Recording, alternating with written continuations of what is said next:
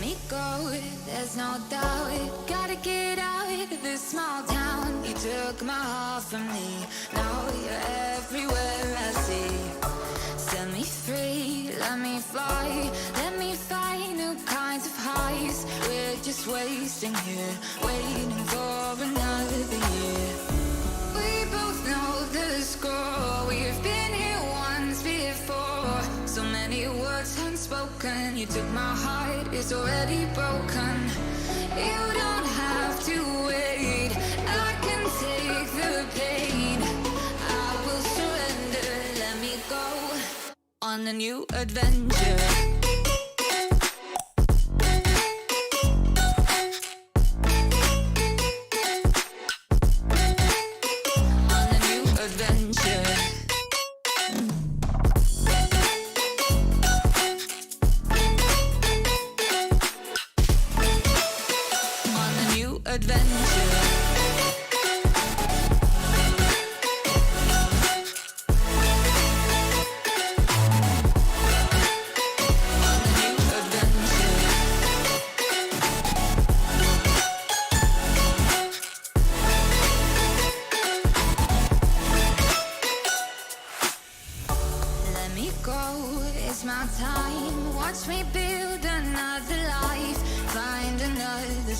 Explore the world and find my place.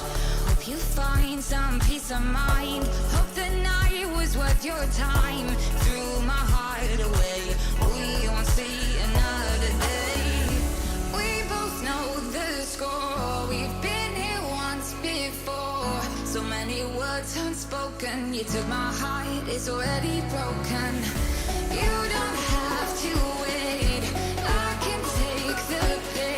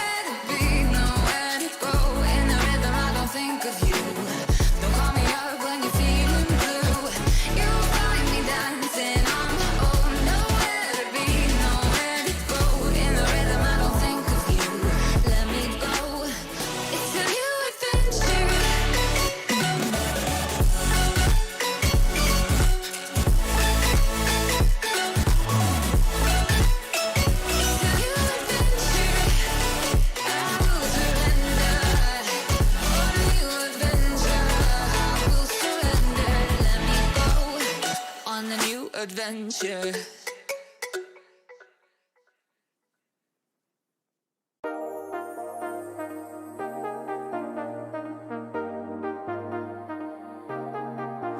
I got you and your vibes in my mind, I can't get them out, no matter how hard I try. I need you and your heart next to mine, yeah, I'm all about keeping it you and I.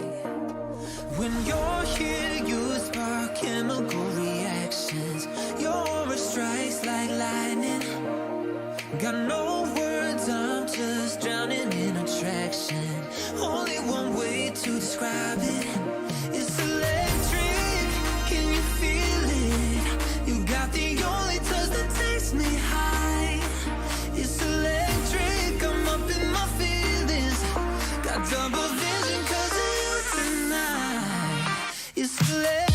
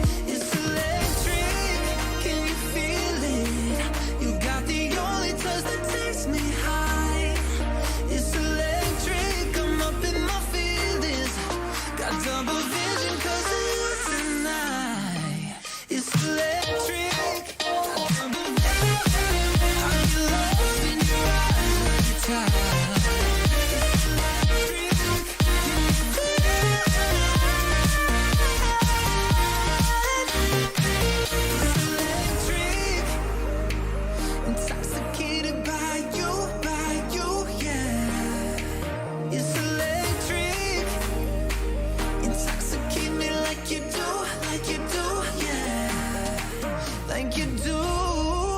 It's electric, can you feel it? You got the only touch that takes me high. It's electric, I'm up in my feelings. Got double vision 'cause of you tonight. It's electric, I'm up in my feelings.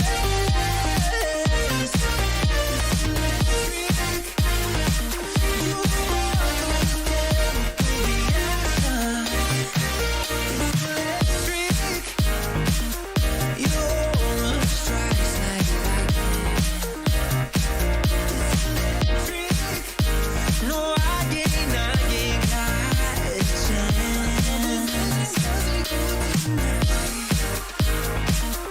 I got no words, no words. Need you in the heart next to mine. It's electric.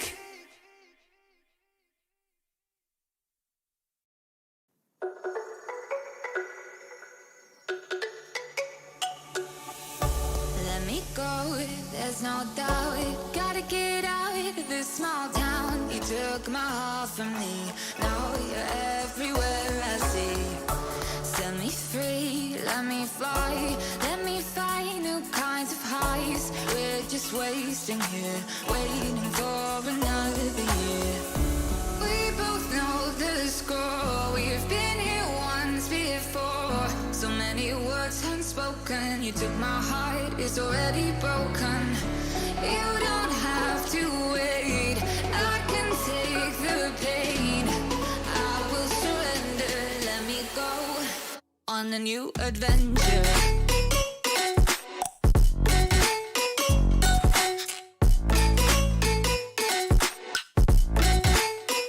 On a new adventure.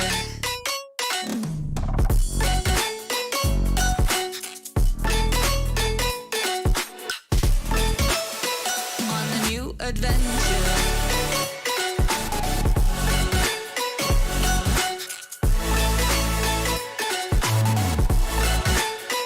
On a new adventure.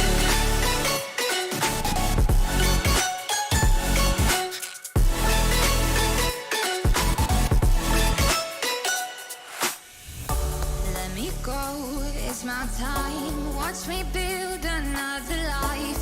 Find another space. Explore the world and find my place. Hope you find some peace of mind. Hope the night was worth your time. Threw my heart away. We won't see another day. We both know the score. We've been here once before. So many words unspoken. You took my heart, it's already broken. You don't have to wait. I can take the pain. I will surrender. Let me go. It's a new adventure.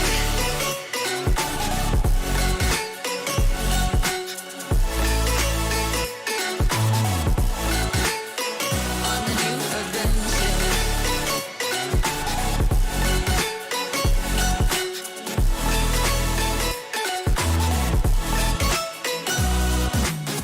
You'll find me dancing on my own. Nowhere to be, nowhere to go.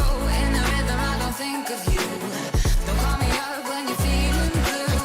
You'll find me dancing on my own. Nowhere to be, nowhere to go. In the rhythm, I don't think of you.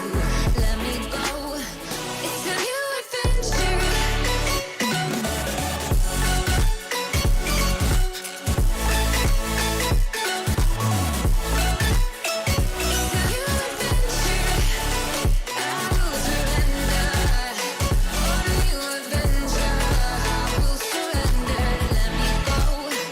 On a new adventure.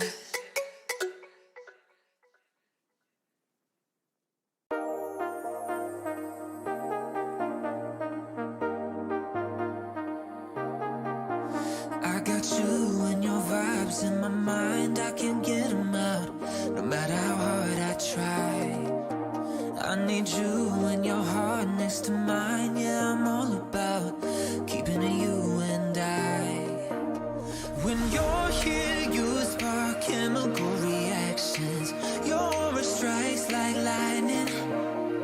Got no words, I'm just drowning in attraction.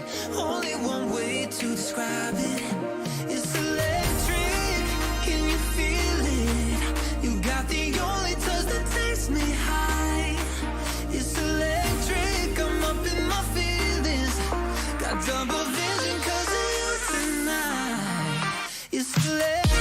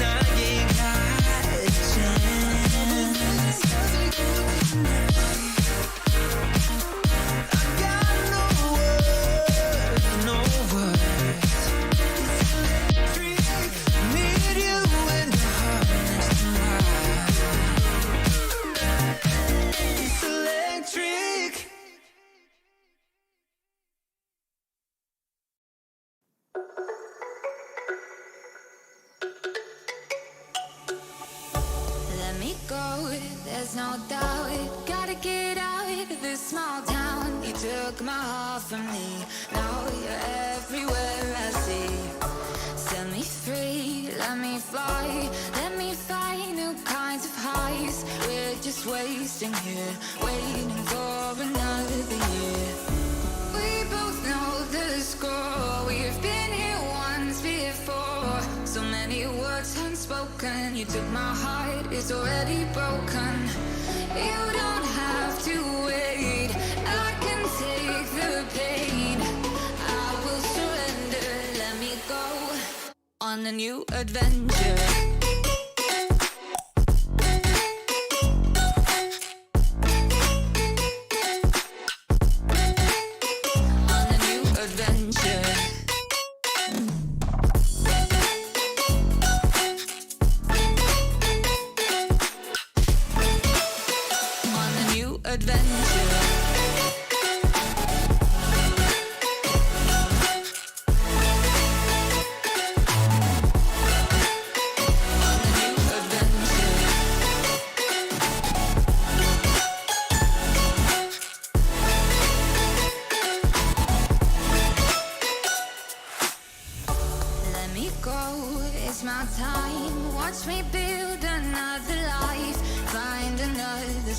Explore the world and find my place.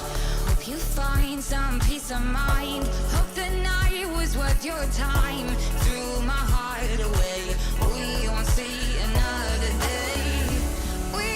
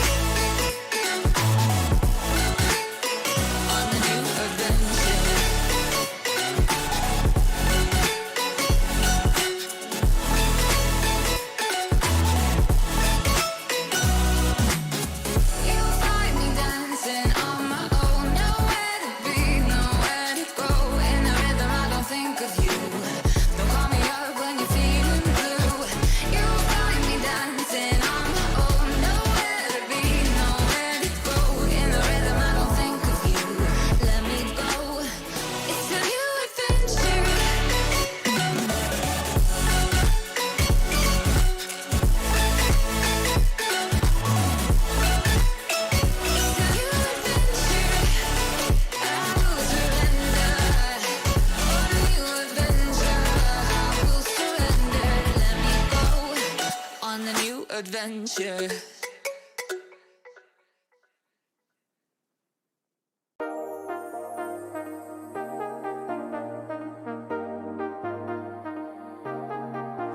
I got you and your vibes in my mind, I can't get them out, no matter how hard I try. I need you and your heart next to mine, yeah, I'm all about keeping it you and I. When you're here, you spark chemical reactions, your aura strikes like lightning.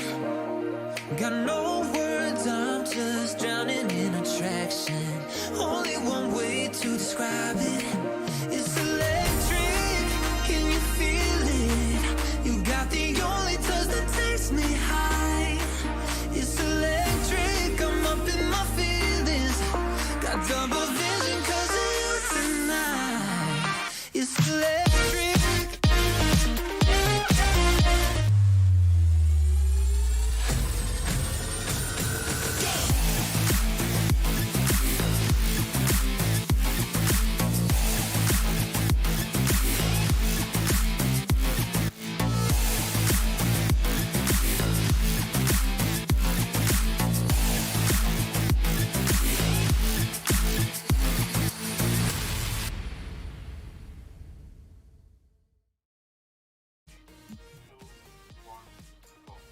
Welcome to the FSL. There. There you go. Actually, we There you probably go. should have discussed that before we started. But Yeah. welcome to the FSL Showdown, brought to you by our partners Intel and Yahoo. My name is JAEGER, joined by XEAORA, and we have some very exciting games for you today as well, fighting for a prize of 650 SGD and 350 SGD for the top two teams.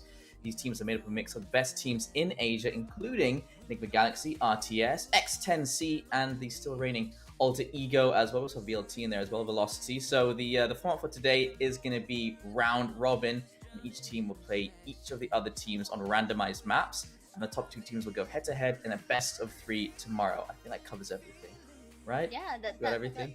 That definitely covers everything that you But then again, of course, for today we will be witnessing that said best of ones, that is a round robin. So of course we will be starting with team 1 and team 2. So you have mentioned the teams that are comprised here, but to be specific, team 1 is going to include NGX Tricks, RTSK for Dite, VLT Casper, RSS 2 Merch, or I guess that's how that's how I pronounce that, and of course X10C Alyssa. For team 2, we do have RTS Kohibi, AE Iceberg, RSS Lorcause, X10C Baby TZ, and of course NGX Gwen. So that is going to be the first best of ones of the day that we will be witnessing in a bit. Yeah, and even just starting off, because these are all mixed teams, they don't have that chemistry that they have when they're playing with their main teammates. It's very exciting jumping into these games because we have no idea how these are going to turn out. When you look at it on paper, Tricks, Aphrodite together, it's kind of a weird mix. Seeing Kohibi as well with Gwen and Baby TZ, like, it's just a strange situation, but it means that we get a lot more of the that randomness that jumps into it. But we have the agent select ready to go as well, so we'll be jumping right into that. As you can see, we'll be going on to Icebox, and well, first hover is going to be Neon, but do they lock it in? That is the question. That is the question, and of course Neon is available for use, but I don't think that they will be locking Neon out, at least for now, because again, you would want to... Oh, actually, no, we were seeing Baby TZ like covering that up, but usually the lineups for Icebox is basically having that Viper, maybe a double duelist lineup, having that Sage and Sova, which is quite fundamental, at least for the side of Team 1.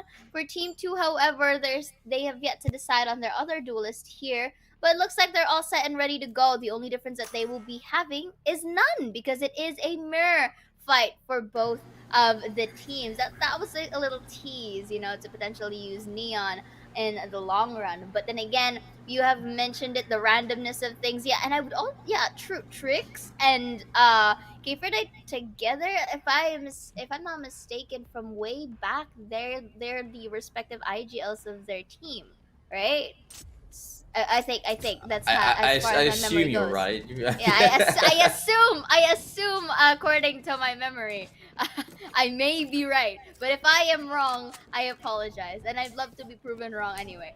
But again, you did mention about the randomness of these teams, and I'm pretty excited to see how how they play as an individual player, and of course how well they can really adapt to this new kind of environment that all of our teams are going to have. Actually, Well, that is it. And good call, good predictions on the Asian picks as well, obviously, as it is an absolute mirror match. You couldn't have gone wrong at this point.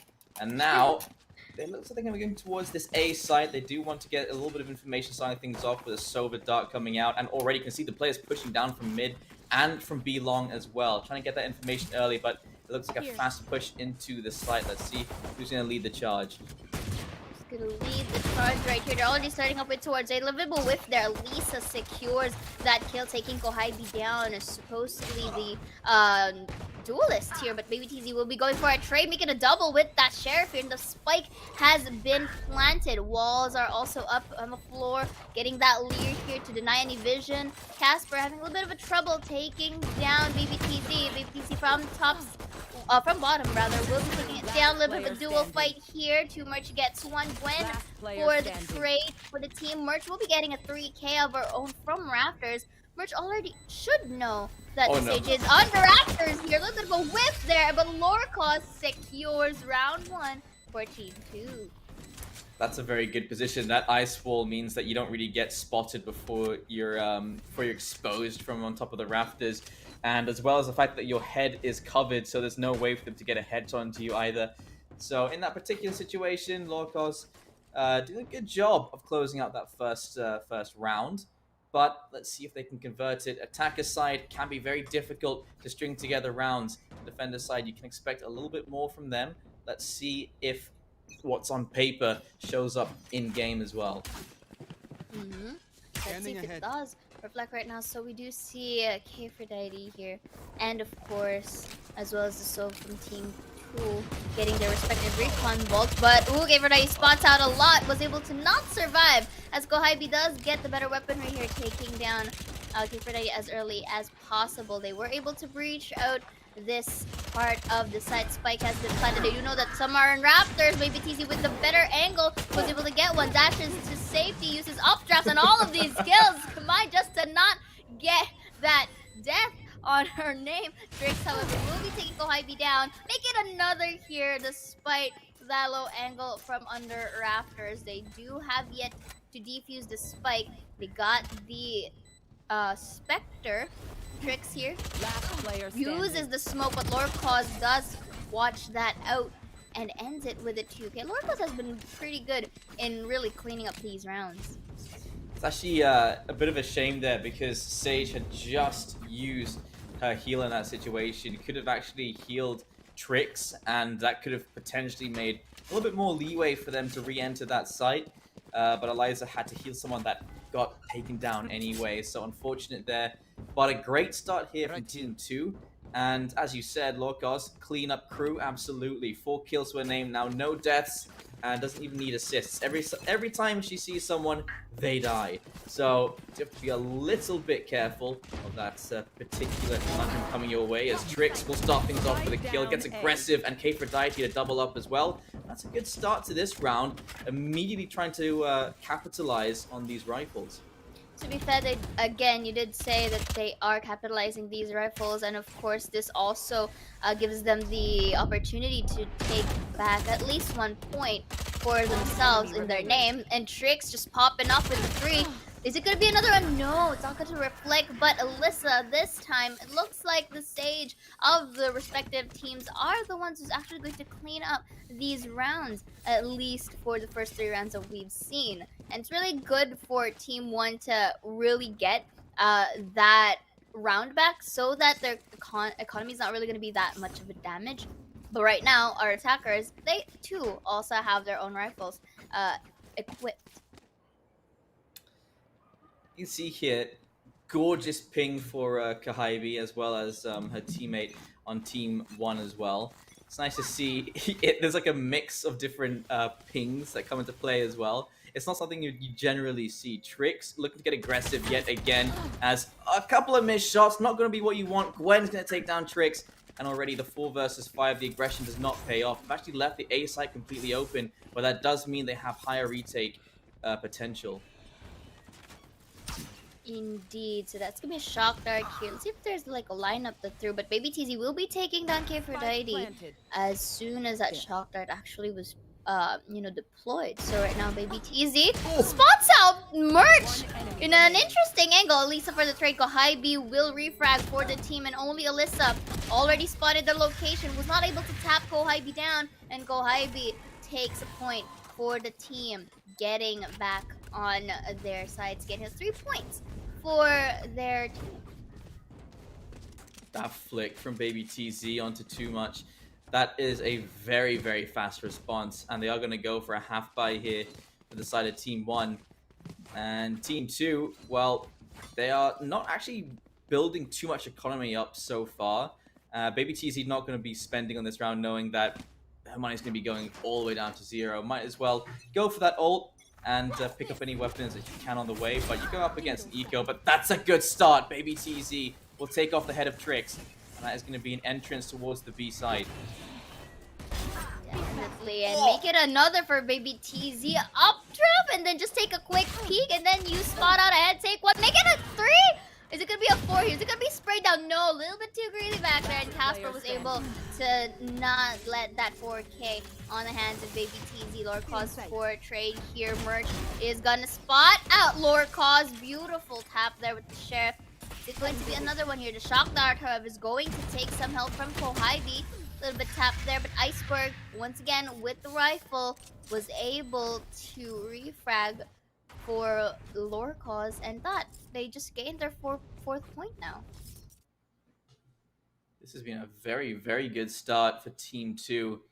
And Team 1, you can see them taking some very forward positions. Obviously, they didn't have the weapons in that round to fight back properly. This time, they are going to take a bit of a gamble on Trix, pick up the operator, no armor available, but hopefully this means that they can get a couple of early kills that don't get traded or they don't go into a disadvantage, because they're being forced to play passively here. They've tried to go aggressive. It's been shut down as soon as the weapons came up for Team 2. So now have to play passively, but perhaps with some better weaponry, they could get a better start on these rounds. Indeed, Drone's going to spot out Casper from City over here, as well as the recon bolts will be spotting out our attackers here, and liking the utility usage by the Viper here as well, by Casper, simply because it kind of denies the entry or delayed the potential aggression that the attackers would have done. Trix, however, does not spot out a body just yet in towards mid. They went all the way towards B long. And of course, this is interesting though, not guarding the set side, but I guess they may go on full retake. But Trix, fast on her feet, was able to go and spot out yellow, but Baby TZ with a tap. The timing is really not in her favor. Lorcos as well with a quick jiggle and a strafe, and was able to get one down. Uses the Viper spit here for Gwen, all the more to add difficulty for this retake. Maybe TZ once again takes Merch down.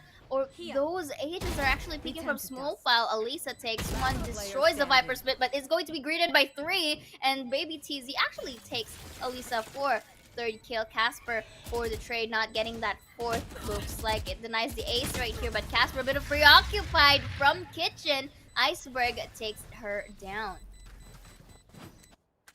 I have to say, these entries from Baby TZ on the Jet have just been so effective. We've been seeing as soon as she has entered a site, you can take that site. Absolutely no doubt about it. And I mean, timing seems to be in her favor as well. Like, Trix just unscoped. That was one of the most unlucky things I've ever seen.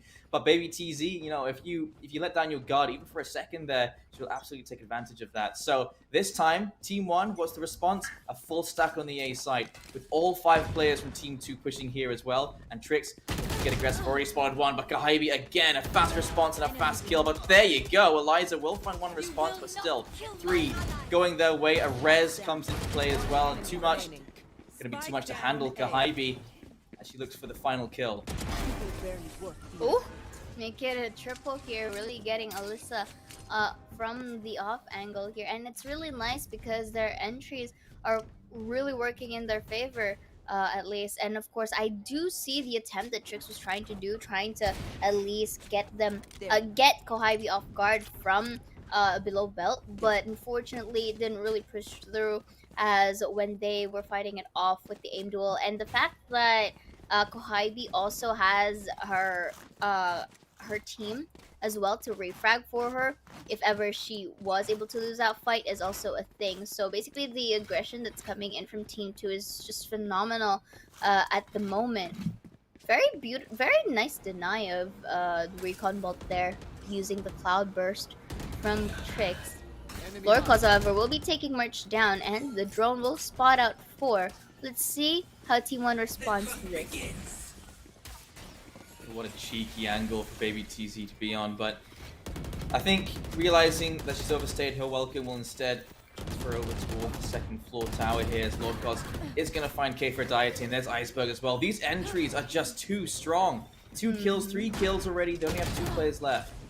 Casper, though, will be able to get a kill of her own here. We'll be spotting out 1, but not gonna be a spray transfer for them as the double peek capabilities of Team 2 is really, you know, threatening, or we can say it's lethal, to say the least, because if you notice, they don't really go alone in towards sites anymore. They kind of really go for a kind of a all for one for all kind of play here, as they don't really leave anyone behind. If you notice that even their flanks, they don't look at it at this point, because again, you mentioned they're already getting the heads, and it's not really enough for Team 1 to really go for that said flank.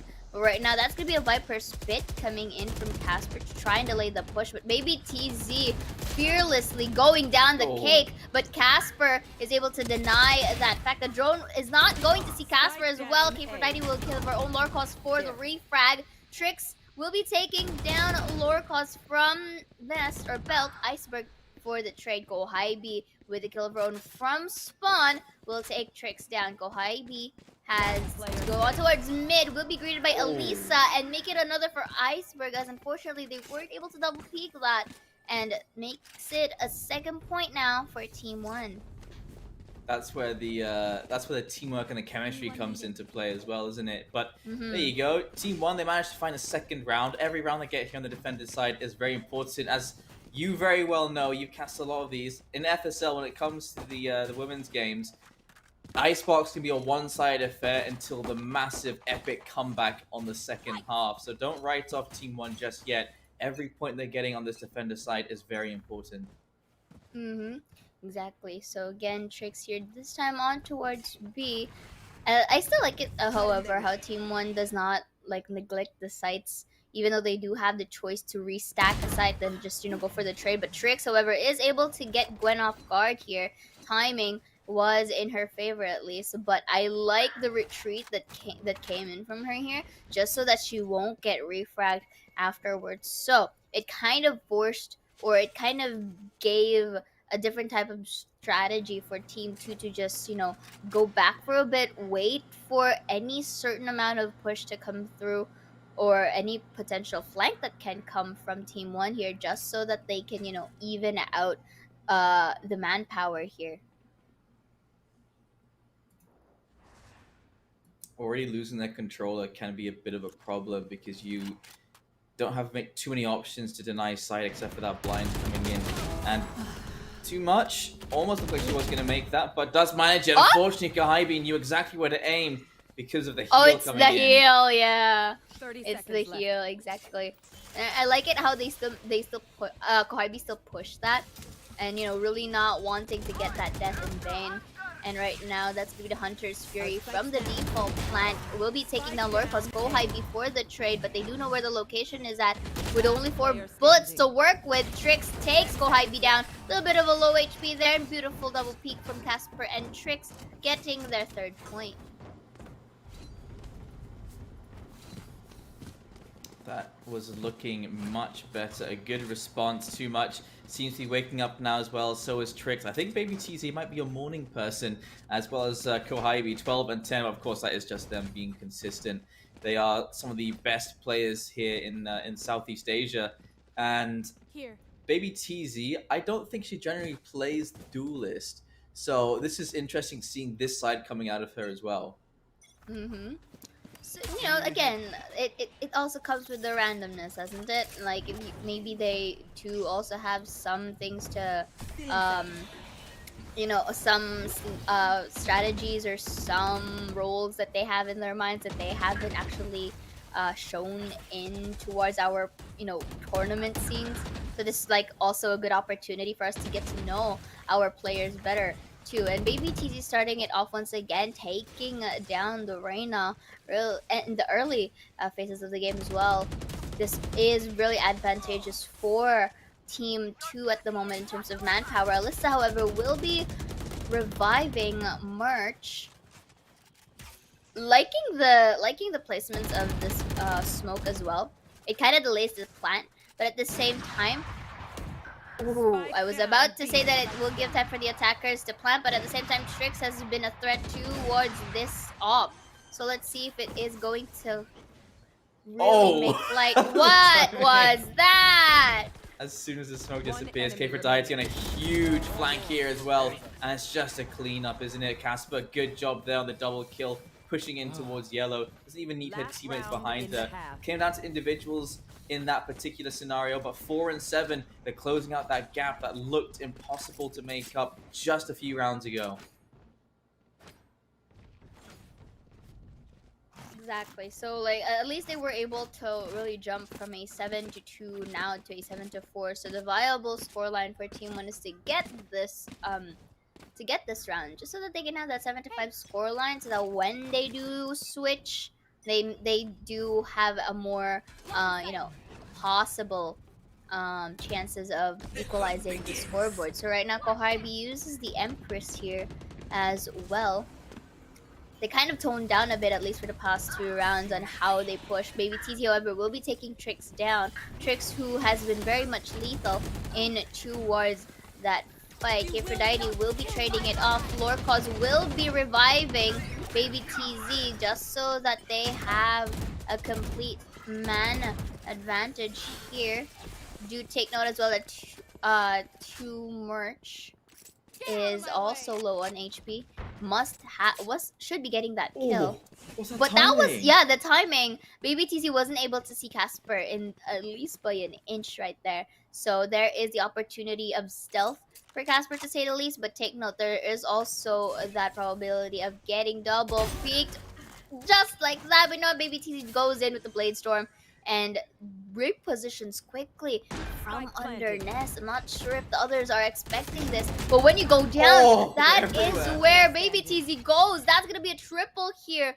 Everywhere you go, everywhere you look, Team 2 says, and will be taking you down just like that. They were able to at least get that 8-4.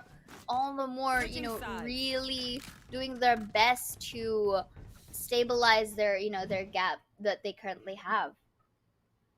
That is so unfortunate. You can see that K4Diety looks towards the player pushing into the site, gets flanked by the Rain in the site, jumps down, and then gets hit by Baby TZ. Just the worst scenario possible. And Gwen to finish things off at the very end there. A very good attacker side and a good lead as well. But can they take this pistol round? That's very important, because whoever takes this pistol round is either going to be getting them that lead they need or evening out that scoreline. And we've already seen how difficult that defender side can be. Indeed. And, you know, I mean, anything can still happen, though. I mean, maybe there are the chances wherein Team 1 is going to really thrive in towards this attacker side, just like that, as I mentioned it. Or there is also the possibility of a good defense that's going to come in from Team 2. We'll never know, because at this point, it's still a possible feat that they can catch up to the points. That's going to be a shock dart lineup from the default, but Elisa is still able rather to plant down this spike. So this is a very interesting post-plant situation from our defenders, but K4ID and Merch is just takes advantage of that iceberg for the trade. Now they know where he is. This could be a double peak now, and just as stated, Casper cleans it up for the crew, and just like that, 8-5 here. 3 more rounds, and they already have tie in terms of scoreline. You're seeing some fundamentals come out that you only really get when you get at a higher elo. It's the instinct to push together, to act together, and to cover for each other in most situations, because it is a team game at the end of the day. And you're seeing that come into fruition here as well for Team 1, who have gotten the pistol round they needed. Now they can start going about evening out the scoreline. Iceberg has bought out the Marshall. We'll see if that can do any extra damage as they encroach onto the A side.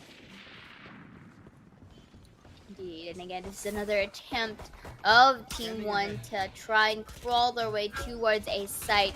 Marshall, it's a very interesting pick. That could have been a cold lad, but unfortunately, Kohybe takes it down. Alisa for the trade as well. And here we do see another spike that has been planted. A little bit of a whiff there by Merch, but still got the job done. K4ID takes Gwen down. Lorcos for the refrag, but Alisa once more with the cleanup crew gets their 6 point. It's safe to say that both sides of our team, despite the random RNGs is in terms of team composition, is still strong in terms of their attacker side. That does seem to be the case. Trix actually picked up a Vandal there for a second. Looks like that isn't going to be the commitment, though. Instead, going to be picking up the Sheriff, knowing that they're going up against much better weaponry. And it's kind of a mixed bag of buys here for Team 2. So let's see if perhaps Team 1 can take advantage of that fact. Exactly. Just have to see how things are going to pan out from here. We'll start it off with the drone. So Iceberg spots 2. That is going to be plenty of information, but they don't rotate anyone over because there's still plenty of progress being made towards the B site. K4ID will be leading the charge, and there is a wall already set up here from Gwen, and Gwen is holding inside of the site. Indeed. They're kind of a bit scattered here. No casualties just yet for the team, but Gwen is just waiting for the perfect moment to strike, but is able to plant the spike, places the toxin, but I think the plant is going to make it in time. And actually didn't even touch her. Yeah, I think it didn't. Yeah. There was no like deplete in health back there. A lot of toxins are being used here in slow orbs as well, but I like the discipline coming in from our attackers for the post ban. Uses the shock dart here and will inflict some damage upon them. It's gonna be a Lear on both sides of the team. That's gonna be the defuse. They're just peeking and waiting for the defuse to happen, which is supposed to be the case. It's just a distraction at this point for the Jet in towards mid, and they were able to finally now get their point once again for the side of Team 1. They're slowly creeping in towards this tie right now. Yeah, that is a bizarre situation. Pushed all the way out into the middle of the site, gets peeked by 3 players from every which angle. Look at this. Tries to go wide there, tries to swing with Kohybe, but that's just the worst position to be in. All 3 of them pushed out into that open position. No cover whatsoever. They didn't have any walls or anything that you could hide behind. And now they are forced back onto the pistols and onto the Marshall yet again. Meanwhile, we do have a free upgrade for Team 1, and they're going to try and even out the scoreline. Tricks as well to open it up, taking Kohybe down. Iceberg for the trade with the frenzy here, but already spots out Lorcos as well. So at least let's see if she is able to take her off guard. But the quick rotate coming in from our attackers here is going to potentially change this game, and this could still be in their favor, because again, man advantage is in their sides. Liking how Casper is just going in towards kitchen here, trying to really control the site with these, and as well taking advantage of better weaponry too. Last player standing. Oh, what a shot. Beautiful.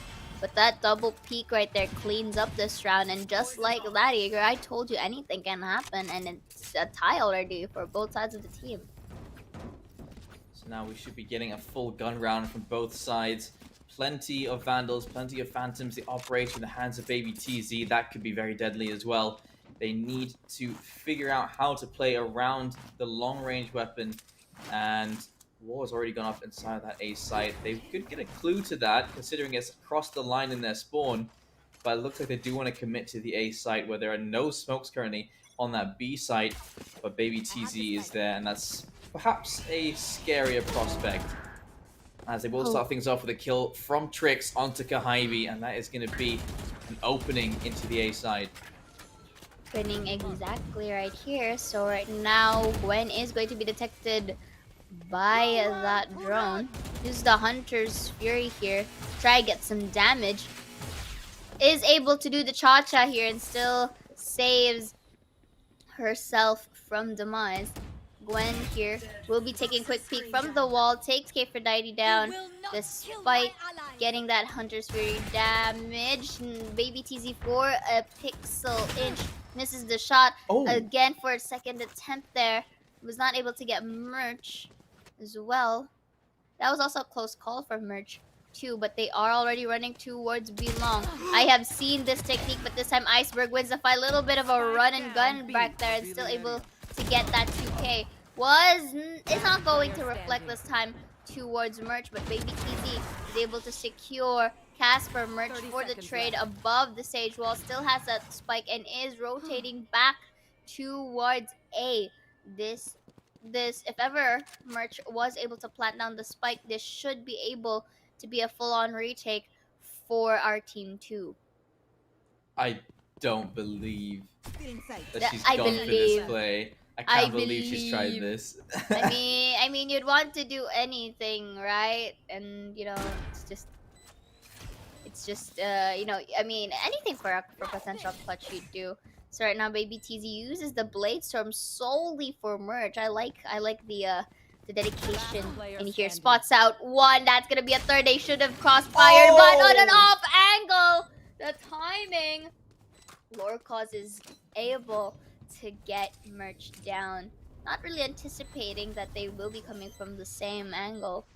Maybe I understand though the change in angle there, or the change in sight, simply because you know they can go from main.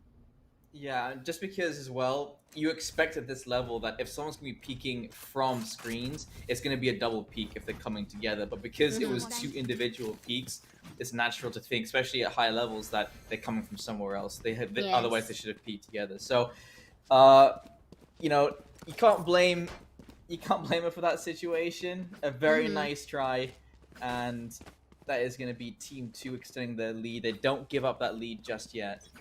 Definitely. And again, it may be a rally here for both sides of our teams if ever, you know, both doesn't want to really let go. But right now, I'm really liking, again, the utility usage that's coming in from Casper. All the more denying a potential push. But Baby TZ, a little bit of a roundabout there to be greeted by Alyssa. Takes the operator, walls out B. Not sure. Oh, actually spots out Lorcause in a pixel peek. Misses the shot. It's gonna be another one, but Lorcause takes too much down. It's gonna be another Aphrodite. Will take Aphrodite as well. Oh, beautiful tap right there from Lorcause at a distance, and is also able to inflict some damage against Trix. Trix, being the only member alive, is able to shut down this Sage that's on Berserk at this point. But you have to take note, the spike is still there, and Kohaibi, prepared with that crosshair, takes her down, and that's gonna be the 10th point for the side of Team 2. I'm seeing a couple of differences here, which could be a problem. Baby TZ was the first into the site, the first one getting kills and opening up those potential rounds, and everyone else could just follow in afterwards and clean up the remaining players for Team 1. But here you can see Trix was the last player alive. It means that you've got your duelist on the backline, perhaps watching for flanks, but Trix needs to be opening up that site. And, well, obviously she knows better than me. Trix is one of the more talented IGLs. But in that particular situation, it seems to be a difference between the two, because Baby TZ did make so much space. Kahaibi as well, there on the push. So maybe get those duelists in first. Maybe make that space together. Maybe use those flashes and work around those instead. There's so much utility up that they can't play around. Baby TZ already in this very forward position. And there's the peek from Eliza. Good job there to clear Baby TZ. That is attention to detail. Definitely, and of course, again, we do have the Viper spit here. A little bit of a reload back there in towards that Gauge, but they made their way towards B. Those are already pinged members. Iceberg takes one. Kohaibi for the trade as as she informs Kohaibi that there is someone from underneath. That's gonna be Alir as well. This is the shock dart. Casper, however, is going to take lower cost down, so they may try for another re-rotate here. Going A, and looks like this time all for one for all for the side of Team 2 here as they go together. Not sure if Casper was able to spot out the other two, but it's already sure that one's gonna come from Hut. They won't have time to rotate at this point here, because they'd be mad lads if they do so, right? So Kohaibi goes down from Raptors, takes Trix down, and everything just went through for the side of Team 2. That is such a good retake. I mean, none of them could get into position in time because that spike took so long to get down. They immediately expect it to be the rotate. And it was a good call for the rotate. There was potential there, but they needed to have a much better initial defense before that spike went down. So, Team 1, perhaps a little bit more aggressive with their post-plant defenses.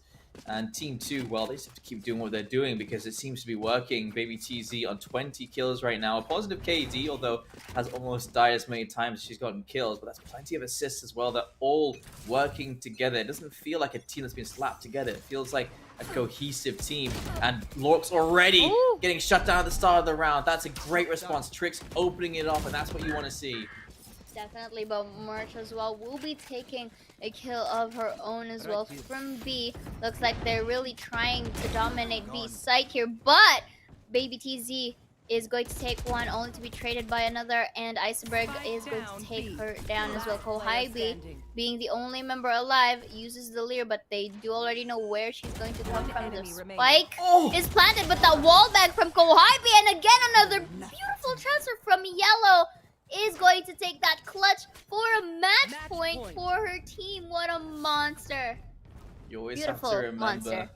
Beautiful Absolutely. Monster. She's a very good looking person. Yes. Not that that's to do with anything. But I didn't mean it You know like what? that. But I think you're allowed to say it. I don't think I should at this point. Because, you know, right?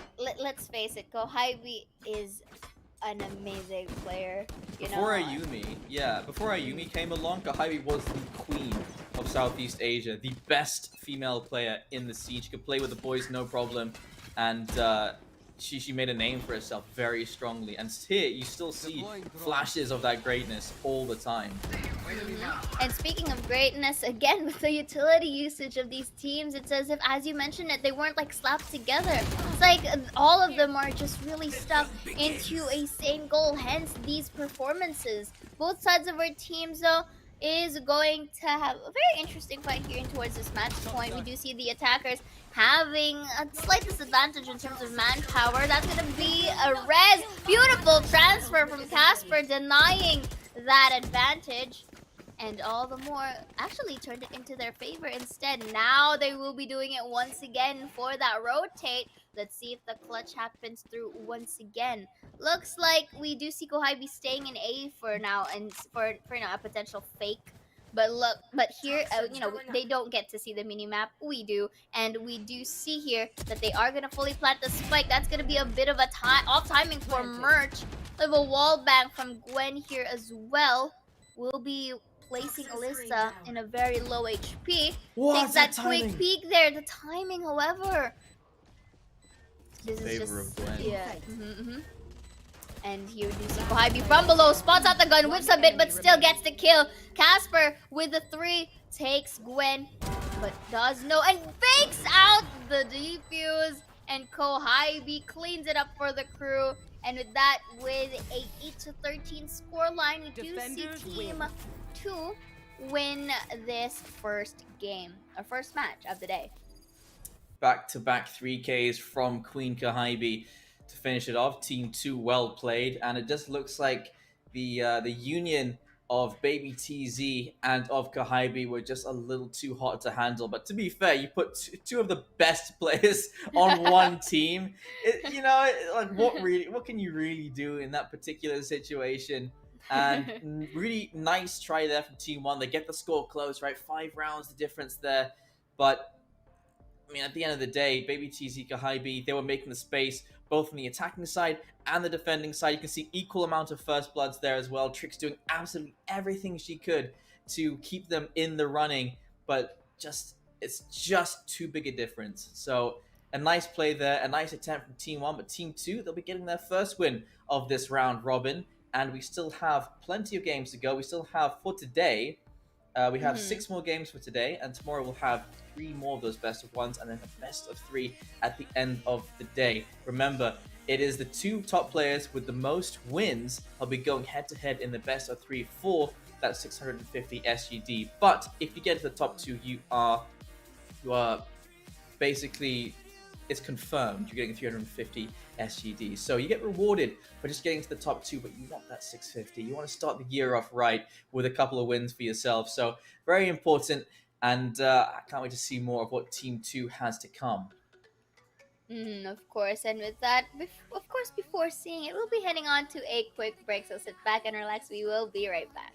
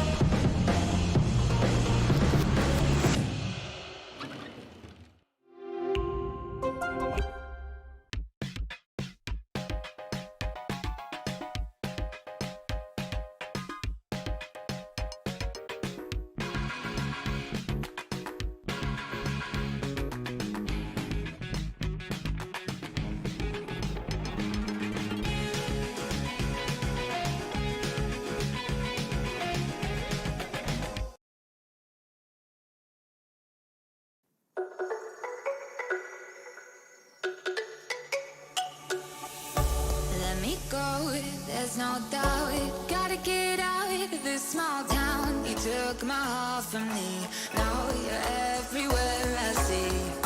Set me free, let me fly, let me find new kinds of highs. We're just wasting here, waiting for another year.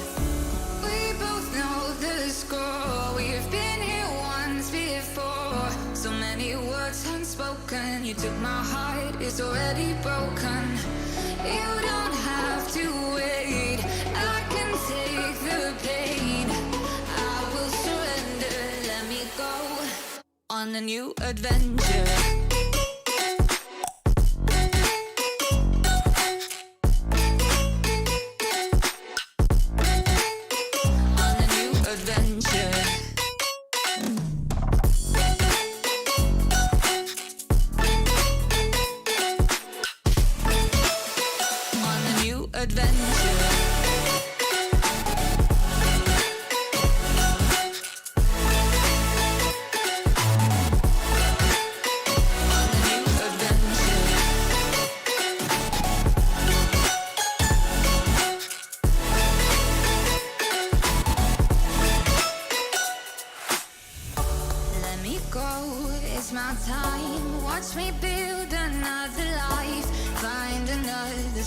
Explore the world and find my place.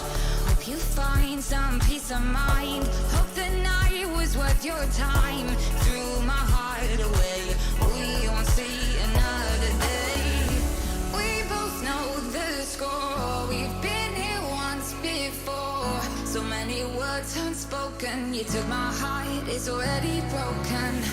You don't have to wait, I can take the pain. It's a new adventure.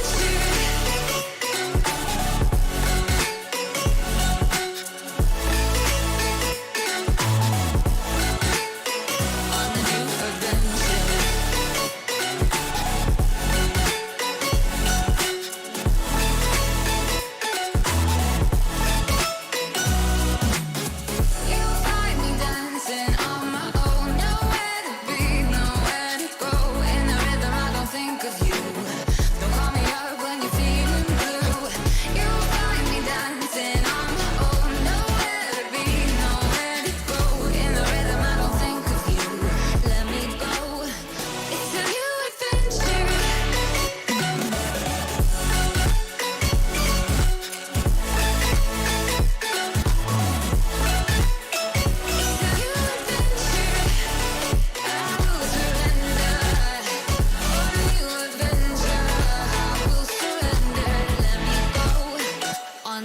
adventure.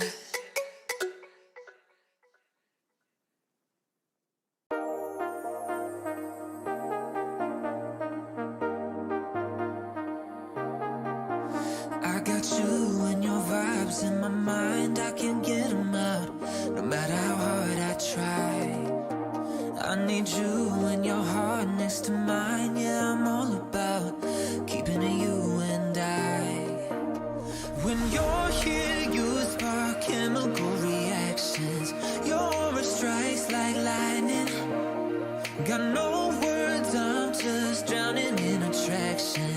Only one way to describe it. It's electric, can you feel it? You got the only touch that takes me high. It's electric, I'm up in my feelings. Got double vision 'cause of you tonight. It's electric.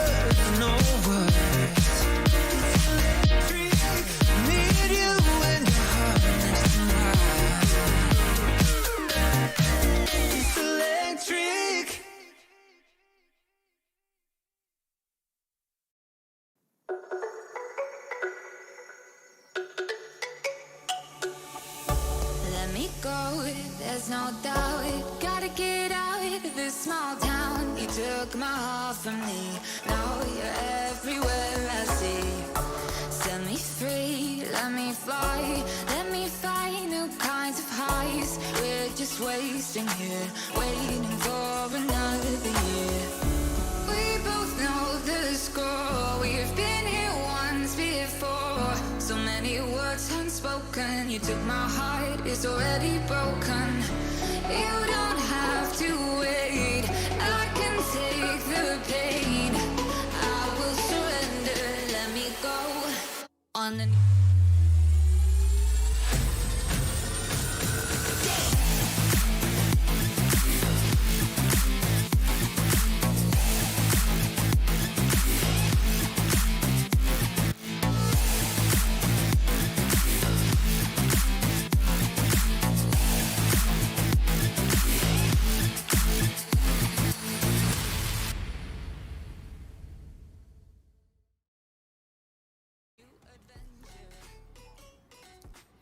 Welcome back to the FSL Showdown, brought to you by our partners Intel and Yahoo. My name is Jaeger, and joined by JAEGER. We've just had our first game of the day. Team 1 and Team 2 went head-to-head with Team 2 coming out the victor. And now we have Team 3 and Team 4. They are made up of Britzy, Chloe, Muffin, Margot, and DRXWLZ, or duels.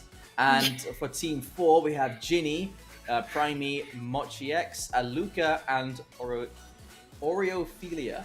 Oreophilia. Yeah, so we get veterans and new players from the scene, especially because we got Ginny back. She is the B side to Kahaibi's The what? But The what?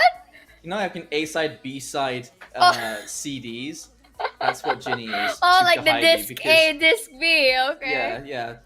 What do you think? Because they go head to head quite often, and then you've got the new blood, of course, Chloe, who was a jump in for Enigma Galaxy, going with Britzy on their side, Muffin and Margot. That is going to be a very interesting lineup as well. And well, our second map is not going to be on Icebox, but it is going to be on Ascent. So there's the because basically they're trying to go through every single map today. So we will have a bind game, a breeze, Haven, Fracture, and Split. And tomorrow we have Haven, Ascent, and bind yet again. I'll change my background to just to go along with that theme.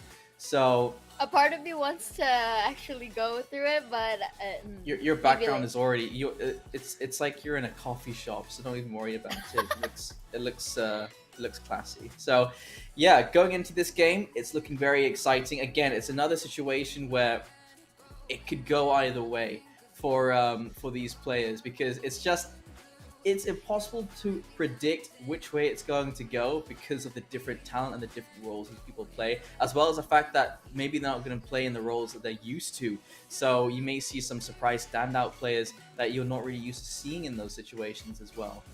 And with that being said, let's go ahead into our agent select here, and I'm pretty sure we are excited, of course, to see how things are gonna pan out, because once more we are seeing Aluka hovering up that neon. Not sure if it's gonna be locked in, but you know, I mean deep down I am wishing that it is gonna be locked in. But anyway, this is Ascent, so it is quite smaller of a map in comparison with Icebox, as we witnessed earlier. So again, personally, I would prefer a utility-oriented type of composition here. But for the side of Team 3, I think they might as well are almost ready to go. They just need to lock this up. Having two duelists, they do have Astra as their smoker, have Chamber as well as their sentinel, and of course the initiator is going to be the Sova getting that information gathering. Here for the side of Team 4, we do have that Astra Killjoy combination as well. They do have the Jet for their duelist. Mochi is going to have that Sova as well. And finally, Ginny will be taking Neon as the second duelist. So they do have a similar lineup here, just a little bit of a variation for both sides. We are seeing new agents in this roster. It's the first time you're going to see a Chamber and a Neon go head-to-head. Generally, these new picks, they aren't implemented fully into a roster, and so here you can experiment a little bit since they are with new teammates. But this should be very interesting. I think that Neon has plenty of potential, so does the Chamber. I think Chamber is a little bit more useful when it comes to those bigger maps, because he ultimately has plenty of long-range weapons and the right click on his personal sheriff as well. But I can understand the idea here on Ascent. You can slow down entrances to the A and B site, and you can use some utility from the Sova to do damage onto those positions. Don't really have any other sentinels that can do that kind of damage, so we're going to have to rely on shock darts or just pure aim to come into play. And Neon, well, Neon is just pure unadulterated speed when hitting those sites, and sliding into play is going to be difficult to counter. And already MochiX clearing the entrance into this B side as they dash in with the bot, and that spike can go down right now. Definitely, and right now we do see Aluka with a low break of health already, as well as Ginny in here, but they are placing themselves in these quarters that can be predictable, but still is able to get things right. Margot is going to take one, Muffin for the trade. Ginny will be taking one as well, but take note, they do have a low break of health here, but command power is in their hands. A little bit of a whiff back there, but beautiful transfer or a change in angle there by Britzy, able to secure that kill. And again, it is to be expected since two of the teams from our attacker side already have low HP. So I guess like it's safe to say that they were able to really have that successful retake here for the side of Team 3. And again, they do have the Spectres at hand, so it's expected that they would win round number 2 unless there is an outplay that's going to happen from Team 4. You can see they had the right idea when that spike went down to have some players in more forward positions, especially the players with low HP, just to try and thin out the numbers, because when the full retake comes into that B site, no matter where you're holding, that utility is just going to tear you apart and open up that B site. So the retakes, you need to play for picks when it comes to Ascent. Indeed. So again, Mochi will be starting it off with this drone right here. We'll be spotting out one. Aluka for the entry from the Cloudburst is gonna whiff it a bit, but Oreophilia is there for the trade. Muffin though will be taking a 2K before not yet being taken down. Ginny will take Oreophilia down, and it's only up to Britzy to take this potential clutch. A little bit of a whiff there, but beautiful double peek there, and Oreophilia actually gets a 4K in the process as well. That force buy has paid dividends. That has done a very good job for them. They've ruined the economy for Team 3 and they've bolstered their own. They don't have to force buy into this round. They can save 1-5 and buy for themselves on the next round, but it's just going to be 5 Spectres to capitalize against these pistols. And they're going to go back towards that B side where 3 players again stacking over towards A. This time, perhaps they play for a couple more picks before that spike goes down. Definitely, and here we are going to see a bit of an alternate take on these sites at the moment for our attackers, Team 4 specifically, trying to at least play for peaks, wanting to get that manpower as well. Look at how they're very crowded towards mid link. Loving this because they do have that double peak potential. At the same time, they have that rushing power because of that weaponry that they have at the moment, and that's exactly what they're doing right now. Muffin, however, will be taking Primi down with the Sheriff. A little bit of a spray down towards spawn just so they can at least get a little bit of low HP. That's gonna be a push from Ginny as well, because that shock dart kind of telegraphed where Britzy is. A little bit of a peek from Margot, but is going to be greeted by 2. So Chloe as well with a bit of a trade from behind, but Ginny with the 3 takes one down. Is this gonna be another one? Takes the spike, spots out the shoulder, goes in towards A side because that's the most viable site that they can rotate into. Loving, however, how Aluka is there in the flank as well, just so that she can potentially get Muffin from behind. It's gonna be a Sheriff here, and that's already information to where Muffin is. And this, Aluka can take her by surprise from behind, while she is preoccupied by the other 2. But you know what? Ginny's just gonna secure that 4K for the team, and with that, that's gonna be their second point now. Superior weaponry and playing for picks properly there as well. They realize they shouldn't be just planting that spike down straight up. Get control of the entire map by it as well at the end of the day. And it will be the full buy for Team 3. As Team 4, they do have the lead, but now they know they're going to be going up against better weaponry. They'll be able to buy properly in the next round and have some money left over for any subsequent rounds as well. So let's see if they can capitalize on these, as it is going to be the ult coming in from the Jet as well to start things off. Ooh, that recon ball is going to really tell a lot. And right now, they are still able to get inside site as well as the Cosmic Divide, but is going to be greeted by Margot with that Vandal. That was a bit of unfortunate because Ginny just released the ult, not being able to use it as well. Aluka, however, will be spotting out one as well. This Cosmic Divide is going to go down right now. So this is a bit of a pinch in terms of position, but Primi takes one. Britzy will take Mochi. Britzy with the 3. Beautiful spray transfer. Chloe as well. Oreophilia being the not so member alive as Chloe actually cleans it up. And with that, that's going to be a very, fun little dancey moment here. And is able to equalize our board as well. Margot has led Alter Ego to plenty of victories so far, and there's no doubt in my mind that Margot can lead her current group into a win as well, but we do always have to keep in mind the fragging power of Ginny and of Aluka as well. And Oreo, we saw that 4K very early on. We can see a couple more of those flashes as well, but right now it looks like the rest of these players from Team 4 haven't really started getting warmed up. They have been doing this time and time again. Enter with that drone, get the information, and then let someone push in with it. This time, they are trying to eliminate that drone as quickly as possible because they know what follows afterwards. And look how many players they've rotated over towards this A side. There are 4 players lying in wait here, and just Sova alone to hold B. But it looks like they are going to commit here, as Ginny again going to be the entry into the side. Again, beautiful wall here to at least get a little bit of a stealth idea where they are going to go. Ginny takes one. Chloe, though, will take 2. Shutting them down for that entry. Primi and Aluka, only the remaining members alive. Right here. Margot also takes Aluka down. Primi has no choice to actually go in, but the spike is in their possession at the moment. Just a bit of a spray down from the smoke. Margot goes in towards that smoke, gets the 3K. And just like that, they were able to get their 3rd point now, leading the scoreboard by at least 1. Bullets flying all over the place, impossible to really hold on to that weapon if you can be holding that angle.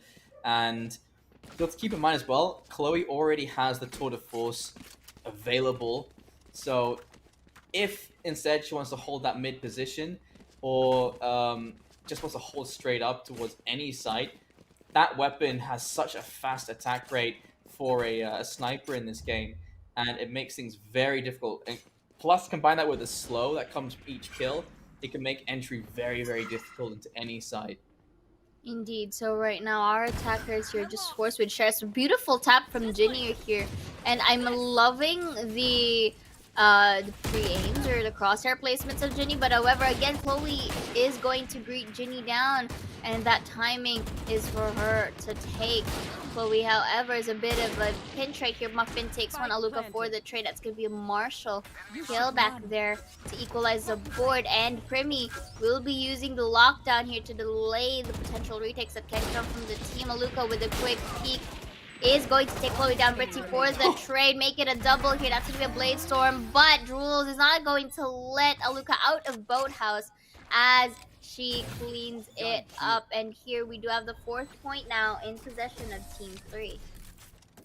You see how difficult they were making it to retrieve weapons for Team 4. Aluka had to get as many headshots with that Marshall as possible, but in the 1 versus 2 situation, when you're stuck in Boathouse, that is not the prime weapon you want in that situation. You need something with full auto that you can swing in and out with, because that, I mean, in general, that's a very difficult situation to win out. And Team 3, they knew that, and they continue on with this trend as well. Chloe going to be picking up Judge. Interesting choice of weaponry, and already pulled out the tour de force. Perhaps we'll be peeking towards mid link. There, as you said it, peeks towards mid link, but not going to be greeted by anyone. As you can see, they actually went to catwalk. Chloe should be able to hear that footstep, not sure as to why, or was able to spot out that bullet. Ginny, however, tries to go and take that entry. It's gonna be a drone, and it's going to force Chloe to reposition. It's gonna be a bit of a concuss right there, and a slow as well from Ginny. Oh, it switches to the Judge. Chloe What? is still gonna be concussed, will be stopped by, but and Mochi actually takes her down. Muffin gets one, Margot as well, but Mochi will have that trade, equalizing the board here to a 3v3. Muffin, however, is in towards her. Not sure if they were able to see it, but because of that recon bolt, they managed to spot her out. Takes in a peek of that corner, but is already cornered. Oreophilia will be getting that advantage to their favor all the more as she takes that kill from Heaven. Britzy can have this clutch though, but I'm pretty sure Crossfire is bound to happen. Ginny spots it out, and just the timing for both Oreophilia and Sova, if I'm mistaken, who is the Silva again? I kind of not written the name. It is Mochi was able to double peek just in time to get Britzy down. So again, it's as if I'm like seeing a game of what's that game, ping pong. You know, they're kind of rallying in towards that table who gets to actually get these points. But right now, at least, Team 3 still has that point advantage. Take flight. Oh, Muffin playing a dangerous game, and it's going to pay off as well with a double kill from Muffin onto the two players pushing into the site. And Ginny opens up a wall, and Muffin looks straight down the middle of it. Part the Red Sea, and you're going to see red. Indeed, and all dwindle down to a 2 versus 5. This is an opportunity for them to basically sandwich both Primi and Oreophilia at this point. And Britzy just takes a peek. The timing is hers, and beautiful 2K as well from her. We've been seeing like Britzy is like the silent type of that group into when you're at school that doesn't really talk much, but leaves such a huge impact for the team here. And checking out that replay, Muffin as well takes that beautiful spray down in getting that 2 to start things off. And just like that, it was a flawless round for Team 3. You're always like very wary of that one quiet kid, but then once you get to know them, they're always weird, aren't they?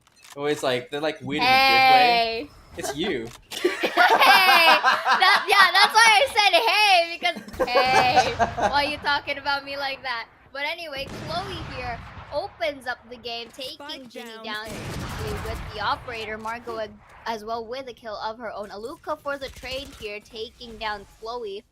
And we do see Mochi tries to get that shock dart here. Take note that the spike is in her possession. So if they need to double peek, they have to double peek now. But Primi and the gang may be a bit of actually is outnumbered here at this point. Aluka with only operator to work with, and a whiff from Primi as well. It's gonna be a peek from Aluka, dashes in, but is maybe a bit preoccupied. Uses a phantom instead, still gets that spray down. Aluka here is gonna spot out Margot as well. Not gonna reflect another as Muffin secures this round for Team 3. It's gonna be very defender-sided, and the fact they already have 3 rounds is a testament to their skill already. Aluka, you can see in that particular situation, it actually looked possible for a second. As those kills started raining in, tried to prioritize the recon. Bolt had to adjust at the last second, but just didn't connect. But there was a chance there. There's another dimension where Aluka wins that one. But 6-3 now, 3 rounds to go here, and they can still close out this gap. So Team 3 can't get too complacent as they are going to push in with this drone. Muffin's actually already found a kill onto Aluka. Muffin has been very good in taking these first bloods. It's been happening on multiple occasions. I'm not sure if that ricochet was meant to They be concussed there. themselves. Yeah, they concussed themselves. But still, you know what? They managed to retract themselves back and still work that kill in their favor to equalize the board. So the drone, as you mentioned, is going to spot out 3. In the process, Cosmic Divide is going to go down. Muffin, however, spots out Mochi from B main. And they're placing the stars. Let's see if it aligns into their favor. Ginny once again is low on HP. Ooh, and the stealth that came from Primi. It's not gonna work out as Muffin just quickly rotates in an angle behind her. A quick 180, to say the least. And the gang just cleaned it up. Chloe actually got a 1-tap there with the E skill. So that's a bit disrespectful from Chloe there, but there you go. 7-3. Team 3 off to a blazing start. Has 3 rounds in a row, twice now for them. And Team 4, they've yet to find the secret to taking these sites. They're going to go back towards the B site again. I think they haven't realized they do need to play a little bit more for that map control, because every time they take full control of the of Ascent, they seem to be able to close out those rounds. They need a lot more of those kills before the retakes happen, because these retakes from Team 3 are very good. They kind of may want to have a diversion play as well. This is why I'm actually seeing quite of a scattered position from our attackers as well. Margot, however, is very good at positioning herself in time just so that they can really catch Team 4 off guard. Britzy here may be using the drone towards B main to get a little bit more information.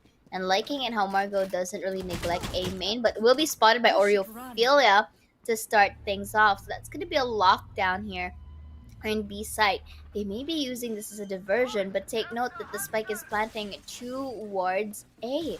And not sure if this is going to work out for them because I think it's a bit too early for that said lockdown. Aluka, however, will be taking rules down. Chloe for the trade. Aluka will be taking Britzy as well in towards B main. Now they're going in towards the flag, potentially taking both Muffin down. But you know what? It all just leads up to Ginny to just get those spray right. And regardless, if ever Ginny and the gang were to be taken down in towards A site, the two flanks from behind can still, you know, really make or clean up that round for them.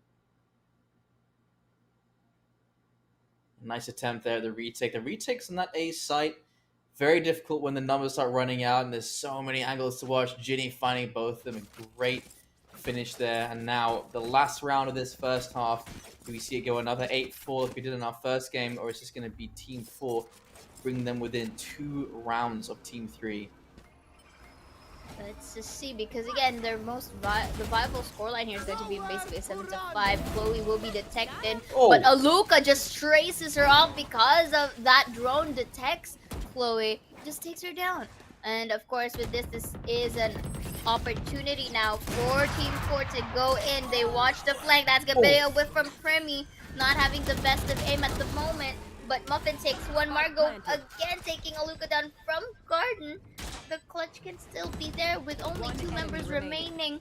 Margot takes Oreophilia down, Ginny for the trade, but Margot cleaning it up once more for the crew. This is what you've been mentioning, and I think it's, you know, seeing through once again. You failed. Now flee. How very Ginny, like, she won't go down without a fight, does manage to take one down, but still 3 players left alive. You needed a lot more damage if you're going to go into those post plants, but now that doesn't matter because you're on the attacker side, and you're on the attacker side with the chamber. It can make things very difficult for the entries. Chloe's going to have to strategically place those teleporters in order to watch the flank and post plant properly as well. It can be quite unpredictable playing against a chamber because it could be anywhere. You get that instant transmission through walls that you don't really get from a Omen in most situations.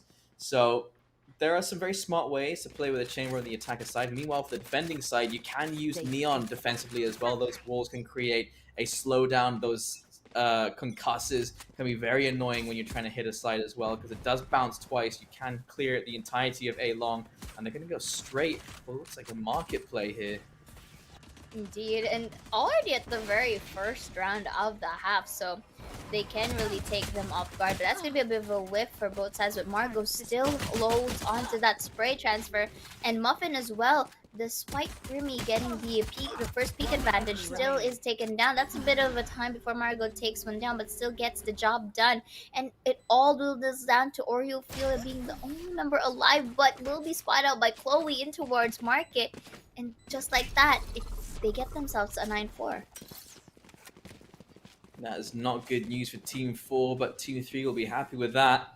And Muffin, very good stats right now, 17-7. That is a great KD to have. Has been very consistent. Drolls has been a little bit slower on the uptake, but PP Primi, even less so. 1 kill so far, not the greatest start. Of course, having that Killjoy perhaps can do a better job on this defense in that B side. That Killjoy and Sova, a great union of power, and Ginny having to back away, and Oreophilia just holds her ground. Chloe gonna punish her for doing that, and Ginny doesn't find anything inside the side. So many targets, doesn't find a single one. Muffin and Margot both clearing out these players, and Primi hiding inside the smoke. Not gonna find anything, it disappears. Margot gonna be finding Primi and Aluka with a shorty. Let's go. He's gonna find the one. Wants to pick up the weapon, but nothing to shoot with, nothing to do, and Muffin to take down Aluka. 10-4, double digits for Team 3. Team 4 can now buy some weapons up, and let's see if they can start fighting back. To be fair, at least Luca was able to deny that flawless round for the side of Team 3. But then again, there were a lot of targets on whenever they do spot out some heads, so it really didn't have, or it really didn't give them the time to react, or to kind of at least get that crosshair placement going. So again, you did mention because they do have rifles to equip themselves. Let's see if the comeback can happen here. But at this time, I think they're having quite the difficulty in actually defending the sites, considering the fact that Team 3 does have their refrags on. They do double peek. They don't really go alone. So look at this. Aluka takes one, Chloe for the trade. Margot is already inside sight. Primi will be spotting out a lot. That's gonna be a lot of sprays here. Mochi takes one, and look at this. Britzy will take Primi down with the shock dart. That's gonna be a concuss as well for Ginny. Remaining. Will concuss one at least, but Margot will be taking two for the trade, which is quite interesting. But right now, look into your right here. Ginny takes one. That is beautiful spray transfer there from Ginny. At least was able to make their buy worth it this time, getting their 50 point. Clutch. Almost got me. Not. Could be the start. And very something new. important. Oh, for goodness sake. 21 HP left on Ginny. That was very, very close to the wire there. The fact that it was a clutch as well, it's not ideal for Team 3, but well, Team 4, they'll take what they can get. And 5 rounds still to make up here. It is by no means a big sign, but it is something. That's what matters. Ginny doing a great job of keeping them afloat. 16 and 10 current KD for Ginny. And they are split up, which I like to see from Team 3. They are trying to go for that map control and pushing every which avenue they can. Muffin clearing towards the market as Primi. Oh, trying to move positions. Why would no? Why don't you have your gun out? Very, very strange idea then. Oh dear, Mochi didn't check to see if the wall was down. And actually, no, there was no wall down. What did that bounce off? No, I guess it's just in the very edge of the doorway here. Oh! And Margot just takes that kill the moment she peeks. Not sure if it's anticipating a Luca. Ginny, however, will be taking a trade, taking down Britzy. But it all goes down to a 2v4 fight. Margot already expecting one to happen here. I'm a bit of worried for that, but at the same time, very nice entry from Ginny, but did not really go into full capacity since it was shut down by Chloe as easily. And Jules, just to clean it up for the crew, gets an 11-5 this time. There's actually I mean, this is the problem with Neon when it comes to, especially for you re-entering a site and using those walls. They damage your teammates as well, just like Phoenix's wall does. It's what makes them a little less viable, because when you've got the Viper up, you can use those walls in those situations. I think if Phoenix and Neon had no damage to their walls onto their teammates, I think that would make them much more viable. But because they do, it means you can't push through, you can't take advantage of your duelists having those walls, and ultimately it can be a detriment. I think Ophelia got damaged by the wall quite a lot in that situation, but Ginny is going to find a kill. Finger gun zap going to be finding duels. Indeed, and just like that, Ginny will be running out of ammo, however, in terms of her zappy zap. That's gonna be a quick dash here. But despite all of that damage, Luca still catches it. But Chloe, Muffin, and Margot take their respective kills here, and Ginny with only a classic to work with. And we do see that Sova or Mochi is quite far off. They're not really in a double peaking composition here, unless they make things right. But Muffin will be taking down Ginny as well towards A main. Ooh. And Muffin takes Mochi here, even with no time for her to react. The moment that she enters Garden, she's already greeted with the crosshair of Muffin, and with that, just like that, Jaeger, 12-5. It almost looks too casual watching Muffin play. Like it's like she's Smurfy. She's having the time of her life against Team 4, and Ginny, you know, out of position. There's nothing she could do in that particular situation. They had no money. Now they're hoping to try and fight back from a 12-5 scoreline. It's very difficult, but you know, it's not over till it's over. We'll see what Team 4 are made of, but Team 3, they've been having a great attacker side and an even better defender side. It's gonna be Hunter's Fury. We'll be taking Chloe, at least with some amount of damage. It's gonna be a drone as well. Not gonna spot anyone at least. Muffin with beautiful entry there. It's gonna spot up by Aluka, but Aluka was able to retract herself and goes to a different angle. Chloe will take one. Muffin as well with her Blade Storm. Aluka with a judge for the trade. This Cosmic Divide kind of saved her to her demise for a bit. Not sure if they are anticipating Muffin in this corner. They do have to look in this angle sooner or later, or the spray transfer is going to happen. That's going to be one here before Oreophilia gets the trade. Primi, however, is going to be sniped down by Chloe from Boathouse. It's going to be a Cosmic Divide of her own. This is their last chance of making things work to try and keep the game alive. We'll be spotting out Chloe. Not sure if she is anticipating Britzy in towards this, but still is able to get that clutch. And also has a time to defuse the spike as well. 12-6 and keeping and prolonging this game as much as possible for the side of Team 4. A very important clutch and well played by Oreophilia as well. Just to avoid the shot from Chloe, manages to swing back out there in that particular situation. This as well. This flick from Oreophilia, very important to find the kill onto Muffin. As Primi got shut down as soon as she entered, but there you go. That's great movement. Moves back out, uses the wall bang to finish off Chloe, and Oreophilia spotting out Britzy, taking her down. And, I mean, a 3k to clutch things out. Going to keep them in the game for now. Now it's going to be the push towards the B side from Team 3. I think it's A side.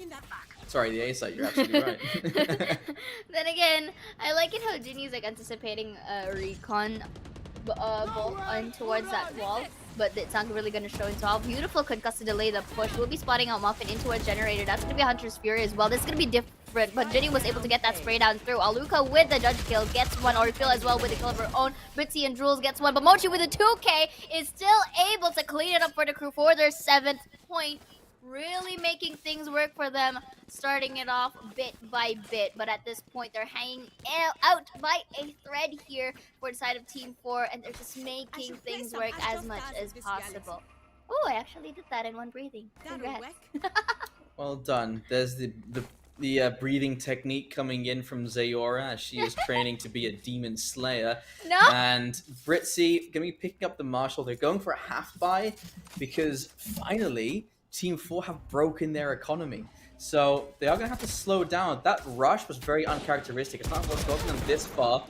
Plenty of targets. Singular swings coming in as well. Luca shot by Margot from a long range. Chloe's going to find one as well. There's some weapons to be found here.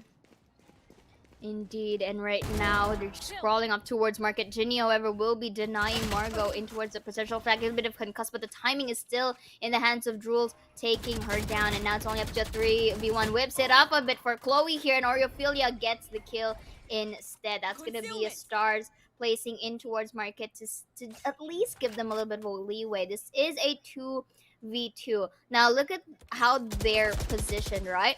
This turret is going to get some intel of where they are at, but the crossfire here is not going to really show as Primi takes Rixie down, but Jules for the trade. Now it's up to Oreophilia to keep this game alive. It's an Astra versus Astra, but from the behind, the timing was in her favor, taking this 12-8 scoreline. And they are just making things work. They're really doing the best of their capabilities to potentially get this overtime. You know, when they say "May the odds be ever in your favor," they almost look scripted. That was pure timing there from Oreophilia, catching off Jules there. A nice attempt, but 4 rounds now. The difference are slowly but surely clawing their way back into this game. They start to find 4 more. It's a long way to go, but at the same time, it's not too much. You only need 20 kills total, or a bit of a concussed moment back there, but still no casualties in the process. We do see Chloe here trying to reposition herself in towards mid lane. Margot will be taking Primi down, however, in towards B site. And now this could be an opportunity for them to take control of B and will be forcing out our defenders for a retake. They will be destroying the Spike planted. garage door, if I'm right on how you pronounce that. But that's gonna be a bit of a whiff there from Oreophile, and Chloe just takes advantage of that. Again, another Cosmic Divide by duels. Let's see if it works in their favor. Mochi, however, is already in towards site. Let's see if this recon bolt will detect anyone. But from behind and market, Chloe was able to detect Mochi. Margot also takes one down. Aluka with that op takes Chloe down as well, but with a lot of members to actually think through. Margot ends it, and with this, we do see Team 3 take this second match. A nice try there. They really started getting that scoreline up again, but we've seen that scoreline in the first game as well, 13-8. And Muffin and Margot, amazing performance from them. Chloe up there as well on 17 kills, just showing how capable these particular agents can be. They're new to the lineups, and there's Ginny as well in the top 3 with 20 kills, 16 deaths.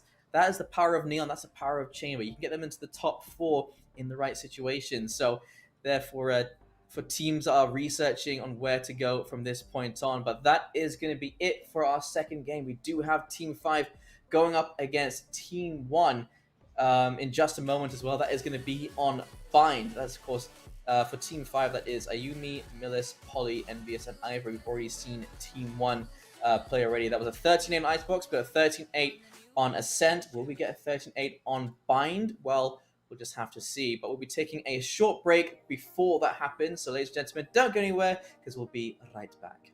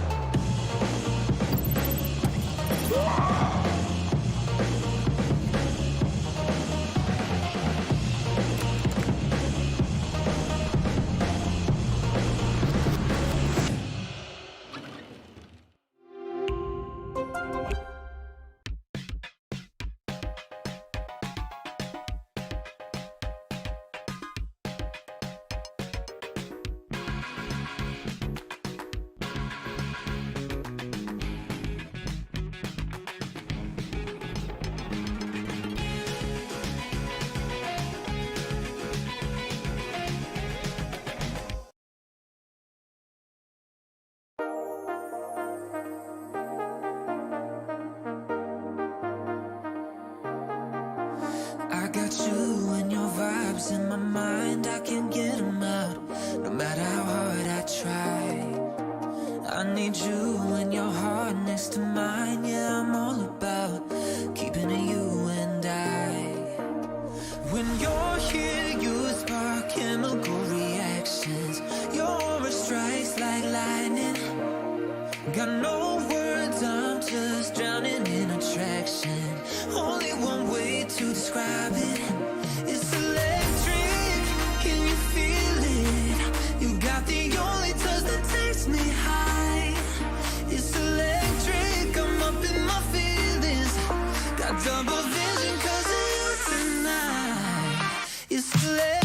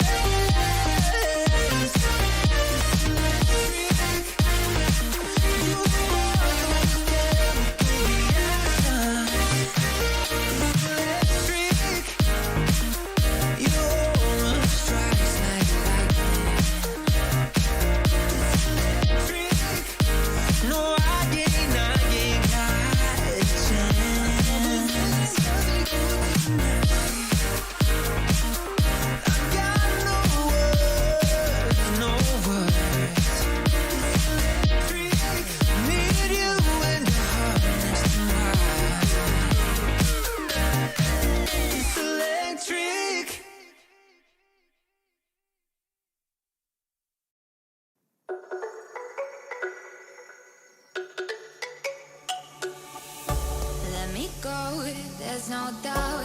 Gotta get out of this small town. You took my heart from me, now you're everywhere I see. Set me free, let me fly, let me find new kinds of highs. We're just wasting here, waiting for another year. We both know the score, we've been here once before. So many words unspoken, you took my heart, it's already broken. You don't have to wait, I can take the pain. I will surrender, let me go on a new adventure.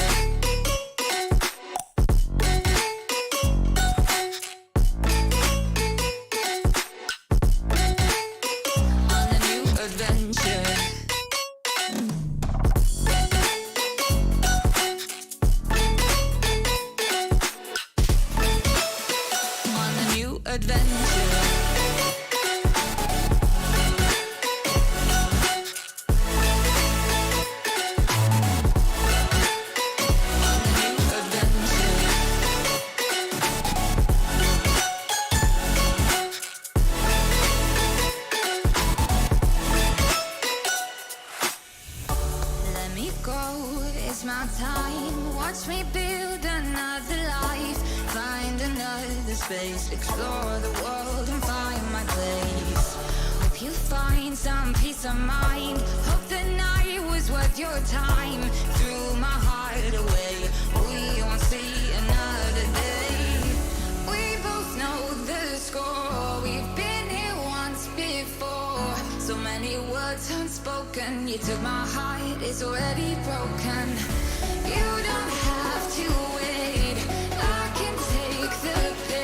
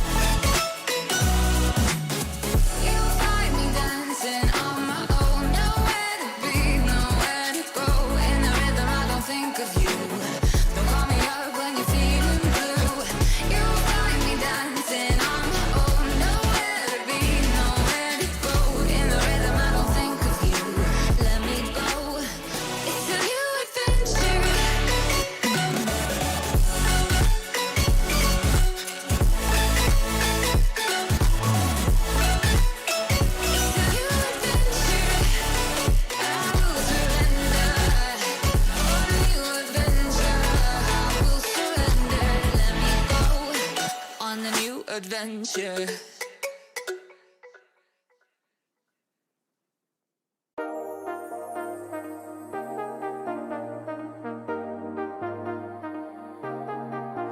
I got you and your vibes in my mind, I can't get them out, no matter how hard I try.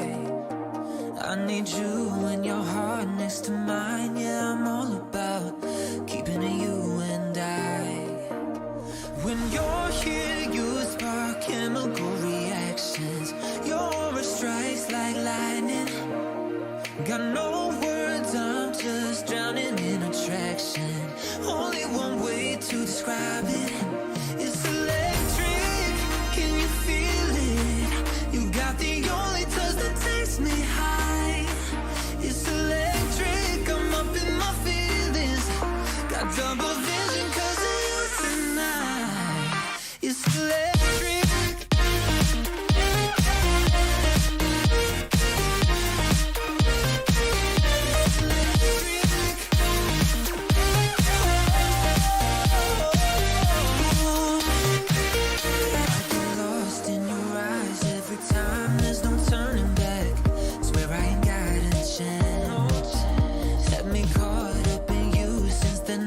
On the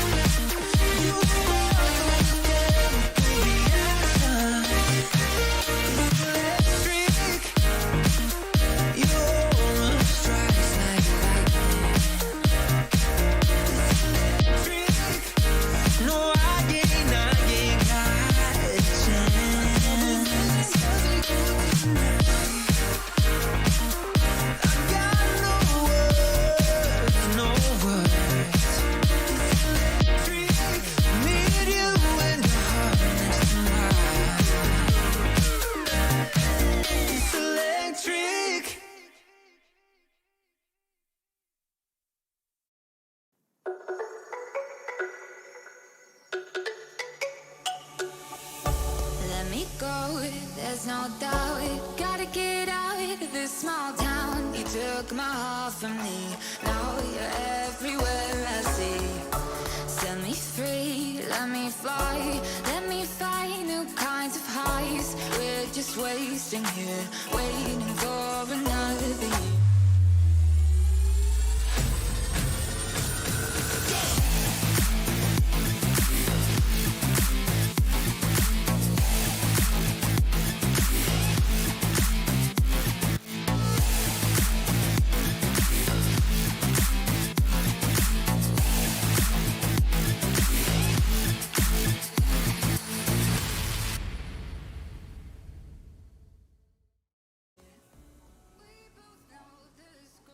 Welcome back to the FSL Showdown. My name is JAEGER, joined by XEAORA. We're into game number 3. That's going to be between Team 5 and Team 1 on Bind.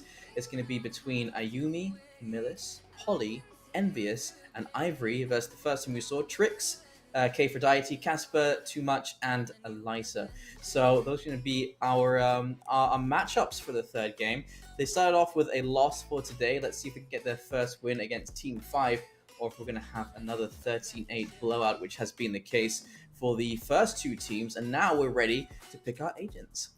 As quick as that, all for you, ladies and gentlemen. Right now, we are seeing, again, Bind here. And again, you did mention, or we did mention earlier, that this is like a race to how many points that each of our teams can gather. And of course, the top 2, securely, you guys will be getting yourselves $350 dollars, if I'm not mistaken, SGD, right? So right now we are gonna head on to the agent select here. Oh, interesting. I have a question though. I may have a bit of lapse on my memory. Is Yoru reworked already, or is yet to be?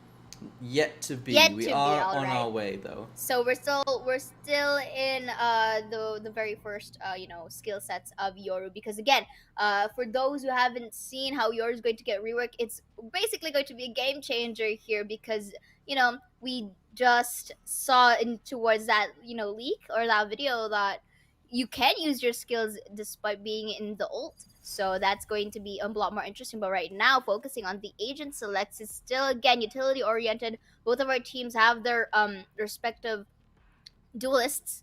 Only for the side of Team 1, they do have double duelist here with Alyssa this time as the Jet. Too Much as well with the Reyna. Still Trix. This time is going to be the Sova. This is quite a comfort for me to see, at least. For the side of Team 5, that's interesting. They do have the Killjoy Astra setup. They do have Envious as Disguise, so they do have their Flasher here as well. Ayumi for the Duelist, and Polly will be their Sova. So there are some varieties to work here, because K4Deity here is going to be a chamber. So it's going to be interesting as well, as we are going to witness a recent agent to be played here towards Bind. And at least for the most games that I have seen so far, Chamber has been very much tactical in this map because of the rendezvous that he has, as well as the slow. So it all the more kind of is an interesting agent to play. Let's see if K4Deity can really, make things work. But that recon bot to start it off, JAEGER, as Polly places it there, is already has that specific intel. Ayumi, though, gets first blood. Has a good start. Yeah, rendezvous, or as we call it, rendezvoise. I'm just kidding. As Eliza going to be pushing into U-Hole, finding that first kill. Ivory can get taken down. Don't forget, Team 1 are definitely warmed up at this point. They've already had their first game. They should now be fired up heading into this second of their day. And Millis looking to clear out that U-Hole after losing a teammate there. Envious is going to find Casper. A good bounce back, but there's Eliza again. Another headshot. Miller's going to be going down. The 3 versus 3 and low HP for Team 5. And denying that spike plan from Polly from Cubby. But you know what? Too Much was quick on her feet, was able to, get that down before anything could have gone wrong in that round 1.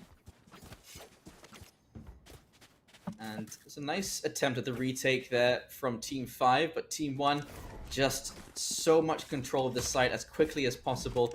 And we're seeing 2 shorties. That's interesting. Let's see what you and NVS plan to do with those things. They can be very dangerous at close range. They can be very useless at long ranges, but they're going up against Spectres, so it should force them into into a few close angles. Ayumi with his short will be sitting inside of Hookah, and it looks like they're going to be splitting the B side. Out comes the flash, too much, has to back away as getting chased around the corner. Instead, decides to go up towards long. Ayumi going for the long play here, going for a big ol' backstab, and could get caught by the alarm bot on the flank, but Casper and March have already shut down Polly and Millis. Out comes the flash. Envy's going to jump through. We're looking for a kill with the shorty, but Trick's going to find the double kill. Ayumi is going to find one, but Ayumi in a 1 versus 4 with a shorty, not the optimum weapon to have in this particular situation. Down goes the spike, and, well, should be saying goodbye at this point. Oh, maybe not. Okay, maybe we'll. Okay. There we go. I mean, no, I can't blame you. There was, you know, still hope there because she was able to get that Spectre at least from too much from earlier. But then again, Kfrday was there to, you know, get that refrag done.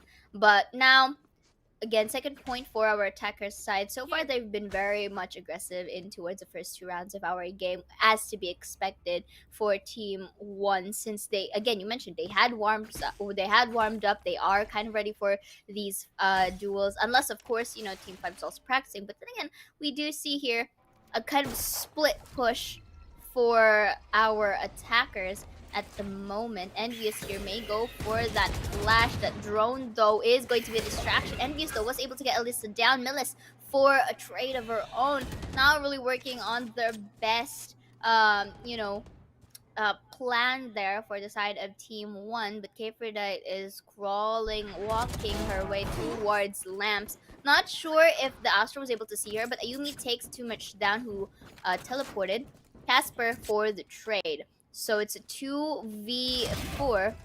They're kind of pinned down, but Kfrday takes one. Take note that Sky is low on HP. Ayumi, though, from behind takes one down. So this Casper is quite in a sandwich position because regardless, even though Casper is able to take Millis down, Ayumi from heaven is still there for the refrag. So they were able to at least, you know, make it worth for their buys there during that 3rd round, and now they have the capability to buy, or at least, yeah, they have the capability to buy rifles. But Envious here will be, you know, really forcing it out with the Guardian and a half armor. For the side of Team 1, however, they are full on armor. They are also ready for the rifles as well. So let's see if there's a bit of a shake-up here as well, because they do have these to work with. It's a nice try from Casper. Actually manages to dink the Killjoy in that situation as well. Well, Ivory, Gravity well in front of her. Kfrday is going to push forward, but that drone doesn't get the information quick enough, and there's going to be a shock dart to force him out of that position, but Ivory even faster on the trigger, and that's going to be Ivory onto her IGL. A little bit dangerous, she'll remember that one, as Envious is already on the flank. Missed shots, though! Too much, going to be shutting down Envious, and that has cleared their flank. So 3 versus 4, but a very winnable situation. Plenty of utility still in that B side, though, as Millis has rotated back in, and that swarm grenade will get activated. There it is, but I think just missed the timing there. And speaking of timing, it went really in favor of Alyssa as Millis jumped in towards her crosshair as well. The spike has been planted. Casper here is already trying to at least hear some, you know, potential audio cues towards City. Spots out Ayumi, but Polly will take it down, make it a 3rd for that. And let's for that spray, let's see if it is gonna work out well, because Alyssa can buy some time, but the crossfire can still happen here. That's gonna be a smoke as well. Takes a quick peek, not going to actually have that spray down, as Ivory secures that kill and equalizes our scoreboard. It's a good retake and good cover as well, working around that smoke. And this setup seems to be working just fine for them. Having that Killjoy with all the utility in the B site, and your Sky as an initiator to provide flashes and get information for those long positions. Double initiator on Bind, I feel like that's always a good choice. Just, it gives so much information and take so much away from the team we're going up against. We only have the one initiator for the side of Team 1, and they have the 2 duelists in their stead, of course, with Chamber to watch those flanks. But there's so much less information you have to work with when you're entering these sites, so it can be a little scary for them. But out comes the tour de force. Let's see if they can find any kills with it. Although these positions are not really made for long range. They're all hiding in cubby behind triple and over in U-Hall. These aren't positions you can peek from bathroom with. So I guess a little bit of a slow push here is what we're seeing for the side of our attackers, since they do only have some sheriffs to work with. I think they went for a save just so that they can get better weapon on the next one. So right now, Kfredite wasn't able to at least see someone pushing anytime in towards showers. So maybe, you know, a bit of a meet up point from the team, but I like the bravery that just goes in with an assault rifle. I just goes to show that they're very much confident with their aim. But I like it how Kfredite is just going in towards A like a mad lad that she is, and I just love the confidence here. But right now is able to meet with Ayumi, takes one down. That's gonna be the Hunter's Fury, and was actually able to bait out that ult, because now look at the team. Because Ayumi is taken down, now this is an opportunity for them to actually take this site with the help of the Cosmic Divide as well. This could be a shock dart, but is going to deny that plant. They don't have much time. But Kfredite takes one, no tricks as well with the share. They get a third here, but is it time? Enough! It was enough to plant the spike by 0.4 seconds, and Trix just cleans it up for the crew. Such intense. I can't even finish my sentence because it was too intense for me. Wow. You might have to finish that for me. City. There you go. Intense Thank you. City. But Thank you know, you. I think intense, just laying it on intense is enough there, because Kfredite, that was an intense round from her and from all of them. To get that spike down and to finish off the round as well was very important. So Team 1 will show ahead again. Envious cuts off with a flash. It actually manages to clip a number of people, and missing all your shots with the Sheriff. That's not going to do you any good, as they've just taken control of Hookah. If you can clear that, Envious going to jump out of the window and into safety, but sitting just below the window. This is a position that is overlooked quite often. So let's see if they can find anything from that position. Millie spot in the back of the site, and Envious' position's given away as well. Too much. Gets shot from behind because no one's watching the window as they jumped out, and that is so unfortunate, as Eliza, Trix, and Kfredite shut down 4 players, and Ivory is so far removed that, I mean, this retake is... You're asking for a little bit too much of your controller here, I'm not gonna lie. I punish you. Very nice jiggle there from Ivory, and look at these taps that are coming in from her. Was able to get it too, but Alyssa is finally able to clean that up for her crew. And they were able to take their point back again. That's gonna be an instant replay here. Ivory just really peeks off these kills one by one. Was able to isolate the fights before being taken down by Alyssa. And Alyssa here earlier in towards the first game, she was the Sage. Now she's the one. She's the duelist for her team, and is actually entering and actually popping off as well. So gotta consider that too, the variety and the versatility that she has in playing these roles. Beautiful Weir and Trix just went in to take advantage of that fact. We do see too much. I guess she spotted out Ivory in towards showers here, takes that kill down. They kind of missed each other in towards that smoke. But still Merch takes that 3K in the process and secures this round with a 4K. And I thought it was for a second I thought it was a flawless, but then nah. I realized that there were two. No, I realized that there were 2 people down. So yeah. Understandable. Still, I mean, it looked flawless. You're absolutely right. It looked very convincing at the very end there. So, Team 5, they are forced back onto the pistols, and Team 1, they are taking full advantage. of the situation as they send all 5 players towards the B site. Plenty of utility lying in wait from the Killjoy here. Tricks making sure that no one's going to try and disrupt the progress of this drone as it flies into the site.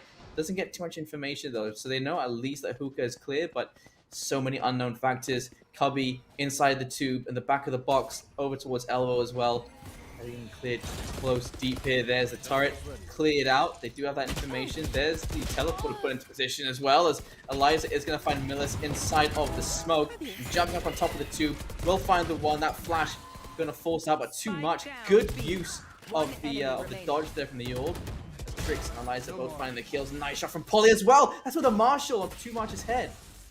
Very nice shot coming in from Polly as well here. And right now tries to check above ground, but Aphrodite just shuts her down before she even gets the chance to peek.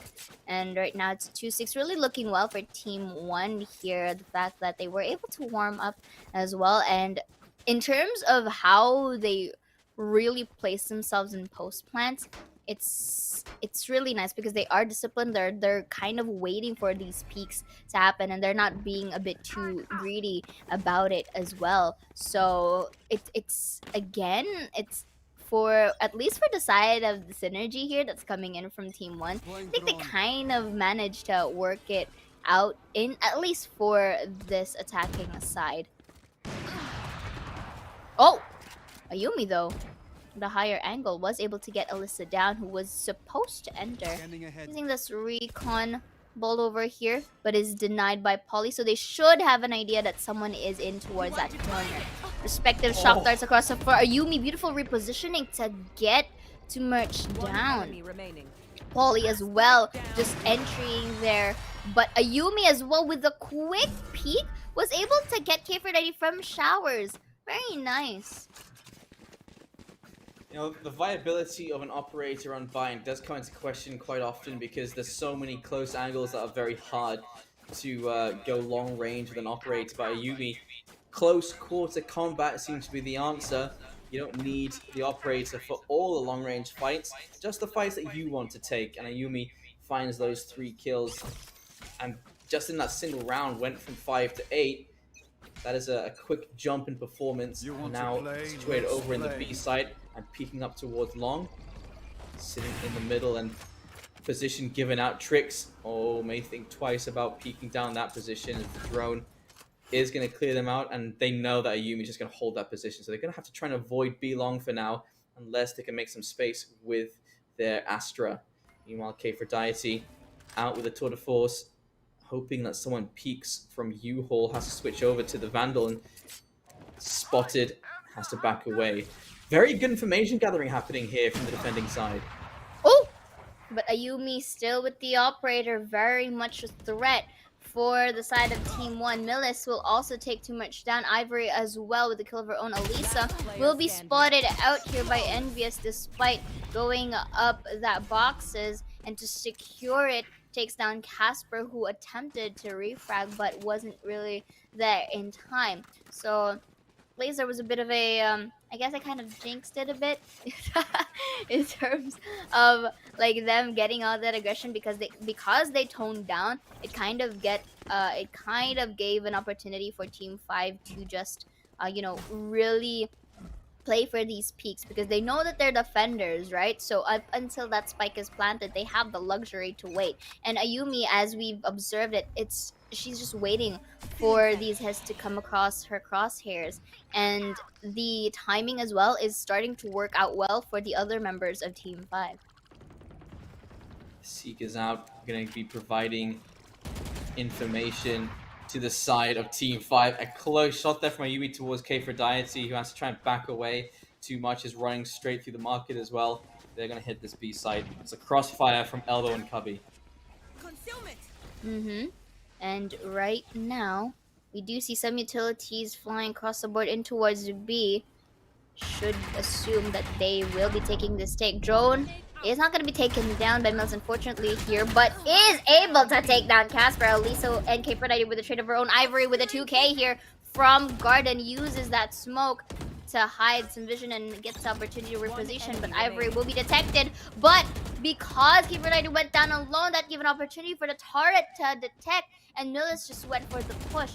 Trix is able to spot out Polly's head in behind Tin Can, but take note that she can be double peeked here, or 30 triple seconds peeked left. rather, because look at the angles that they're watching right now. Watching that corner, watching behind Tin Cans, and watching from elbow. But Trix was able to take down one, but Polly will finish it off, getting that 5-6. They Last may not go round for in this the half. reset if the round goes in their favor. Keeping the scoreline this close, that's a very good job from both sides, to be honest. I'm not sure if this is going to be just a blazing defending side from Team 1, or if this is going to be a huge comeback from Team 5 to just force it forward on their attacking side. But so far, it has been even, and I think it could go even going into the second half as well. They've shown us just how, it's not one-sided. It can be an affair for both sides. Trix entering again with the Aldrone. It can't even move in the middle of that flash, and does manage to find a double kill on the entry. Trix is going to find Polly, and March is going to find Envious, but Ayumi still doing the work here. 3 versus 2, low HP for the Jet. They need to find one more to even out the odds. That has been a kill onto Casper. Trix going to find the one, teleports through, and they can just rotate through spawn.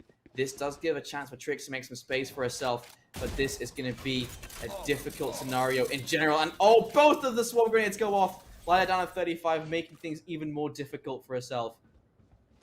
The peak. The peak! I was about to say the peak. It'll depend on the peak. But you know what? Ayumi's crosshairs once again is just there ready for the hunt. And at that point, Trix couldn't really have done much in towards that time. But look at this Envious, despite getting hit by the Hunter's Fury, was still able to get a 2K rushing forward.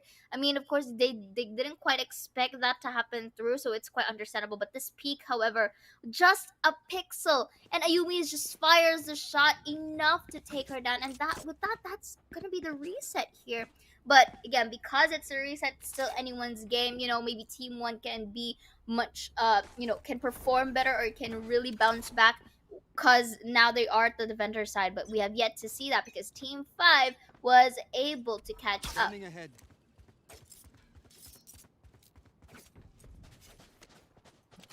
This is a very important pistol. Who gets the lead on this second half? Ayumi gonna be pushing with that drone, which unfortunately gets stuck inside the gravity well. That takes some precious seconds off of its life. And then Casper pushes through her own smoke. Will find the first. Ivory is there for the trade and looking to engage a little bit more. K for Diety gonna be finding Envious as Trix. Great double tap. My goodness. Ivory gonna be feeling that one as Millis does find K for Diety. 2 versus 3 now. Polly and Millis to clutch this out. We're able to plant down the spike. Let's see if it all goes well. They are both cornered in tin cans, and beautiful by Alyssa here, and Trix as well from elbow was able to clean up for the crew, and they will be winning this pistol on the second half. If I'm not mistaken, they also won the pistol on the attacker side, right? For Team 1. We'll see in just a moment. Up goes a tab, and you're absolutely right. They did win both pistol rounds. That means should be 4 confirmed rounds for free for Team 1. So Team 5, they've managed to actually get 6 to 7 after the fact that they have not had a single pistol round go their way. So that is not a bad scoreline. It looks like they have been doing a good job with those rifles, but we have to see how they do now that they're on the attacker side. They're going to be the ones deciding when to hit the sights, and have to be the ones that get those picks first, clear as many targets as they can. Casper position's been given away. They can't push forward anymore. Polly is going to find K for Diety, and so this Marshall already showing some merit. And that's going to be a shock dart here to try to lay the push. That's going to be a fake flash, actually. And Alyssa just takes one. It's going to be another, but not going to be a third, as Polly takes one. Merch, however, takes 2, and Trix once more for the cleanup. That was a beautiful timing for the side of Team 1. They just basically took advantage of that vulnerability that was shown in towards Team 5, because they were quite preoccupied with Ayumi in, refragging for her, since she was able to take 2. their angles kind of like shifted in towards the right side of a site. Forgetting that there are people as well who are near lamps, so they just really capitalized on that. And that's great for Team One, able to bounce back at least another round. So right now we do see our attackers right now having better weaponry. So let's see if it also changes or is able to break the streak. Now goes Utility jumping into the site. Casper does manage to secure 1 kill. And oh no! Ran out of ammo! Had to switch to a pistol. Was it fast enough? Ivory is going to find K4Deity. So is Ayumi. But that's a 3 versus 3, but low HP for the Astra. Alyssa? Does Alyssa have an operator? I'm not sure. But looking at right now, Trix here in towards elbow. Slowly being pushed by Polly. Will be whiffing a bit, but still gets the job done. And not a lot of, HP inflicted upon her. Right now gets a Vandal here. He's gonna spot out Ivory's location. And Merch just finishes her off with the Sheriff here, getting their 9 point. The sudden pop off of Team One is just surreal here. It's as if that Team One themselves are like a team of their own, you know. It doesn't look like that they're like it's like they're under one name. Are you saying that's what I'm. Team One? Oh my god! As one team, or rather as one person, as 5 different individual people. One team, Team One.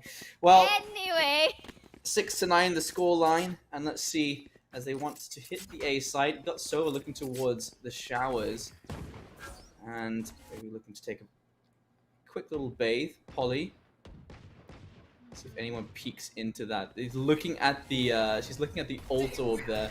No one dares pick it up. They're playing it very passively on this defense. right now, Merch gets one. Elisa as well, taking Ayumi down. Beautiful spray, but this did not actually pull through as Envious is able to take her down first. But Trix is there for the refrag, now dwindling it all up to a 2v4. Take note that Ivory does only have a Sheriff to work with here, as well as Millis. Kind of risky play if they try to take more than what they came, as Merch just basically get on here, takes a quick peek, but is denied by Ivory. Ivory's been doing really good taps right now, but Trix, once more, part of the cleanup crew for the team, is able to get their 10th point now. They are just running away with this. 4 straight rounds on their defense. There is going to be another buy from Team 5, but they are running out of rounds. And if there was a round they have to win, it would probably be this one. If they lose this one, the money's broken. It goes 6-11, and then you're looking at potentially a 6-12. And match point, a fight back from 6 would be a long way to go. So Team 5, let's see if they can win this one out. It's very important that they do. We may see another 13-8 come our way in that scenario. Depends. But right now, we do see Merch here uses the Leer, trying to delay some pushes. Uses the Cosmic Divide here. Let's see if let's see if it would go into their favor here, since A side is completely divided, literally here. The spike plan, however, kind of took its time, but still they managed to make it work. So now we are going into our retake phase. Alyssa takes Polly down. Let's see the Hunter's Fury. Oh, Ayumi evades the Hunters Fury just in time, but Ivory still gets too much down. One enemy remaining. That's gutsy from K4Deity to push forward, just using a pistol. And in this 1 versus 2, this is doable. They are running out of time. Trix, idea where to look, will clear the cubby. And Millis has plenty of utility already. There's no time left. Just wants to secure the kill. But Millis is going to find it. Very important they win the round, and they do. Team 5, 7-10, and they get their first attacker side round. Indeed. In terms of economy, however, they are going to buy some have armors for some members, and Ayumi does have the Blade Storm ready. So maybe she'll just stick with the classic here, to say the least, and just pick up a gun. If ever she does, she is able to take one down. For the Oh my side goodness. of Team 1. What? She took a shorty? Yeah. Oh yeah, you she picked took a up shorty. There you go. shorty. She took a shorty. There you go. It works out. And right now we do see Millis takes the first blood, taking Merch down. I've got your trail. Oh, the Hunter's Fury. Tricks. Oh, Tricks. Tricks knows how to play their Chinese garter, you know. But K490 was able to take 2 down, was able to dwindle it all up to a 2 versus 1. They can go for crossfires here. The spike is there. But as intended, Envious was able to take Tricks down, but Casper just took that opportunity to go for the refrag. 7-11. Quite convenient, don't you say? And Nice. right now, in terms of economy, quite healthy, to say the least, for Team 1. But it's quite a half. Wait. Yeah, quite a half. One will definitely go for, you know, a Spectre here. Or Elisa is just going to go for a Blade Storm. Or I mean, maybe not. Yeah, Oh. it is unfortunate for Team 5. They get a win. They don't have enough money to buy in the next round because they lost so many players, and it's just ruined their economy in this round as well. Time to hunt. And right now, using the Trail Scout Blazer, destroyed. at least was able to see the Astra. K490 started Bomb grenade with out. a first blood taking Polly down, and it kind of made Team 5 regress and tried to rotate to a different side, which is interesting. They only have Sheriffs to work with here, so I assume that they're playing for double peaks here, but at the same time, Alyssa and Too Much is also here, so let's see if it kind of works in their favor. They kind of repositioned themselves in a different manner, so let's see if they are detected. Recon Bolt will detect a lot. Elisa takes 1, Ayumi for the trade merge as well for the refrag, but Ayumi takes 2. So 2 versus 3, they could go for another rotate? Could be, possibly. Yes, indeed. Maybe they don't want that audio cue to happen in towards that teleport and just decides to 30 seconds fake left. it. Actually, they're going towards showers. Let's see. K490 and the gang are up for this because K490's crosshair is on its way towards, like near showers, right? They So want to they're- plant in triple, and they're gonna get caught in the cross. Ooh, they only have 14 seconds to work with, so they gotta act fast. They don't have time to 10 seconds rotate left. to be at this point. So K490, enemy timing went into our favor. That was a beautiful peek. Here. The spike is going to be planted. Let's see if it works for uses the shorty. Takes a bit of a jump there. Yumi takes 3. But they can go for crossfires once again. They do have the manpower here. Takes that spray to try and lure her out. Let's see if they are able to win her off. That's going to be 1 member down. Takes it towards heaven. Takes a quick peek here. And actually ace. gets the ace. That is why she has won so many MVPs. That is why she is one of the best players in Asia right now. She's the one that you always have to be looking out for.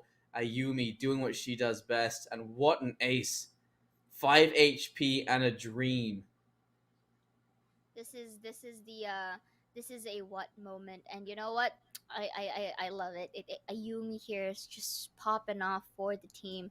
Was able to get their 8th point and an ace as well. So it was really much beneficial for the team because their economy is now, you know, enough to buy themselves some rifles, and it now forces a little bit of a tone down as well, a bit of a degrade there for the weapons on our defender side. That's gonna be another flash down. Really quick teleport there from the chamber. Oh, they still did not see Casper in the process. Ivory takes the orb. They should be able to hear that. That's going to be another smoke. Try to conceal her location. One dead. Oh, but the wall bang from Envious here is enough to take her down. 4v5 now. They're still trying to get the site. That's going to be the lockdown coming in, and the Cosmic Divide. 2 ults to be spent here for our attacking side. Let's see if it works in their favor. Oh. Ayumi again, just continuing on with these amazing entries, 8 and 11, and this is a very difficult retake. Oh, doesn't check the corner. Ivory gonna shut down Tricks, and well, Last Lisa player standing. pushing into elbow.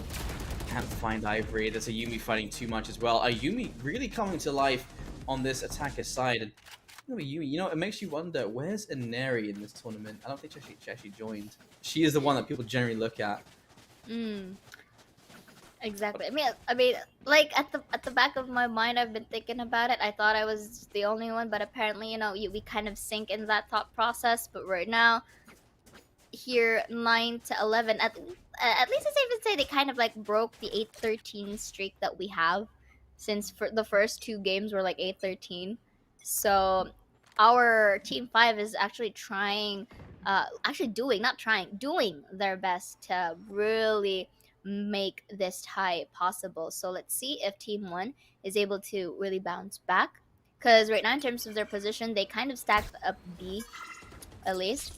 But looking at our team 5, they're creating presence at the moment, but yet they're not pushing. So let's see how they are going to place themselves here, because I feel like team 5 is just making their presence. Once they get those peaks in, that's where they commit.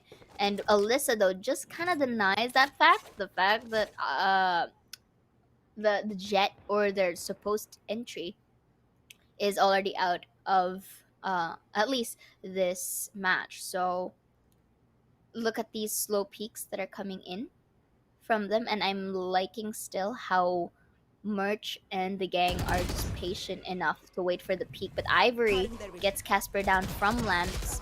Probably saw that jiggle peak in the process as well. Envious takes Merch as well. Again, we are also seeing the gun difference here. Yeah, that's absolutely right. And I've got your trail. again, another situation where a retake is asking for a little bit too much. A flash goes up into heaven. They know there's one there. Turn around. There's Poly finding 1, finding 2. This finds K for Deity, and 10 to 11, the closest game we've had so far today. Really, indeed. And I told you anything can happen, right? So I'm still looking at, like, again, back to the rally for both sides of our team. But Alyssa really had that beautiful tap right there, at least taking Ayumi down. Polly, from the behind and most as well, takes it as well, despite, being potentially cornered. And here, 10 to 11. Team 1, since, again, they are defenders, they do have the luxury to wait. But the aggression that's coming in from Team 5 is, I guess, a bit too quick-witted for them to actually keep up the pace at the moment. That's a bit of a pull and a flash, but still gets a kill. Make it a double, make it a triple. Beautiful collat from K4Deity here. Really knowing that she really, creating a statement. She is a goddess of beauty. And of course, that performance was so beautiful. I'm pretty sure it's going to be in the replay later. But right now, it worked so well for their defender-sided team to potentially get the match point. Yeah, they're losing round after round, but K4Deity making a huge impact play there to keep her team ahead. Let's see if this can still be salvaged. Ivory, it all starts with that, doesn't it? As it is going to be Eliza shutting down Ivory. Polly wasn't able to peek with her, does find one. In the middle of the gravity well. There's another kill. Tricks going down. And the 1 versus 3. Low HP for K4Deity. Looking for that 4th kill. And already knowing someone is on that flank because that got destroyed immediately. And Polly... They don't need to peek, though. Yeah, this is a hard position to be in. Well, between a rock and a hard position. Too much. Open angle. K4Deity making sure there's no rotate. And that spike dropped in sight means you are forced to hit it. And with 12 seconds left to go, just wait a little bit too long here. There's the peak from Casper, and there's the round for Team 1. 12 to 10. Match point for Team 1. Still salvageable for Team 5. Indeed. And they may try to need like another play as aggressive as earlier, but right now not this kind though, since again I did call it was on the replay. Beautiful collat by K4Deity. Really amazing shot. And despite all of that utilities that was thrown at her, it really worked well in her favor because of that timing whenever she peeked in. And Polly, she did have her great attempt in that part. She was able to take two. I think her plan was to use that shock dart and get that Hunter's Fury going, or at least try to get the one from flank, but you know, it didn't really peek through because again, they do have the luxury to wait. So I guess Polly wanted to just try to isolate the fight, but the timing wasn't in her favor. So right now we do see Kfredite. As far as I know, it was Trix was able to see Kfredite in towards the garden, and the others from long as well before getting sniped down. So liking things here. Spike down B. Kfredite was able to take Ivory down and just quickly uses the teleport to reposition, and that was actually smart. And here you do see Kfredite just jumping it off, was able to see Envious here and denies the recon bolt as well. Trix, however, is going to detect Ayumi in garden. You look at all of these utilities that are being showered through. Millis is able to shut down Kfredite with all of that hop-in. Cosmic Divide is used to deny entry from Hookah. 30 seconds left.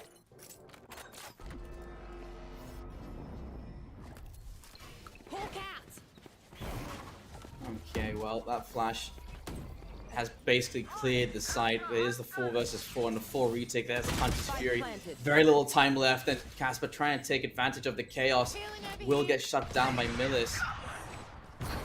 This retake just became a little bit more difficult as spray down. Oh, nearly doesn't connect, but Eliza, good job finding Envious, brings it back. Trixie gonna find one as well in the retake, as Trixie gonna find one more. 1 versus 1. Plenty of time for Eliza to do this. Spots it, but Polly is going to shut him down. 11 to 12 now. And this is getting closer with no money left available for Team 1.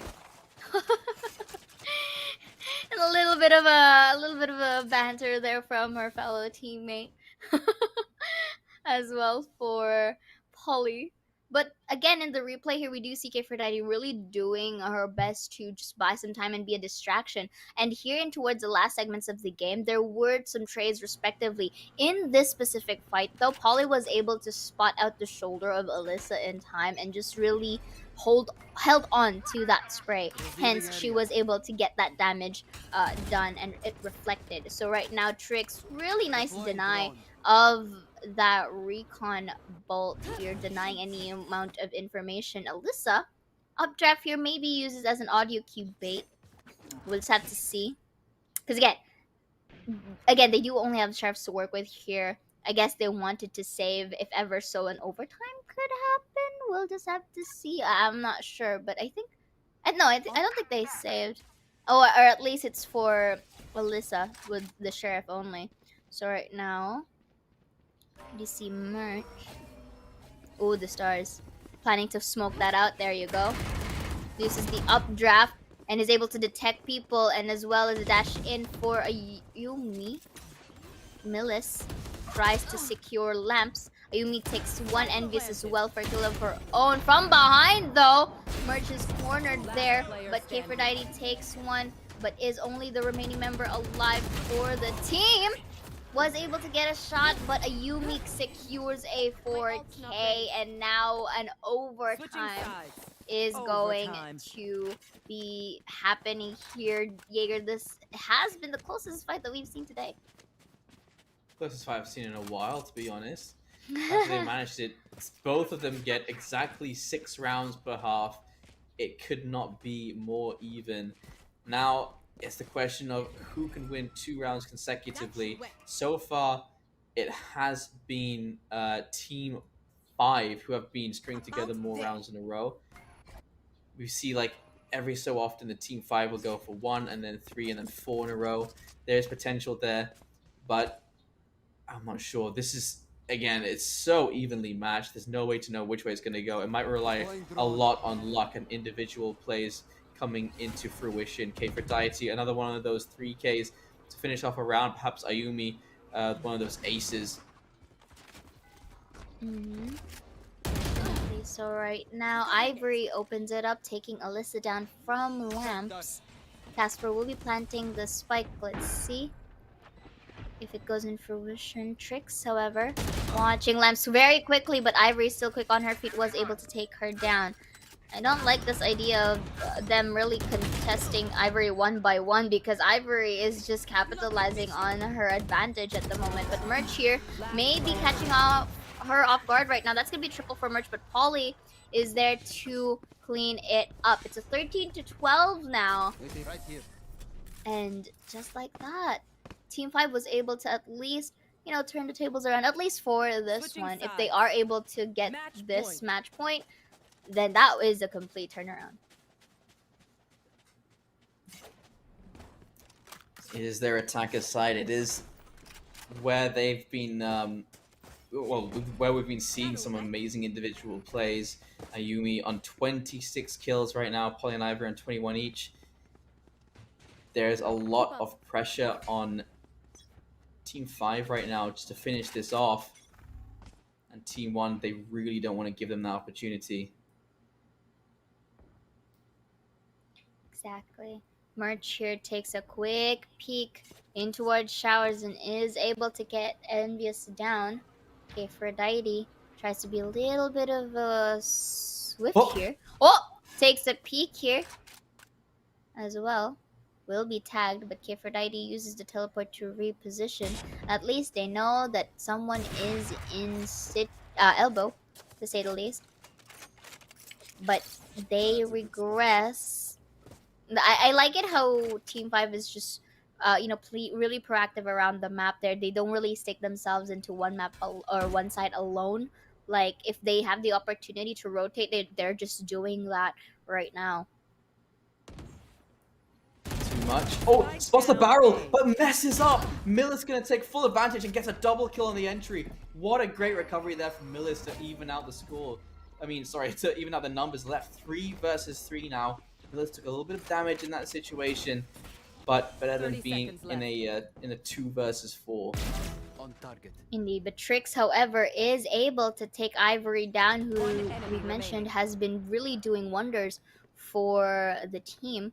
Polly, being the only member alive, is going to be sniped by Aphrodite, and we're back to a second overtime. Switching sides. Overtime. Mind, this is just our 3rd game of the day. We do still have 4 more to go. And this is how close the competition can get in these early stages. As Aphrodite shutting down Polly, they have to once again try and take this lead early on. Trix going to be leading the charge, the fragging IGL. They're sending 2 players over towards the A site and 3 players towards B. So perhaps a fake towards A teleport through, and then the full commit to the B site remains to be seen as the spike is left in front of Market. A little bit of a delayed push here coming in from Team 1. Maybe they do want to play for some peaks right here, get some casualties before committing into a site, because again, it's very the game kind of like changes once you have numbers advantage. Since Sky doesn't really have much of a teleport, unlike Chamber, you know, the best way to go is to just teleport towards A, which is a very smart thing to do as well. That recon bolt and that swarm grenade and the pull, there you go, a lot of utilities used, but Aphrodite still has that little space to work with just so she can go in safe haven at the moment. But Merch is able to win the fight against Millis. Gets that push going for a double. It's gonna be a triple here. They can refrag him, her, sorry. But Trix is going to take Envious down. And Ivory does know where Trix is at. That's gonna be a wide peek from Trix, and Ivory just takes advantage of that. Now it is a 2 versus 3 for our attackers. They're both in towards Tin Can. They're double peeking this. They're looking at angles here. They're looking at the sides, but they're quite cautious more on the corners, that they kind of neglect to see that, or the possibility that they are near the spike. So this is again a rally for both sides of the team. We do see Team 5 had the advantage on the first overtime. This time we are seeing Team 1 gets the point advantage on the second overtime. Aphrodite has gone for a gamble here. That's going to be the operator in her hands. No armor whatsoever. And everyone else going to be on the Phantoms. K4Diety going to start things off with perhaps a bang. And a missed shot, unfortunately, is dead after being teleported out. And again, we do see Team 1. Casper, though, will be taking 1 for the trade. Ayumi from behind takes 1. Envious as well with the kill of her own merch. Will be having her own trade. Ayumi takes 3. This could be another... There, as I said, this is gonna be another third overtime. Man, both of our teams are on fire. You know, they don't wanna back down without a fight. BYB fam. That's very commendable for both sides of the team. Ayumi approaching the 30 bomb scoreline, and Too Much up on 25. And yeah, they've just been exchanging blows round after round. And so who pulls ahead this time? Will it be our attacking side yet again, or will it be our defending side securing things as Ayumi catching K4Diety? There's Too Much for the refrag, and just the 1-for-1 exchange is all they could muster.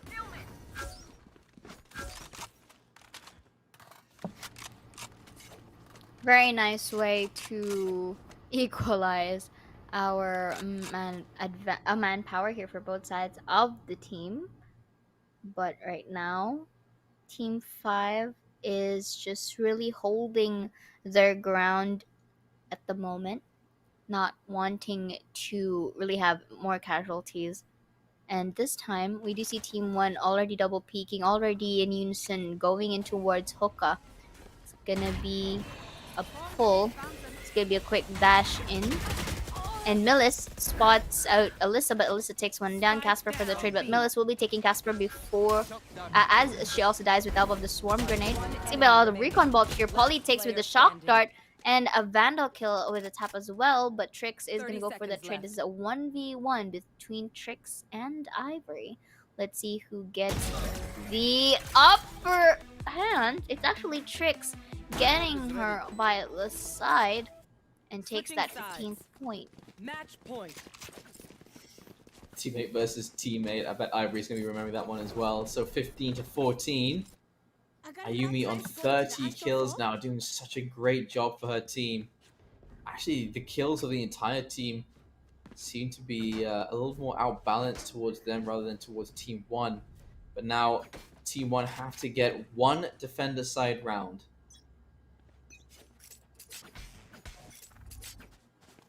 They like to go for these splits. Team 5 really love the full map control. Envious getting info towards the B side, immediately shut down by K4Diety. Just gonna back away into the side.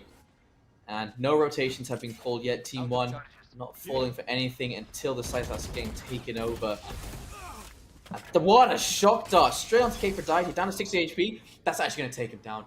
My goodness, Polly, great use of utility to finally finish off that 1 kill. Eliza pushes so far forward, will find the 1, but that is going to be a 1-man advantage for Team 5. This is a very intense game, I have to say.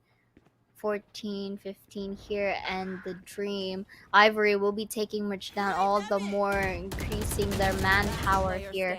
And that's going to be a double peek for our attackers, only for Trix to try and clutch this out. Because if not, it's going to be another overtime here. He uses the Vandal. I don't think that Vandal has enough bullets. 3 bullets only. There you go, was able to spot it. Oh, that's going to be a flash. They should be pushing this at this point, but that's going to be a double peek instead above Tin Can. And this is our 5th overtime, if I'm not mistaken. Switching sides. Overtime. Wow. This is a first for me. This is, I mean, 15-15. This scoreline is familiar for FPS fans in general, but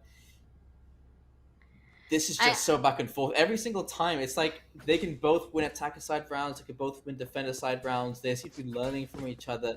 This is so difficult for one player to pull ahead. I think this comes down to the IGLs making the right call twice in a row. It's very difficult to do. All right. I mean, sooner or later, this scale has to tumble down, and it's either one of the team. And right now, we do see a bit of a peak here, make it a double for Oh. Aphrodite, who anticipated a potential flank from Team 5. Alyssa, I think, spotted out Polly jumping off towards heaven. That's going to be a bit of a quick peek there. Whips it off a bit. You That want to the play? double peek, Let's however, is going to play. happen. And Aphrodite takes 3. And the ult is going to be deployed here. Trailblazer denied of information, but we'll be using this flash. Flash is not going to hit anyone. That's going to be the Lear here. Denies once again, but will be pulled by the gravity. And Alyssa just goes for the push with a half health, a low brick of health to work with. And it's only Millis, the only member remaining here. They know that she's in heaven. Will be taking Alyssa down, but they do know where she is at this point. Takes a peek of the corner, makes it a triple to her liking, and this forces out Casper and Trix to just go back. But wait, will one bait out the detain, or will they just go in towards Cubby? This could be an opportunity for Miller to get this one DT clutch, but the timing is in her favor. Takes that defuse, but still gets the ace. And now Millis here may not have the time to defuse the spike, but holy smokes, Millis! Switching I am sides. speechless. Match point. That's such a nice attempt there from Millis, and so unfortunate that she couldn't finish it off in those last seconds. Aphrodite started things off with this amazing double kill, and the plant just happens early enough that Millis had such a difficult time getting the timing just right. There's the first on her roll in on the way, and I mean, just one by one, amazing performance there from Millis. Sorry, that wasn't the first, that was the second, obviously. And what a response there to that peak coming in. 16-15, that can be demoralizing. Team 5 gonna have to keep on their toes. Indeed. Again, I did say some time here that the scale has to tip, and maybe that could be one of the pacemakers for this overtime here, since this also like considers the mental capabilities of our teams and as well as their stamina. But Envious, though, not going to be faltered, will be taking Aphrodite down. Aphrodite, I think, was a bit overextended in towards that hook. I should have been waiting into the backlines at least, because they do have the luxury to just wait up until that spike's been planted. So let's see how our attackers are going to respond, because this could be a bit of a boost now that they have that manpower. All the more Ayumi entering gets that second here for the team as well. Spike planted. This is a difficult retake. Again, these attacker sides have been really good for both sides. And they've been proving this for time and time again at this point. And Merch and Trix is going to play the double peak game, but look at the angles that they're covering right now. Envious can just have the choice to flash, and then the other members can just go for the push, but Merch takes one, but Envious will be cleaning them up. This is the 5th overtime right now, my guys. Switching My sides. guys. Overtime. This is a first for me, I'm not gonna lie, but this is gonna be a replay here. So look at that beautiful dash in. We'll be taking one ahead, spots out the shoulder, make it another, even though it is hidden from Cloudburst. And right now, Envious just takes the advantage of that corner, and that's gonna be a first timeout for us with our team 5. Calling for a timeout on the defender side. They know that it's the defending side that's so difficult to hold on to. And so securing around the defense side means that you need to formulate a strategy where you can keep your players alive long enough. Time and time again, we're seeing our defense falling one by one very early on. And then by the time they actually hit the site, there's just not enough to go for the retakes, just not enough to defend with. And our attackers have been winning these fights that generally shouldn't be winning too often. You need to see some ballsy plays on the defensive side, some pushes where they're looking very confident, where they're willing to push through smokes and secure those triple kills to finish them off. It takes an individual talent to properly defend when you're on the defender side on Bind. And I think that is the biggest problem here. Whoever seems to win the defending side should be able to win out the game. That being said, we have been seeing, especially in the first couple of rounds in overtime, it was the defender round that was easier, and then it was the attacker side that has been so far in charge of things. And so 3 players over to the B site. They are peeking again. This is another individual peek where, well, it's not a peek, it is the retrieval of an ult orb. That's too much. We'll be pushing towards Hookah. And they could be splitting the B side. There's the first fight. Casper is going to find it. And surprise, surprise, attacker side is still looking confident as Ayumi spots the cross. What? Eliza, what a shot onto Ayumi. Spots at the head too, and that's gonna be a spike planted down. They can go for the post plant situations here in a retake, but Alyssa already knows that someone's gonna come in from elbow.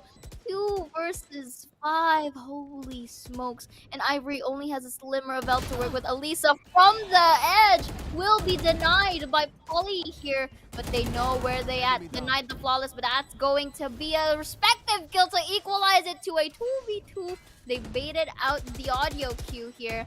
It's gonna be a bit of a trouble for them, isn't it? But that's going to be from behind. K-Aphrodite takes one. I guess she used the teleport in the process, but Switching sides. right now, Match 17 point. in their name. If they make their defense work here, they got this game. But 14-5, they again, both of our teams have their attacker side really full on aggression. So, oh, Jaeger, what do you think about this? I mean, it's the 34th round. They've gone on 10 rounds longer than a normal game generally can. This defender side has been difficult time and time again. We need to see a lot less early peeking. We need to see the full commit to the retakes and trades as well. Trades are very important in these situations. We see it come close every time, but then in those last seconds when it's the 2 versus 2s, the 1 versus 1s, they always seem to be looking the wrong way, and it's the attacker side that comes in triumphant. Let's see if Team 1 can pull ahead here. Even with that pause, Team 5 couldn't secure a defender side round. Indeed. And right now, K-Aphrodite in a higher angle will be spotted and is forced to use her teleport. That's going to be another dash in. Will they repeat the same mistakes here? That's going to be a beautiful transfer and crossfire for our attackers once again. It's as if both of our teams are having quite a pinch in defending sites, and they chose B side as their battleground for these overtimes. And right now, the chart is going to spot Tricks down. Not sure if they are going to spot out Ayumi in towards elbow here, but they gotta be careful. They gotta be fast. We do see here another detection from the turret. They haven't pushed elbow just yet. Alyssa is just creating presence at this point while Trix is just being stealthy here, but Anvius still manages to spot her out regardless. This recon bolt is gonna detect her ult, slimming it to a 2 HP, and Ayumi still gets it for another overtime. How many overtimes is the 7th one? Switching sides. 6. Started at Overtime. 12, so this is the 6th overtime. Oh, no.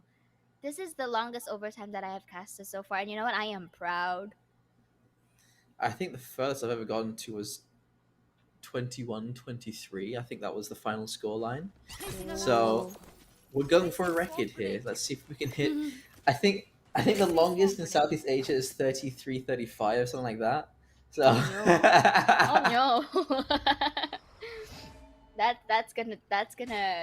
is gonna take a while, isn't it?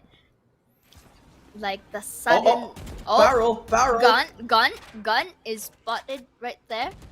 And right now we do see Merch was able to inflict some damage here, but tries to wall bang from Lamps, but it's not going to pull through.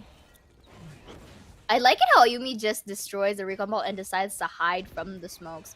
So let's see how things are gonna go here. K-Aphrodite, quick on her feet, was able to spot out Ayumi. K-Aphrodite uses teleport to take another one and an orb as well for her liking. Merch is going to watch out City as well, but decides to just regress. But Millis spots out Merch in the right time. Trix will be taking Ivory down. K-Aphrodite for a third, and Millis again, the only member alive, is to be shut down by Casper, and once more they have the advantage point, at least for Switching this 6th sides. overtime. Match point.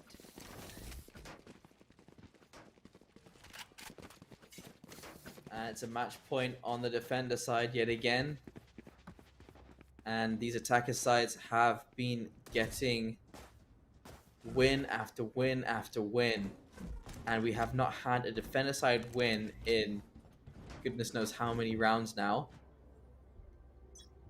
And we've seen some good positions, we've been seeing some good crossfires, but the utility coming in from both attacker sides just has been that much more formidable. And it's not like they can't get defender side rounds. We've seen both of them get 6 defender side rounds and 6 attacker side rounds. Again, so much pressure to deal with. K4Daddy finds the first. Ayumi is going to find a double kill in response and gets them that advantage once again. Eli's looking to find a little bit more here. Double peeking should be the name of their game at this point. Ayumi with only 6 HP to work with. Polly takes down Casper. Polly takes Elisa as well. And this is going to be another tough shot for Trix to try and take that retake. Uses the recon bolt here. She has to isolate her fights. She was able to detect too. Uses the blade storm for Ayumi here with full health once more with the help of Sky, but is able to take Obvious down, but Ayumi still secures it with a 3K. And ladies and gentlemen, we're heading off to a 7th overtime. You can see this just keep going on for a while now because both of these teams are losing fights as soon as those peaks come in. There's no utility behind it. They aren't winning those fights. I think they're going to need to get a little bit more passive. They need to sit back just a little bit and then use the utility to make space for themselves. On this defending side right now, Envious does have flashes available. And so with space being made, they sit back, flash for your teammates, and then peek back in. Attacker sides have been impossible to beat so far. And Team 1, I mean, the favor's in their hands simply because they're on the attacker side right now. And yeah, it really does fall down to whoever wins a defender side round. We haven't seen a defender side win in, well, what? At this point, it has been, I think, 12 rounds. So Exactly. So right now, again, another entry point for this merch is going to at least get a bit.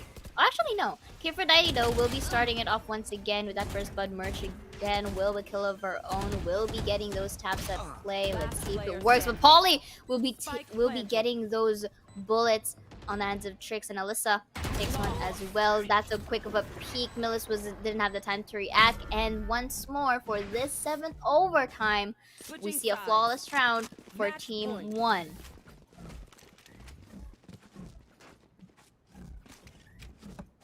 it's been 13 rounds. Now looking at the 14th in overtime. And again, pressure on Team 1, but Team 5, they already know how to win these rounds. They already know how to take these sites. It's just who can stay consistent for long enough. And this is going to affect them going into the next couple of games as well. Team 5 and Team 1, they still have a couple of games left for today. And it is going to make things difficult. I mean, again, I did mention it's not just about the gameplays and skills. It's also about how their mental capabilities don't falter, and as well as their stamina, because having 7 overtimes, one of these teams will be drained out sooner or later, and it's just a matter of who gets to be first. Alyssa will be taking a huge chunk of health there, and Casper though is able to get Envious first. So right now they're trying their best to like keep their man advantage in check. They will go on full-on retake this time. They've already decided that fact. So right now we see a little bit of a gunshots here. K4Daddy for the flank. Let's see if she does. Watch out. Quarter fails to watch it. Oh, and Millis will be taking that shot in towards Hookah. And here gets the half health merch for 1. Get it straight. Polly for a kill of her own. 2 versus 3. Trix takes 1. Make it another. Can this be can this tip the balance? Oh, Oh my Birch goodness. takes it as a last, and after 7 overtimes, Team 1 wins Defenders win. this third match. 20-18. It took them all the way, nearly doubled the length of a regular game. But that is definitely not another 13-8. That is a 20-18. Still an 8 in there. I'm kind of upset about that. But Why? that's Ayumi on 38 kills. And Kfrodite tricks too much. Eliza and Casper still win that out despite that kill difference. And you can see that Casper down the bottom, 13 kills, is the winner because 16 assists. That is how many kills she was responsible for. And there's not much more you can say about that game. Both of them need a little bit of work on their defending sides. Exactly. I mean, there are times, of course, that wherein they kind of really made the good defenses before the overtimes actually happen, right? So I guess it's just a matter of, you know, who gets to really falter first. It just so happens that, you know, Team 1 was, you know, able to really capitalize on that. But then again, 18-20 doubled up the scores. This is just really intense, and I'm looking forward, since they do have more games for the later parts. So I'm just really excited how things are gonna go from here, Jaeger. As am I. Team 2 and Team 3, we've already seen them play earlier on today. It's Kohaibi, it's Muffin. It's a fight that is going to be very difficult for both of them, but they're going to be going on to Breeze to go for this fight. So, ladies and gentlemen, please don't go anywhere. We'll be right back for Breeze.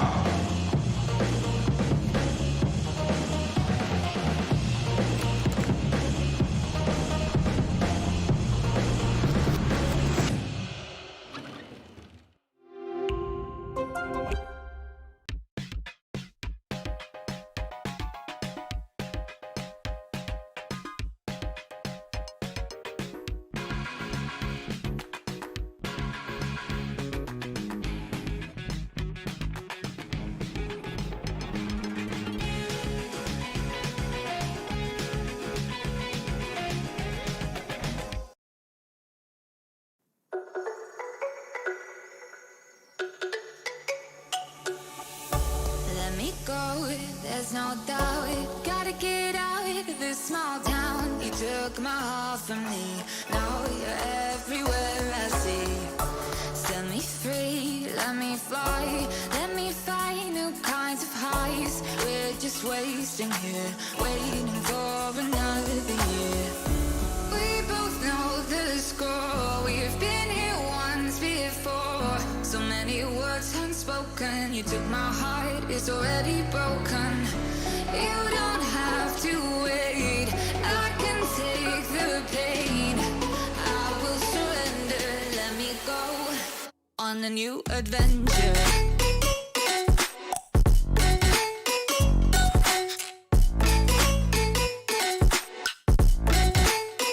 On a new adventure.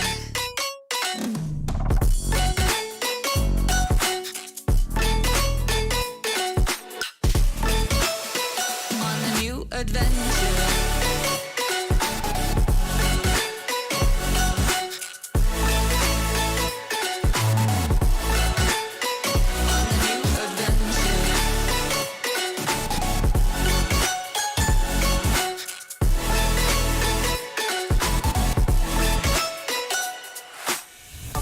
Let me go, it's my time. Watch me build another life.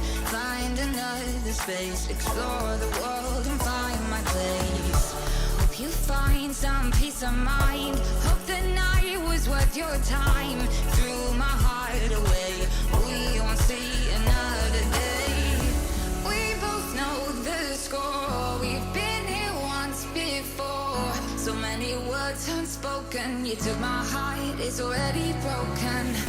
You don't have to wait, I can take the pain. I will surrender, let me go. It's a new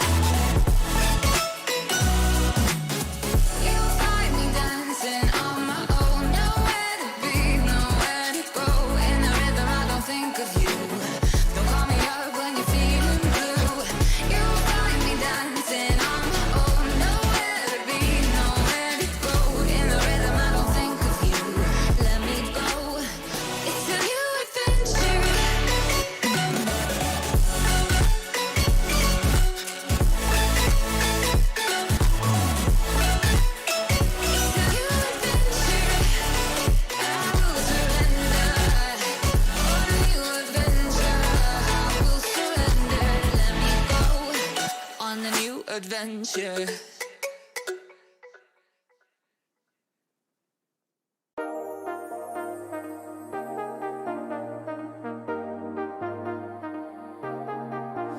I got you and your vibes in my mind, I can't get them out, no matter how hard I try. I need you and your heart next to mine, yeah, I'm all about keeping it you and I. When you're here, you spark chemical reactions, your aura strikes like lightning. Got no words, I'm just drowning in attraction. Only one way to describe it.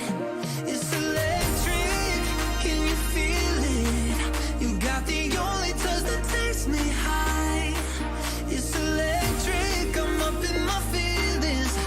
Got double vision 'cause of you tonight. It's electric.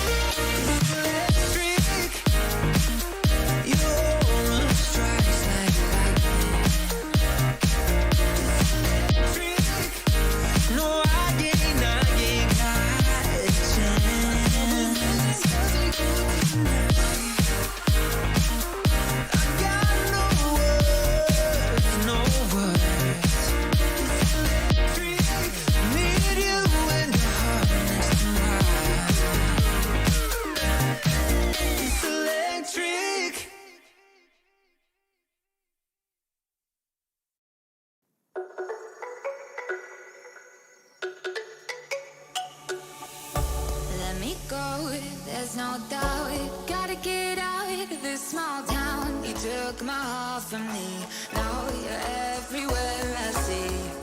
Set me free, let me fly, let me find new kinds of highs.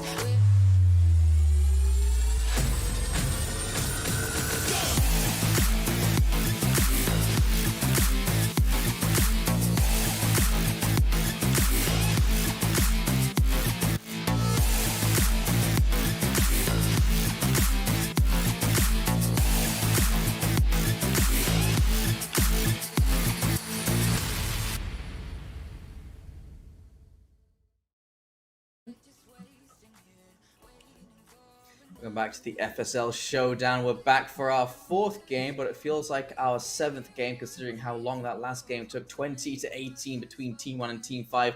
We're now on to Team 2 and Team 3. The likes of Kohaibi, Iceberg, Lorcos, Baby TZ, and Gwen versus Britzy, Chloe, Muffin, Margot, and DRX Wolves. That's going to be on Breeze. And so this is going to be over towards the, well, the beaches where we all wish to be but can't go to because outside's still dangerous. So we'll just go there via in-game like we all do to escape our real-life problems, shall we? Oh!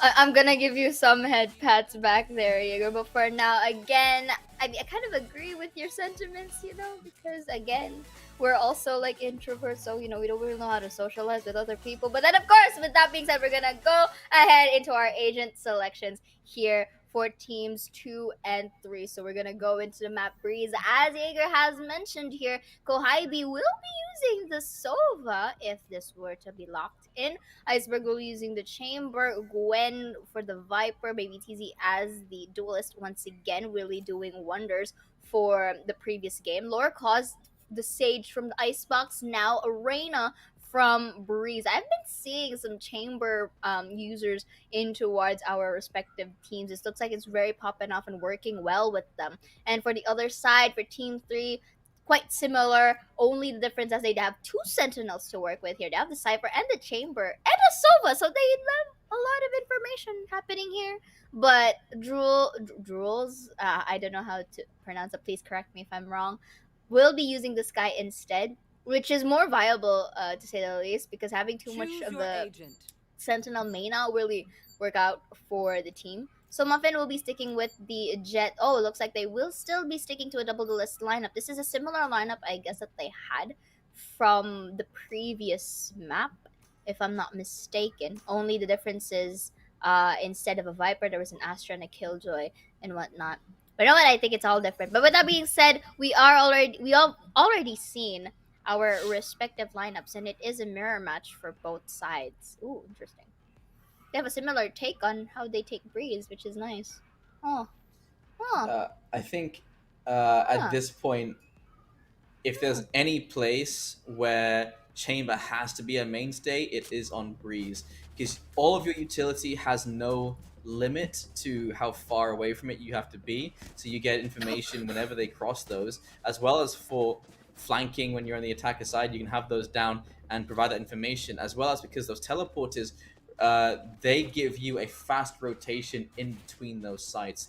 So it's very important to have that Chamber. Viper, obviously, it's a big map, you need big smokes, and that is exactly what she provides. Sova for the information, Jet, of course, because you need an operator player to cover both sides, and because you got the Chamber as well, you can go for the double AWP setup, and then you've got the Reyna because that flash can cover the entirety of the site as long as you can see the flash. So those are pretty basic picks that you do need when it comes to Breeze, and it looks like Team 3 want to head towards the A site.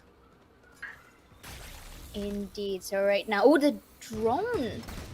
Okay, let's see. The drone was able to spot out some in towards double doors. That's going to be a recon both from Duels as well.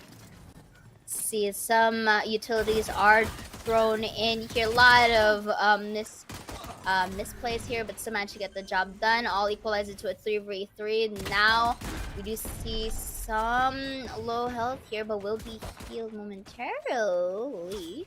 But right now, this is post-plant position, so they can just really catch them off guard. But Lorcaz will be taking Margot down. Lorcaz is not going to expect duels from a closer range. And beautiful right click there to really start off the game. 2 players left alive. It does mean that a couple of them won't be buying too much on this round. And Chloe actually buys up the Spectre. I think Chloe has been picking Chamber every game so far. And by every, I mean 2. So perhaps it's a reflection of her current role with Nigma Galaxy. We are getting a bit of a teaser for what's to come for the later seasons of FSL. And back over towards the A site yet again. Up goes the wall, and they have put 4 players here stacked in the A site. And let's see if they have any more progress than they did in the first round. Indeed. So again, they're doing the similar tactic that they've done earlier, but let's see if there are some changes here. Do take note that there's the gun difference this time around in round number 2. So beautiful first play coming from Muffin here to start off the round. Again, beautiful spray transfer there after getting that cloud burst down. Make it a 3rd here, and Britzy just takes 2 as well in an off angle, getting that flawless round really good. But this time in this third round, we do see Team 2 have better weaponry. So let's see if they are able to shake things up, because again, there is a certain difference when you like have that gun advantage as well. So right now this could be a bonus round for Team 3 at the moment, since they are using the weapons that they've used previously. A good way to counter when you have this weapon disadvantage, you play close angles, which means you wall off any long range situations in this B side, and there's a lot of close angles here because of the 4 pillars inside of the side. Iceberg just holds his angle. It looks like he disconnected for a second there. Muffin and Brit's going to take down Iceberg and Kahibi, and that is going to be the 3 versus 4, and that's the spike going down with some upgrades as well for weaponry. You can see the Phantom in the back of the site, so just has to turn around and pick it up. Baby TZ looking for a head to present itself, but no targets to be found just yet. Gwen will find rolls though, and Baby TZ gets shut down. Britzy and Chloe using those Spectres for 1 versus 2 alone at the back of the site, and Britzy another triple kill. And my goodness, Britzy doing such a good job with these short range weapons, and that is going to be a conversion against all of these long range rifles, against the better weaponry and damage as well. The Spectres have reigned supreme in that particular round, and this time it's going to be Team 2 buying up a couple of marshals, a couple of sheriffs to try and even out the scoreline, perhaps do some more economic damage. But Team 3, they'll be happy with these first 3 rounds. Let's remind them who Indeed. And again, like it was I guess it's more of a timing as well for the side of Team 3 that really had their advantage. Baby TZ, however, will be starting this off with a Marshall kill. Not going to be another, as Muffin spots her out very fast, but with the Bucky on the face, Iceberg gets Muffin down for a trade. 3 versus 3 to equalize the board. Iceberg still being very stealthy, but Margot takes the kill before Kohibi can go for the trade. That's gonna be a Viper spit coming from Britzy. Uses the toxins here, but the spike is still going to plant. I'm not sure where exactly the toxin like went down, but still, the fact that it didn't really deplete their health, I can assume that it's not it didn't hit them. So we do see that recon ball. Kohibi will be taking Britzy down. Gwen with a trade, and this time they were able to win out their first point here, which is the 4th round. But that's also a thrifty round, so really nice. Yeah, that is well played, with considering the weapons they had, and that is gonna reset the economy for Team 3. So both of them will be buying into this round properly. Locos taking a little while to buy up, but there you go. 4 Vandals and a Phantom.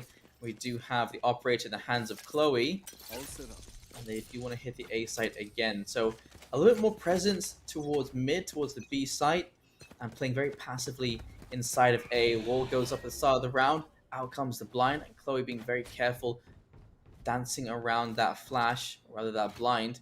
And Kahibi going to be checking mid, but they will have full control. There are some traps on the flank as well, if Baby TC pushes any further forward.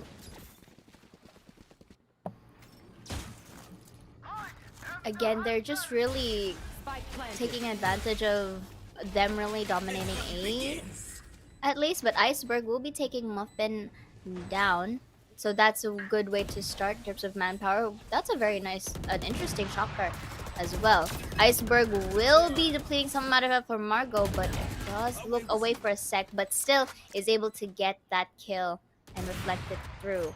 That's gonna be an op kill, not gonna be an op kill at least.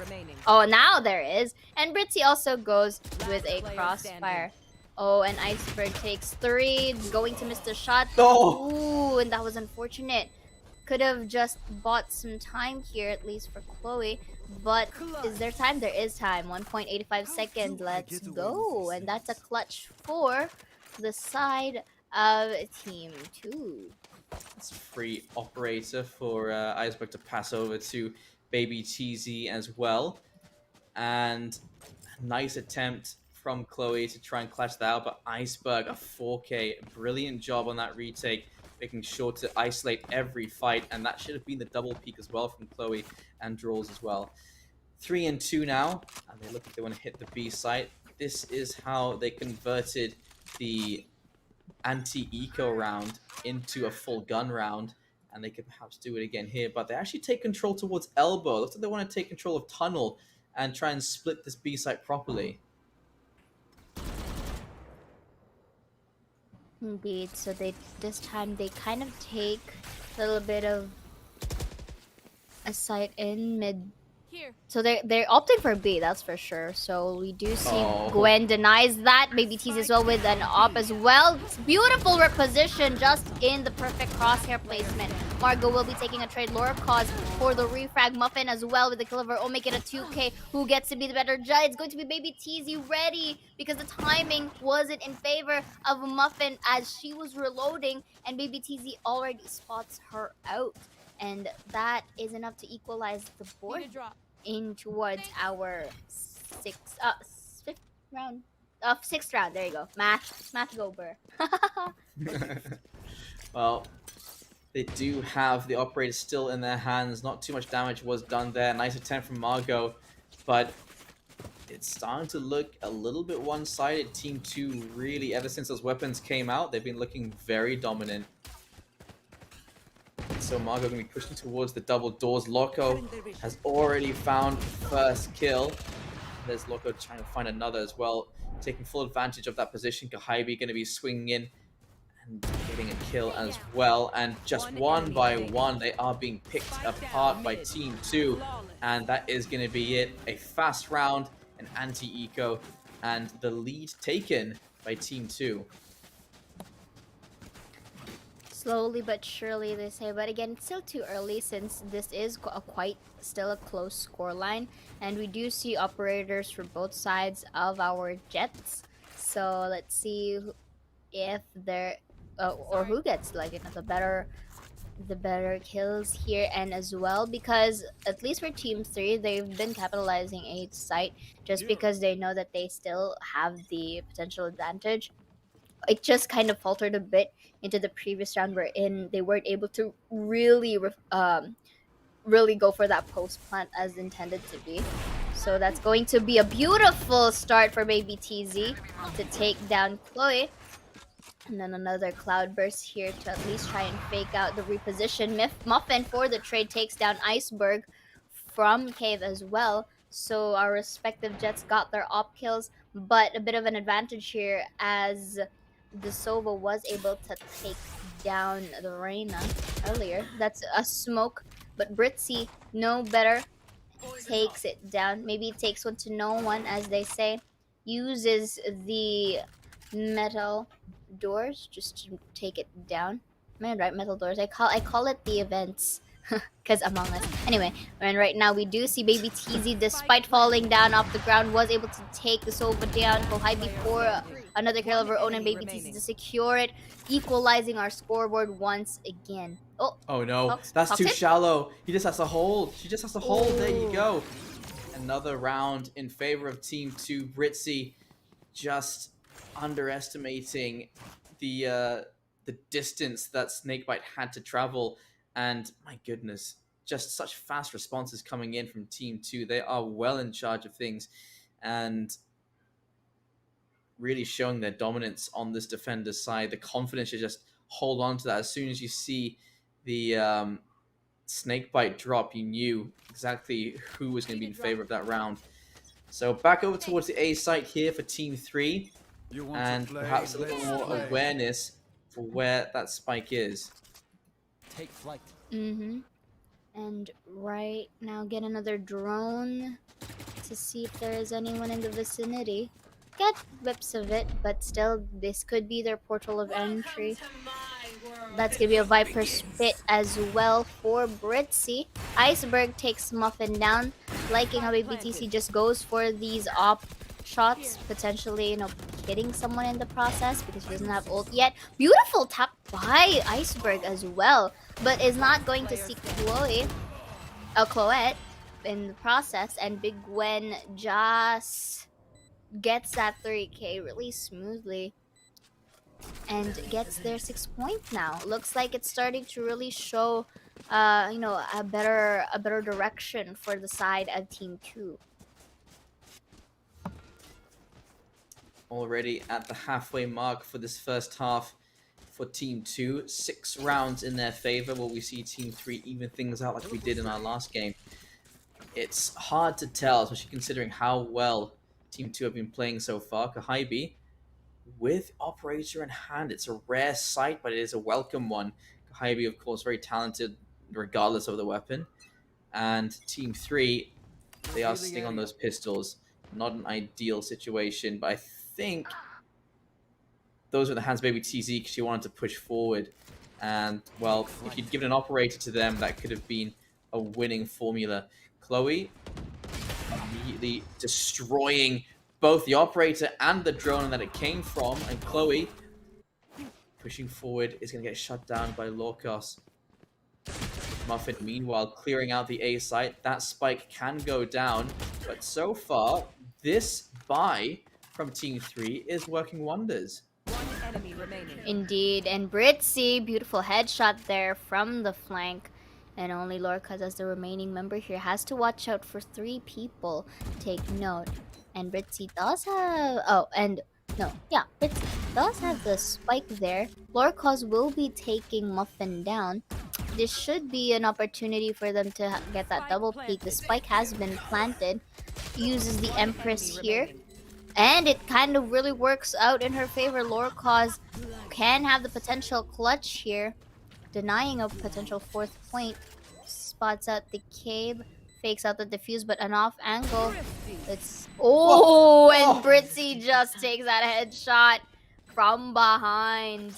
And I can't really blame Margot. Was that Margot? Back there? Was that Margot? Was I right? Was my name right? Oh no, it's Lorcas. I can't really blame Lorcas back there simply because like you would expect like since it's a Viper, right? So you can't expect like a lineups to happen through. But Britzy here from Pyramid at least, she came from there. There was also information given that Britzy was using the Marshal, so you'd expect a long-range angle, but a close-range headshot with a Marshal, that's the last thing you expect. And I feel like there's going to be some retribution that's gonna happen here at any time, but right now both Vipers are actually off the board here as they trade it all up, so we won't be seeing any smokes or toxins at least for this round. Margot already spotting out Iceberg in towards double doors, uses the Leer first to deny vision, but liking the discipline that he decides to back off, and Margot just win that battle against Lorcas. The shock dart as well was able to spot out baby TZ from A site. They are already planting on B site, so that's a little bit of a whiff coming in from Margot, and Kohaibi takes advantage of that. 3v3 to equalize the board. This is going to be a full-on retake for Team 2. Slow retake from inside the tunnel, but the kills are coming in for the side of Team 3. Bring it back to the 2 versus 2. The Sova versus the Sova, the Jet versus the Jet. Maybe TZ will find Muffin. Jules knows where both of them are. And straight onto it. Oh my goodness, push. You are not far enough away. Can't switch over to the weapon fast enough, and that is going to be a 7th round for Team 2. I like it how Team 2 is just really disciplined on how they can take full retakes. They don't want to go in towards the site without waiting for the other team. If you notice that they kind of really group together first, again, because there are potential casualties that are going to happen, they would want to really opt for that refrag or the crossfires, and it's really working well for them. And their clutches too, that is going to come from their respective duelists, are doing wonders. It's as if that they, even though that they place themselves in the most like predictable positions, the fact that they can still manage to work it out, and whenever they do reposition, it comes really in time with the next agent that they're about to face. It's really working wonders for Team 2. Baby TZ, such a difficult player to play against, and all the timing just as she moves her crosshair away from the entrance. I'm not sure what caused the look away there, but that probably saved the life of the Sova in that particular situation. Kahaibi making her way up onto the stairs. This is the crossfire that's so difficult to fight when you're entering the site unless someone takes metal for you. Baby TZ finding Chloe. There's Margot. One tap there by Loco. There, Baby TZ. Just point blank finding the kill. Skahibi, the double kill with the Hunter's Fury. An 8-4, a good half from Team 2, but Team 3, they can salvage this. 4 rounds on your attacker side on a map that can be defender-sided. Well, there is definitely the potential for that comeback. Exactly, but again, with these taps that are happening with Team 2's respective duelists, specifically Lorcos and Kohai, it's really, really asserting their dominance right here. So this time they are on the attacker side, so let's see what kind of approach that they're going to do, because at least from what I've noticed from the attacker side of Team 3, they didn't really use metal as much. And metal here, at least on my opinion, whenever I try to, play with Breeze or whatever Breeze comes out as the map selection, metal can be quite tedious to work with, especially if you know when to use the specific area of the map. So right now we're going to start it once more with the A. So they do have a similar start, at least for the pistol round. A different approach though, because right now I'm seeing the Team 2 kind of has a delayed push. Britzy wasn't able to deny that recon bolt, so she may be forced to reposition. But look, they're forcing out these utilities against Team 3. So if these utilities are out, maybe later once they actually enter the site, they don't, at least for the side of Britzy, won't be able to actually have any much more to use, and that could really work in the favor of Team 2. But then again, it depends on how they're going to position themselves.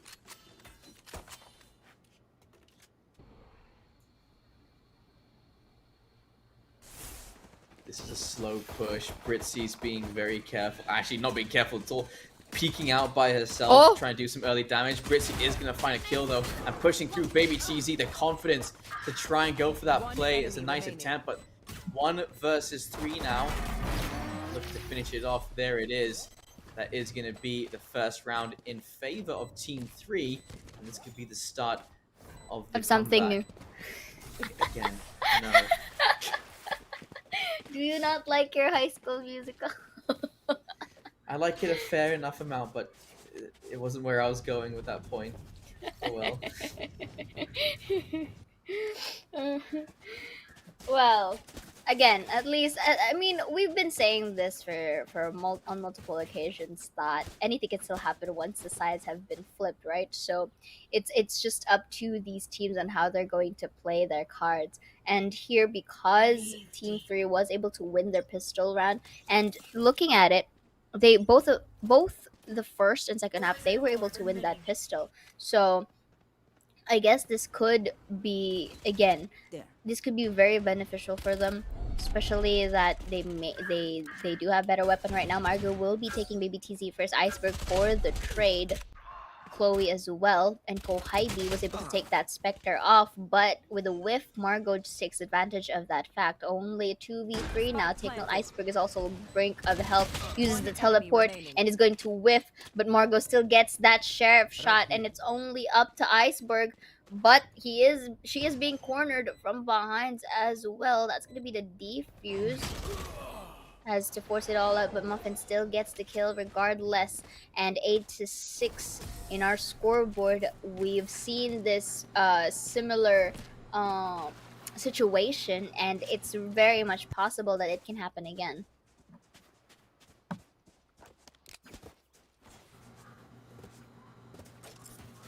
Money really not coming in for Team 2. The 4 spies not working out. The money left behind, nothing to brag about. Britzy, who has been incredible with the Marshall, has been pulling it out yet again. And they are going towards the B site for Team 2. Where does that wall go up? I'm guessing it goes up towards thin wall. They want to try and isolate the fights with the short range players inside of the site. Lordcast making sure no one is pushing down, and Baby TZ missing a shot towards the chamber there.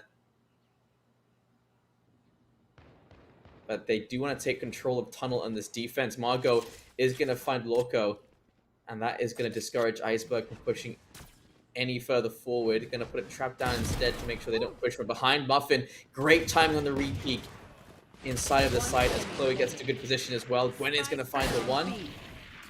And Baby TC going to find another. But this is a 1 versus 3. You're asking for a little bit too much. 1 bullet left. Has to switch to the pistol. 45 HP. Jumping around the corner. Great shot to Margot. But Britzy is going to find the kill with a snake bite. They do manage to find 3 kills in that round, to be fair. But there is going to be a full rifle buy from Team 3 here. And the same can be said for Team 2.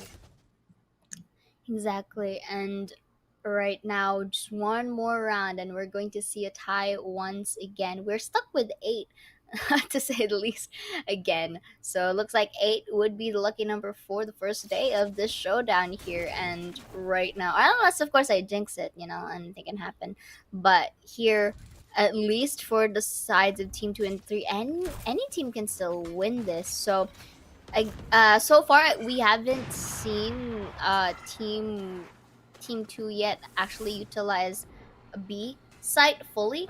They've been starting it out with A, creating that presence, getting that delayed push, or maybe going in towards mid but still going back towards A. So right now I'm pretty interested to see if they are going to go for that said rotate, which I think they are, because again they've made presence in A, so that alone at least can have enough of an impression that, oh, maybe they're going A. But with this silence that's been going on, or the idle moments, it also is safe to assume that they are rotating towards B, because they don't really find anyone at this point. So they were able to plant down that spike. Chloette was able to spot out one. Will be detected by the recon bolt, so at least they also have another area to watch out for. Jules was able to spot out Kohaibi. That's gonna be a shock dart. Has to be prepared. Chloette takes one. Kohaibi for the trade from B main. Chloette will be taking her second kill. Iceberg to refrag. Margot and Baby TZ the only... Oh, no, not Baby TZ. Oh, actually, it's Baby TZ. I was right. I was right. Was able to take down one, and Iceberg was able to clean that up for the crew, getting their 9-7. 9 point. I have money. That was a... that took a lot of utility and a lot of ults to make that happen. But Baby TZ and Iceberg still have their ults available. Those are eco ults. So you can go into a round where you perhaps lost a couple in a row, then Iceberg and Baby TZ could bring out a Blade Storm and a Tour de Force. And well, Tour de Force for Chloe going to come out early on as well. So that B site is covered just by herself. Out comes Icebergs as well. Spots the first. He could be looking for that second. Muffin, brave to re-peek that, jumps down and then back up again. Muffin TZ's already the wrong way. Baby TZ low on HP, still finds the head onto Britzy. And there is a spike going down already. The 2-man advantage despite low HP for some of these players. And there's going to be a Viper's Pit as well to take full control of this site. Out comes a couple of shock darts. Baby TZ finds Muffin. And one by one, they are losing these players. Chloe is going to find Baby TZ, but Baby TZ has already done so much damage. Last player standing. So much damage indeed, and they were able to really switch things up just like that. But Chloette really still stating, creating a statement here. Takes 3. Enemy remaining. Iceberg here is going to take that one. That's going to be the recon bolt as well. Not going to fake it though, as Kohaibi will be securing this round for the team. Gets that 10 point. Ooh, nice. But is going to being taken down by that spike. But still, I think they still have money to buy it up. But that's going to be in the replay here. So Chloe was able to isolate the fights accordingly. Takes that one peek, make it another. Also taking down Iceberg because of that timing. And takes it a 4K. But here, I think the plan of Chloe was to take it a half and try to take a peek there. And that timing didn't really work on her favor because Kohaibi was able to peek just in time when she was about to stand up.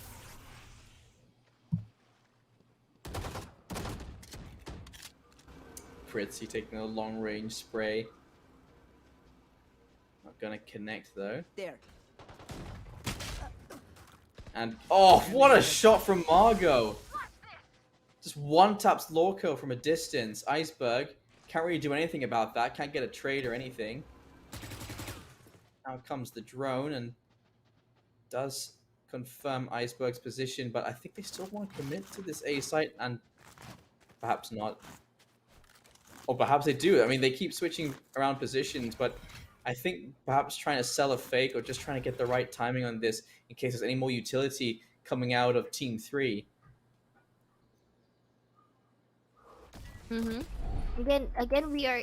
I think they're back into having that delayed push once again. This angle has been. This has been a repetitive thing. That's gonna be a dash in, kind of misses off for both sides of the team. But Margot does take Gwen down in an off angle, as well as Baby TZ, who were preoccupied in looking in towards Psycho High before the trade. Iceberg will whiff a bit, but still gets the job done. Go Hybe as well with that capabilities. Now they're already looking in a different direction. Oh! And Muffin with the beautiful clutch there gets Iceberg from metal and just quickly transitions herself to the sides, and just like that she was able to clean it up, taking that 7th point. Yeah, very important there because Margot did such a good job at the very start. The fact that it came down to a 1 versus 2 in favor of Team 2 is, I mean, that should never have happened after that huge play from Margot. But Muffin, she's there just to finish off the round, and a good job done as well. But they can't rely on that Blade Storm again for at least for a little while. And 2 rounds still separate these 2 teams. I'm not going to be winning that first fight as the Sheriff rings through a headshot onto Margot. Oh, getting a bit intense here, but Team 2 was able to at least get the man advantage. If ever so that Baby TZ isn't actually been taken down in the process. So I did mention earlier that they haven't been using metal this time, but from the previous round, Iceberg was able to use that. Britzy, quick on her feet, was able to spot out the Reyna. Oh, actually it was the chamber instead, but Gwen was able to take that Sheriff shot down, all making it more advantageous for them. Oh, Loco, another headshot. Seems to be the absolute queen of double doors when it comes to having a Sheriff in hand. And Muffin just got lit down to 50 30 on seconds the other left. side of Tunnel. And in a 1 versus 4, Muffin wants to avoid the HP penalty for running through the wall. Has to use an updraft.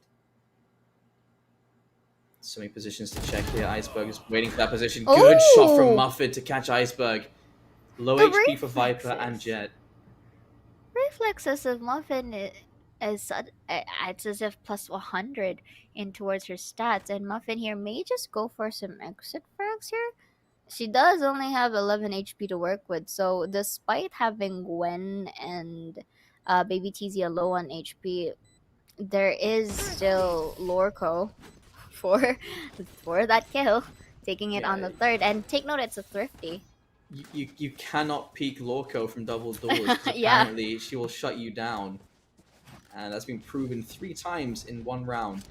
So 11-8 and 2 rounds from closing out. There's no way this can be a 13-8. From closing out this 4th game for today. There's an ode in the hands of Baby TZ.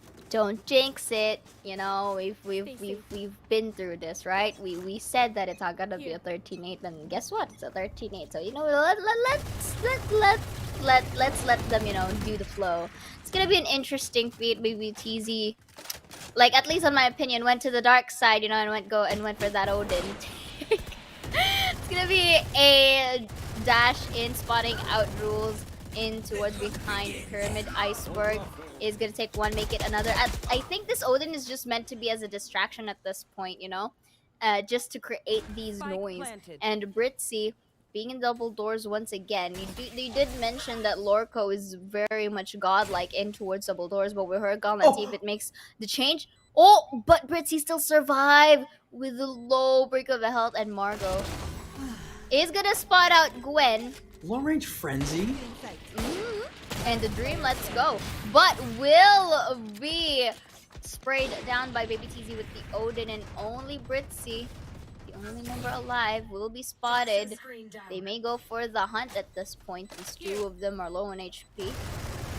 Oh, Baby TZ is just on a rampage at this point with this Odin, and secures it as well to get that match point. Match Just even- out of range. Yeah, even though like, let's say Baby TZ wasn't able to take down Britzy, I think she doesn't have Into the enough ranks. time to defuse this spike. So either way, oof. I That told was you. Pretty I much told you. confirmed. 12 and 8 weapons available for Team 3. They do have the operator as well, and I mean this is probably the best buy in quite a while now. Perhaps we can find ourselves on a 12-9. Mhm. Oh, Muffin's holding such a close angle. The operator Oh! missed shot. The bravery, but the Odin and the Dream goes in towards side, spots out Muffin, but Muffin shuts her down. What a brave heart. And the quick reflexes coming in from this woman takes another one in towards backside. Make it a third here. Peeking one by one, and Marco will also take a kill roll. Spots out Gwen. Will be missing that shot. Gwen takes the trade, takes that 5%, but it is a 2 versus 1. But Jules was able to shut her down, and looks like 8 to 13 is not gonna happen, and it's now a 9 to 12. There you go. There you go. There I you said it go. wasn't going to be, and that's exactly what happened. So, well, What do you mean? You can never tell. that's exactly what I said. I said it's not going to be a 13-8. Watch it happen. You can never tell. You can never tell. You were wrong the first time, so you can't blame me anyway. Never wrong in my life, ever. Oh, wow. Muffin, brilliant job there, just putting my words into actions. And a nice attempt from Gwen there to try and clutch that one out. But, oh my, what is this buy? Oh, they went to the dark side.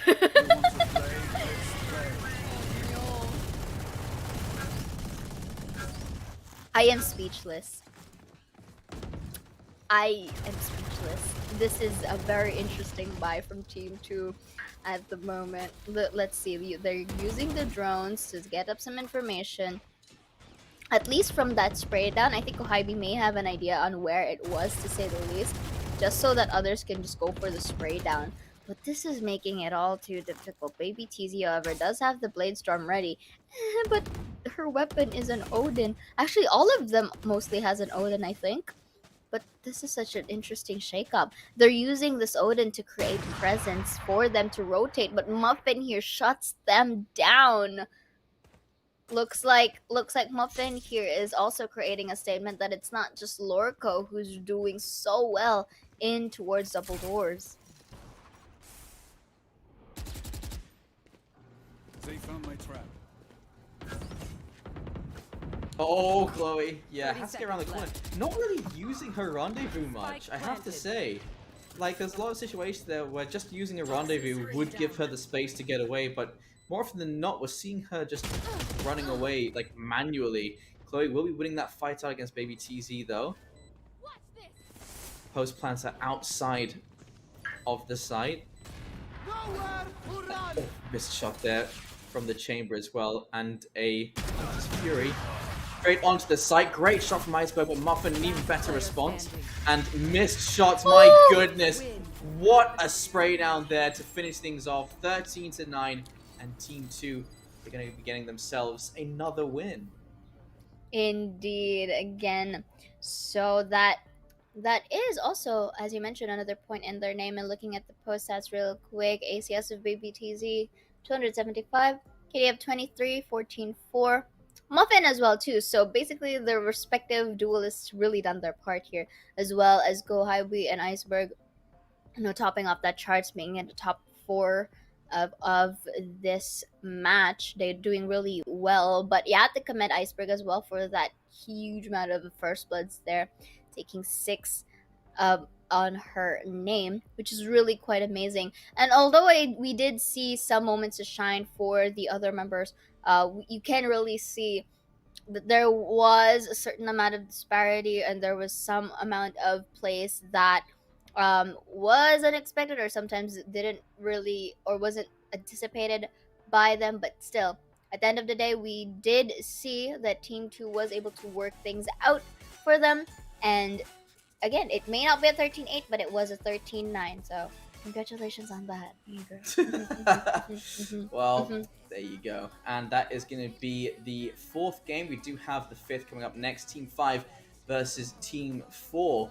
And that is going to be on Haven. So, ladies and gentlemen, we're taking a short break. And make sure you guys stick around because we'll be right back for the 5th game.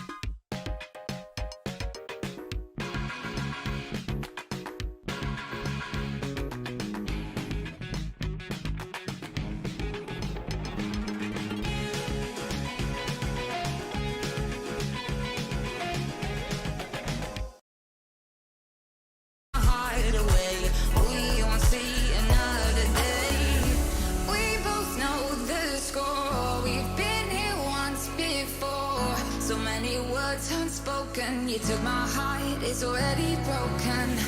You don't have to wait, I can take the pain. I will surrender, let me go.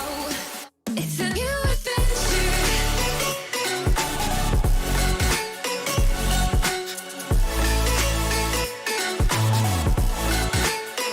On the new adventure.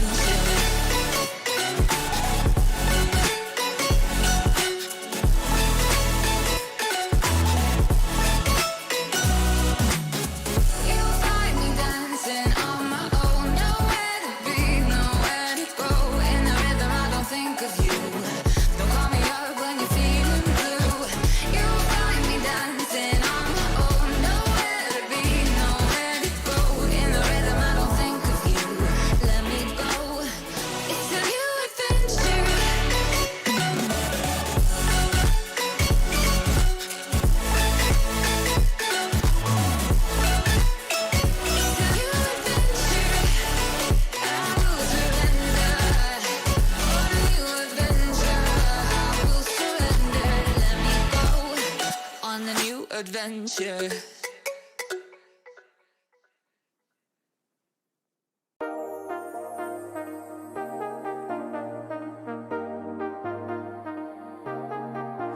I got you and your vibes in my mind, I can't get them out, no matter how hard I try. I need you and your heart next to mine, yeah, I'm all about keeping it you and I. When you're here, you spark in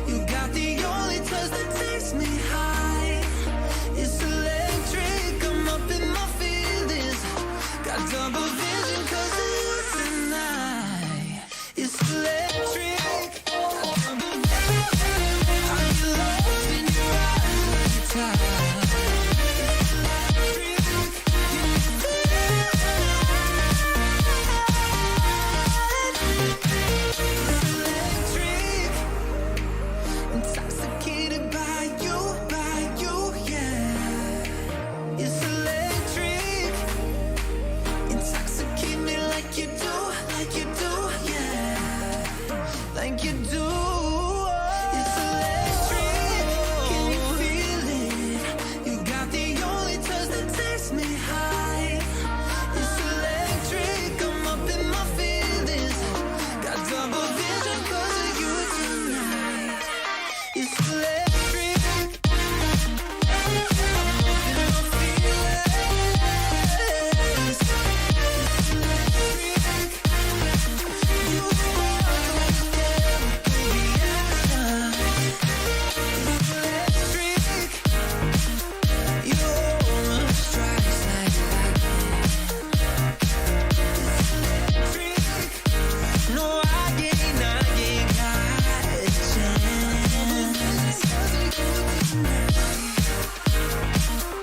I got no words, no words. It's electric, need you in the heart next to mine. It's electric.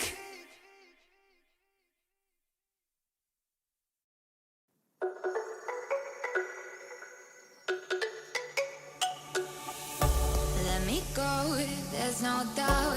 Gotta get out of this small town. You took my heart from me, now you're everywhere I see.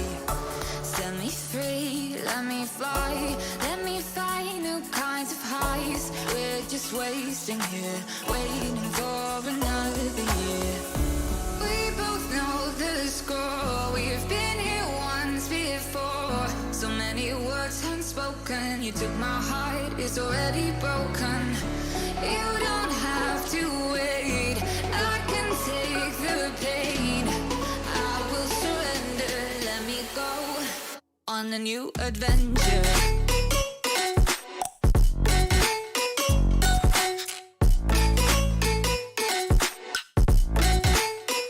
On a new adventure.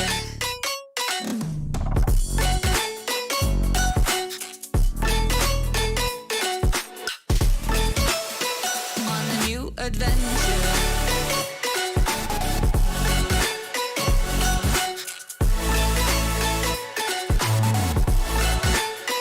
On a new adventure.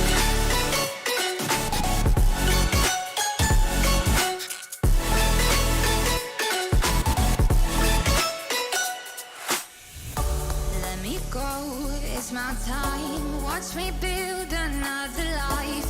Find another space. Explore the world and find my place. Hope you find some peace of mind. Hope the night was worth your time. Threw my heart away. We won't see another day. We both know the score. We've been here once before. So many words unspoken. You took my heart, it's already broken. You don't have to wait. I can take the pain. I will surrender. Let me go. It's a new adventure.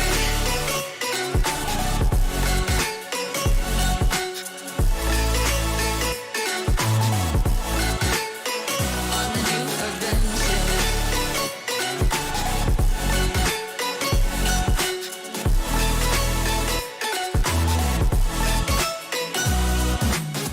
You'll find me dancing on my own. Nowhere to be, nowhere to go.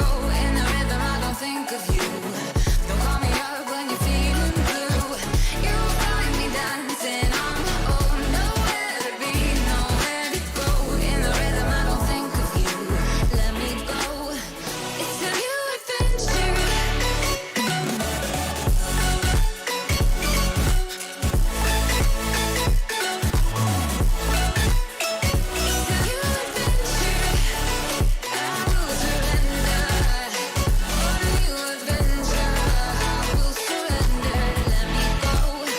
On a new adventure.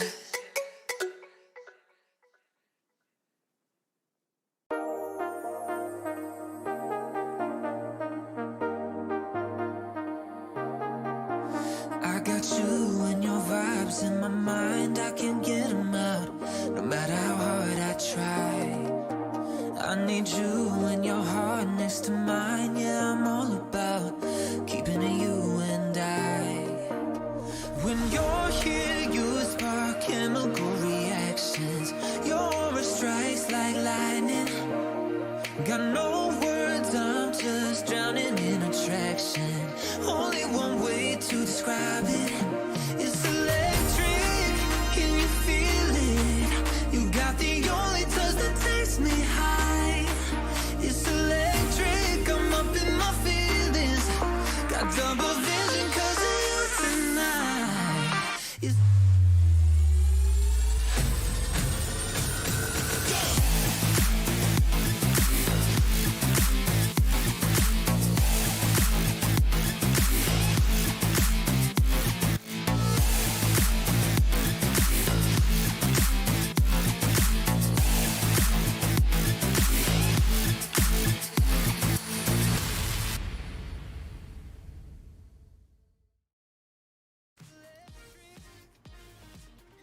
Welcome back to the FSL Showdown, and here we are into our 5th game of the day. Team 5 versus Team 4 on Haven. That's the likes of Ayumi, Millis, Polly, Envious, and Ivory going up against Ginny, Primi, Mochi, Aluka, and Oreophilia. So this is a again, every single matchup we've had today, it's impossible to predict who's going to do well. They're all very talented mixed bags, and more often than not, one trend that we do see is members of X10C seem to be at the top of the charts, and so that is something that you can look forward to. Alter Ego as well, those guys seem to be doing a very good job. I think Enigma Galaxy have had less of a showing than anticipated. Even Britzy was having a pretty standout performance today as well.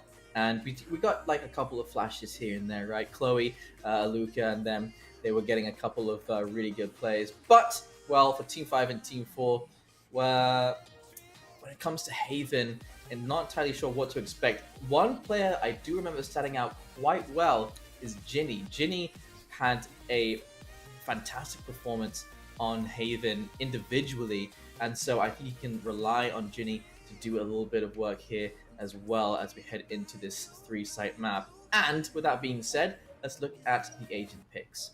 Definitely, and of course, Haven 3-sided map here for this matchup.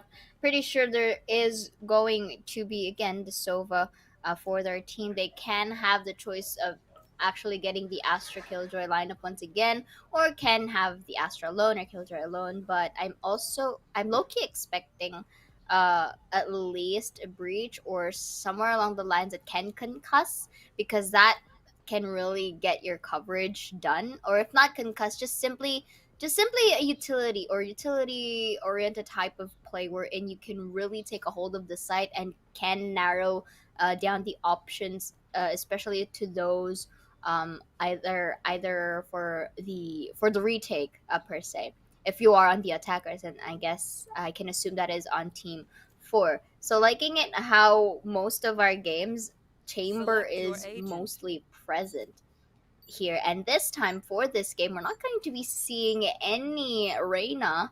We're going to see the Raze come into play here. And Aluka will be taking that Raze. And for the side of Team 5, Ayumi is going to take that as well. So Envious earlier was the Sky and Bind. Now is going to be the Jet. So a lot of interesting picks for both sides of the team. Actually, it's another mirror shot. Another mirror fight here.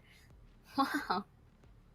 I think having the Raze on Raze on Haven is a good choice, just because the Boombot gives info, but you still have the damage that you get from a duelist. Yes. So, like when you're using a Reina on Haven, there are so many angles that you have to watch out for where that flash just becomes really difficult to use. Where if you use your healing stream, if you want to get around a corner, or you'll be exposed to so many things while you're getting that heal going on, and you have to back away into that cover as quickly as possible. So having Raze, I think, is a better choice, as well as the fact that you can burst into a site with your Jet as well, using those boom packs. So I think the Raze pick makes sense for both sides, and of course having that Sova as well with the Killjoy, always a good union. Normally when you come to Haven, you have 2 initiators, so you get as much information as possible when you head into these sites, because it's just, you need info on this map. It's info important map, and it looks like they want to go straight in for this fight. So Aluka waiting, as had to back away because of those paint shells. A bit of damage done onto Mochi, but so much noise already been made in C long. They don't have to commit here, but look how far forward they've pushed to the side of Team 5. Alright, and with that was just a very quick refrag for both of our teams. But again, as you mentioned, Ginny is one of basically the limelights here as well. So let's see if it also reflects in towards this game. They do still have the option of rotating, since I'm pretty sure Aluka was able to give some space. Ivory does retract, waiting for the Killjoy. Take note that the 3 of them are low in HP, so a crossfire can happen for Team 5. But then again, they're just really buying them some time at this point. That's going to be a spike planted. Ivory, beautiful tap. I'll look for the trade. Millis will take her down. Aluka here basically just have to buy time at this point. So look at how she's just transversing from one area to another of this box with only 1 HP to work with, but Millis with a right click was able to work things through. And despite all the fiasco, Team 5 secures first round. Very low HP in that scenario, really had to avoid damage as much as possible. And Millis, it's a good thing she goes for the reload in that position, because if she hadn't, she only had 2 bullets left. You miss those 2, and that's just the cue for Aluka to swing wide. So good calls made it every step of the way there for Team 4. They did push forward and get eliminated for their efforts despite taking all that map control. And a nice attempt from Team 4 to try and take back everything they just lost in that scenario. But Team 5 did a really good job of slowing down Team 4 with their utility. Scanning ahead. Exactly, and here again, since they don't really have much weaponry to work with, this is expected of Team 5 to actually win it through. Aluka will be depleting and helped by a bit, half for the side of Envious, but Polly will take 2 Millis for the trade, make it a third, and Envious once again to clean it up. They were able to play their cards right here, just containing the members of Team 4 in towards middle site.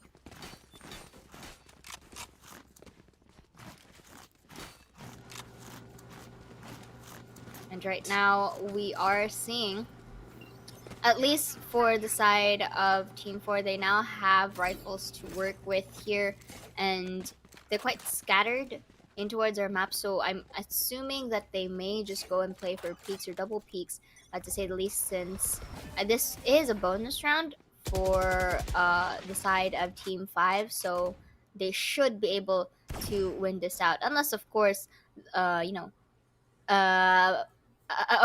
an outplay in terms of their aims is going to happen in here. But Mochi will try to wall bang that. I'm not sure if that's a wall bangable wall other than the doorway. But look at this, it's gonna be a drone. Not going to actually not gonna spot out the jet from behind, but it should give them an idea now. So Mochi is just waiting for the right moment to peek. Actually just decides to retreat. But right now they're quite scattered, but at least the board is on a 4v4 situation. That's going to be a lot of utilities used. That's going to be a dinked one. Primi takes down Millis still. Aluka as well with a kill of her own. Spots out the shoulder.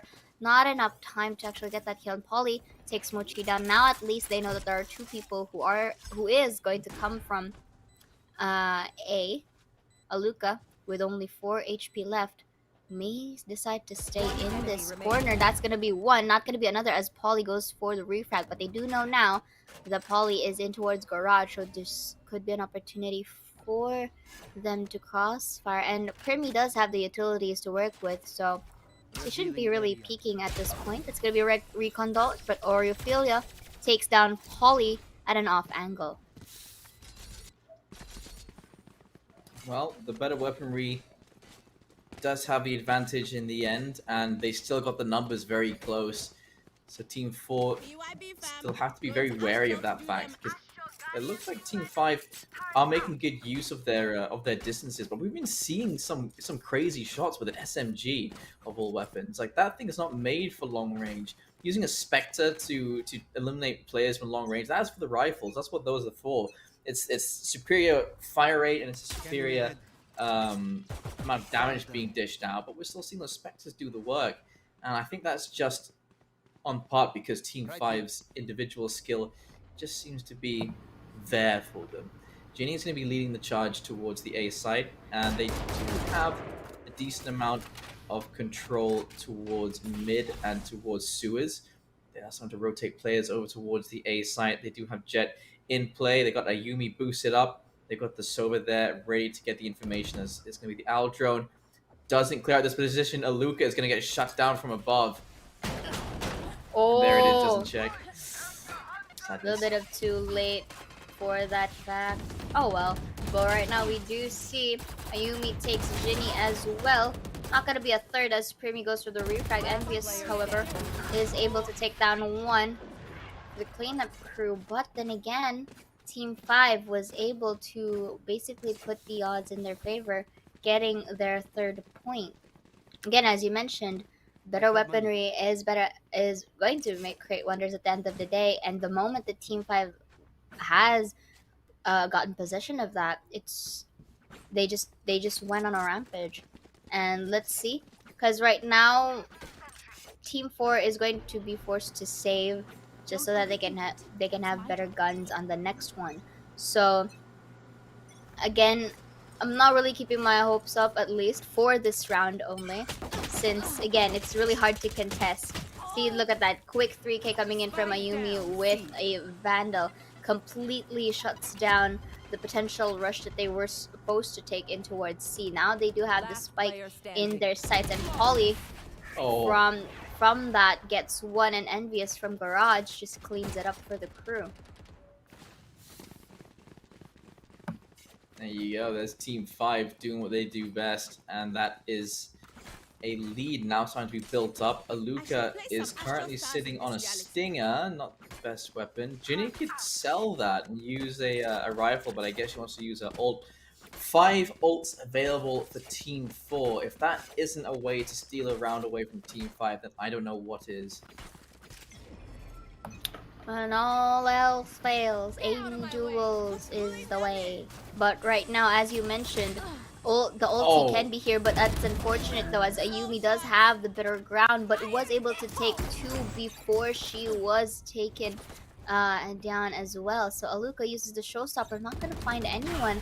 Unfortunately, places it on Garage, will be inflicting some damage towards Millis and Paint Shells as well, just so that they can have some space and delay the push, and down goes the spike. So Primi, watching Garage too much, forgets that Envious is just in a closer range and takes advantage of that fact. Or you'll feel it takes one, I Reaper the trade, but Aluka tries to take it in, but Polly from A-Link is able to shut down Aluka, and just like that. And you have to take note as well, right? If I'm not mistaken, Team 5 went into a 7 overtime, and yet here they are still popping off in towards this second match that they have for this day. And they own, and with a little short amount of time to rest, it's quite commendable that they are actually not being faltered by this, and it's as if that their stamina is easily replenished. Like they haven't been in an overtime game. That is true. Like, what a great recovery from them. Plus, it's all warm up, isn't it? Millis sending out a swarm grenade. That could be dangerous when the push comes into Garage, but the B site is open. Look, that's what they want to use. The turret is going to confirm the location, and there goes that turret, and away goes a boombot as well as Ayumi pushing forward. Luca is safe in that position. I think Ayumi is very aware. Now she definitely knows that Luca's sitting there, and down she's going to go, and just individual skill coming through. Oh. A little bit of a... By the way, Ayumi and Aluka, they're there's no wonder for that, just because they are a well, they have the spark going on, so keep that in mind. Yeah, there's the reasoning there behind that particular BM. It was couple banter. Okay. Take flight. All right. And you don't really have to, like, you know, flex that on me on Valentine's. Imagine having a Valentine. Anyway, going back in towards this game, looks like they're going to go on full aggression in towards C-Log. A bit of a whip right there. Ayumi will be using that showstopper. Not going to get another one. That's a very interesting placement over there. But look at that. Hunter's Fury was able to take down two, at least for Mochi. Kind of regressed back there. But the Cosmic Divide does narrow down City and Garage, but will they commit to this though? But this is an opportunity for Ayumi to peek, but the Recon Bolt's just going to detect Primi for now, but they can use this opportunity to rotate. But at the same time, Polly will be taking down one. Make it two. Is it gonna be another here? Make it no, because Ayumi's going to steal that third away from Polly and secures this round with their 7th point. That was fast. Yeah, I mean, it's been a while since I've seen the 7-1 score line, but it does give me nostalgic feels. As my goodness, what a shutdown! But to be fair, 3 individual peaks from down C long. not the best scenario, and it was a double peak crossfire as well to receive them. So Team 4 not making the best decisions in that particular situation. And now half armor for 4 members of Team 4 here, with 2 players on Spectres as well. I think they could have saved this round.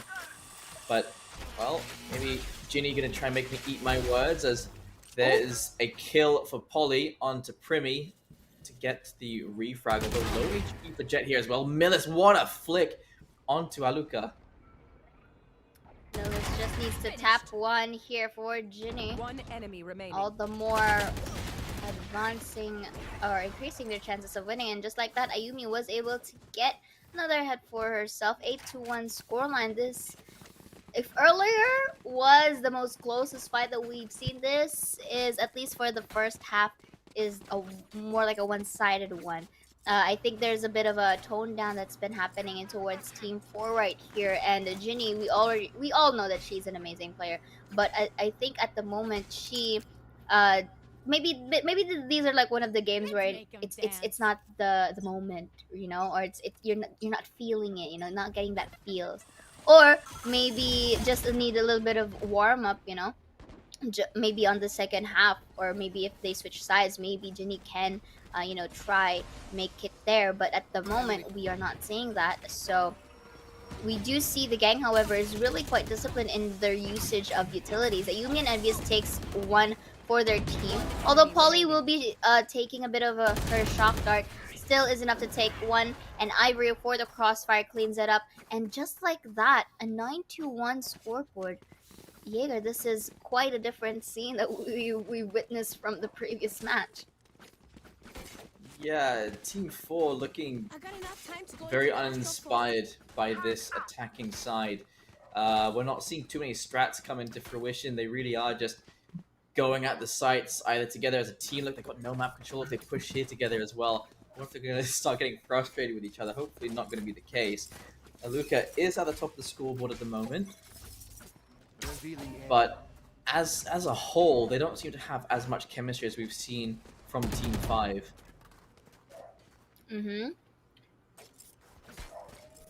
And which right now they are at least trying to slowly take a site here. That's also going to be the lockdown, so that should be an idea. But the flank, oh, this could be fatal. Especially if the cards are right, this could be fatal for the side of Team 4. But right now, that's gonna be a showstopper once again. Ayumi will be taking Primi down with the paint shell. Polly as well with the kill of her own. Envious from a big flank here will be blocked by the Cosmic Divide, but once you go in, takes one. It's gonna be another. Aluka will be watching her out though. So that's gonna be another for Envious as well. So Ayumi goes in and just secures another round. 10-1, not your best scenario here for the first half. Yeah, double digits in the first half. Something hasn't gone right for your team. And, I mean, this just goes to show it, doesn't it? Envious goes for this huge flank, and there was absolutely no warning for any of them inside of the site. And here, this is the last round before the switch. I mean, there's still the possibility of actually getting that, or Team 4 getting the defender's side. But again, it's going to be a huge climb, if ever, since if if Team 5 gets an 11 point, that is basically going to be a huge a huge mountain to climb. Envious will be taking Primi down, also as Aluka and Mochi for a 3k, and Oreo being the only member alive is in towards playing C. so individually here, like they're way too disconnected. Exactly. Oreo was able to take down one before Polly really ends into her demise, and it's 11-1 again. At this point, every round counts for the side of Team 4. They have to win this pistol round, or else it's quite hard to see how they're going to win it. Yeah, it's a long way to come back from. We have seen some good comebacks today. even from match point positions, but this is probably the biggest score difference we've seen all day long. 10 rounds difference between them. And at this point, we both, I think you agree with me, we don't really have much to say. We just have to really wait on how both of our teams execute this. Specifically, leaning towards Team 4, they really have to make this work if they want to prolong this match. Oof. Starting it off though, Aluka's gonna take some hit with that boombot, but gave Ayumi an opening to enter. Not your best choice to peek one by one, but Orfila was able to get the job done. That's gonna be a dash in, but to be taken down. That's going to be a trade respectively, but Orfila takes 3. And it's only up to Primi, but Primi's cornered. And just like that, match point is in the hands of Team 5. And take note, for this last round, they don't really have money to work Anything, with. yeah. They have to force. So this is what their force buy looks like. A Bucky in the hands of Mochi. Nope, it's going to be a Stinger. We've got a Marshal, 2 Spectres, and a Sheriff. That's going up against 5 Spectres. It's actually doable if Ginny can hit a couple of these shots, because that Spectre, that Marshal has to just butter them up a little bit to get spreaded on. We'll see. Ginny, oh dear. Already that Marshal has been dropped to the ground, and that one advantage they had, the long range advantage, no longer viable. Aluka will do a bit of damage, but just being chased around the side of the side. Mochi and Aluka both gonna find a kill each. And it's a 2 versus 1, but the weaponry is just really not there for them. And a spray down a headshot from Polly. And that is going to be a 13-1 for Team 5. A convincing win. And do keep in mind, in the scenario where there are draws at the end, the round difference matters as well. Round different matters. Exactly. And right now we are seeing a very much one-sided match for this specific one. Look at that ACS of Ayumi, 436 and 20 heads up on her name with 8 first bloods. Imagine that. She was able to take that like mostly for herself, but of course you have to commend also the other members of Team 5 as well, really, especially with their utilities. They were able to play it right. But GGWP as well, at least to Team 4, they did try their best. It's just one of those games wherein it's not them really popping off, or not really in like the most best of their performances. Agreed. I mean, Ayumi, Envious, they seemed really fired up going into that game, but we are still fired up here as well, as we do have 2 games left for today. Our next game is going to be on Fracture between Team 4 and Team 2. Obviously, Team 4 just played, so this becomes a question of if they have the stamina, if they have the mental capacity to continue with that form. And so we'll see here. And Fracture is not a map we see too often. We'll see what the meta of picks looks like here as well. But we'll be taking a short break, so please don't go anywhere, because we'll be right back.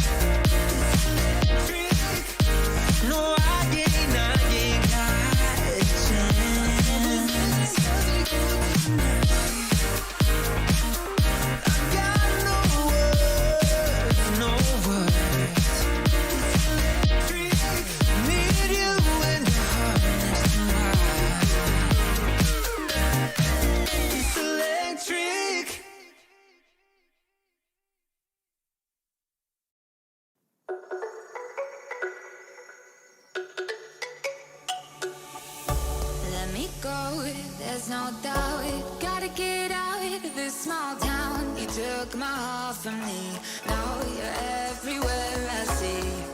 Set me free, let me fly, let me find new kinds of highs. We're just wasting here, waiting for another year. We both know the score, we've been here once before. So many words unspoken, you took my heart, it's already broken.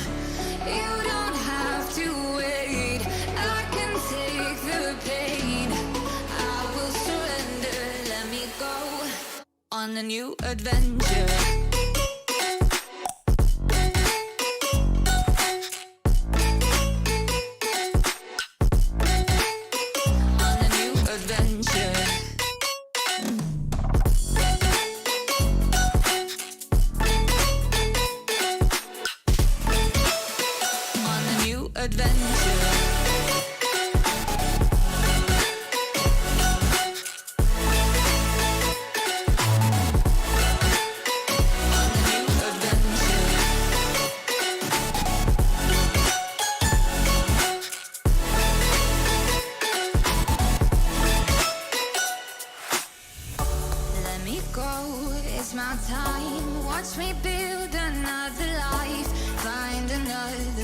Explore the world and find my place.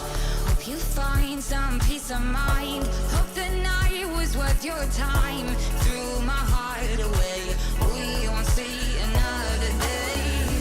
We both know the score, we've been here once before. So many words unspoken, you took my heart, it's already broken. You don't have to wait, I can take the pain.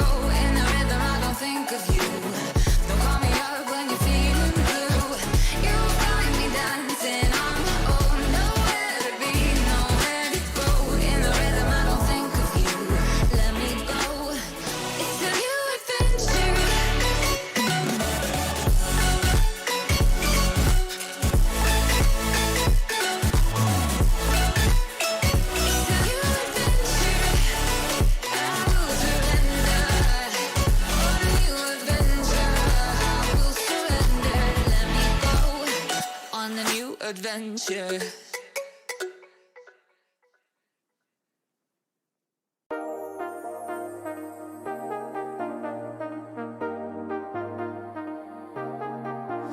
I got you and your vibes in my mind, I can't get them out, no matter how hard I try. I need you and your heart next to mine, yeah, I'm all about keeping it you and I. When you're here, you spark chemical reactions. Your aura strikes like lightning. Got no words, I'm just drowning in attraction. Only one way to describe it. It's electric, can you feel it? You got the only touch that takes me high. It's electric, I'm up in my feelings. Got double vision 'cause of you tonight. It's electric.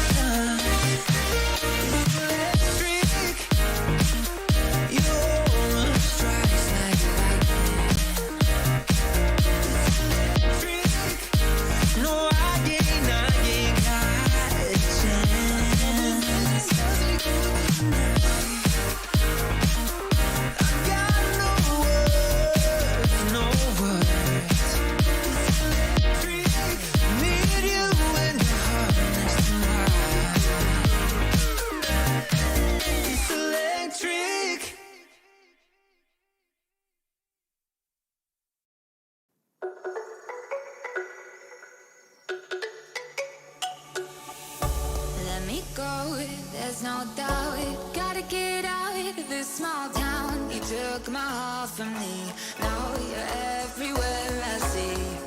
Set me free, let me fly, let me find new kinds.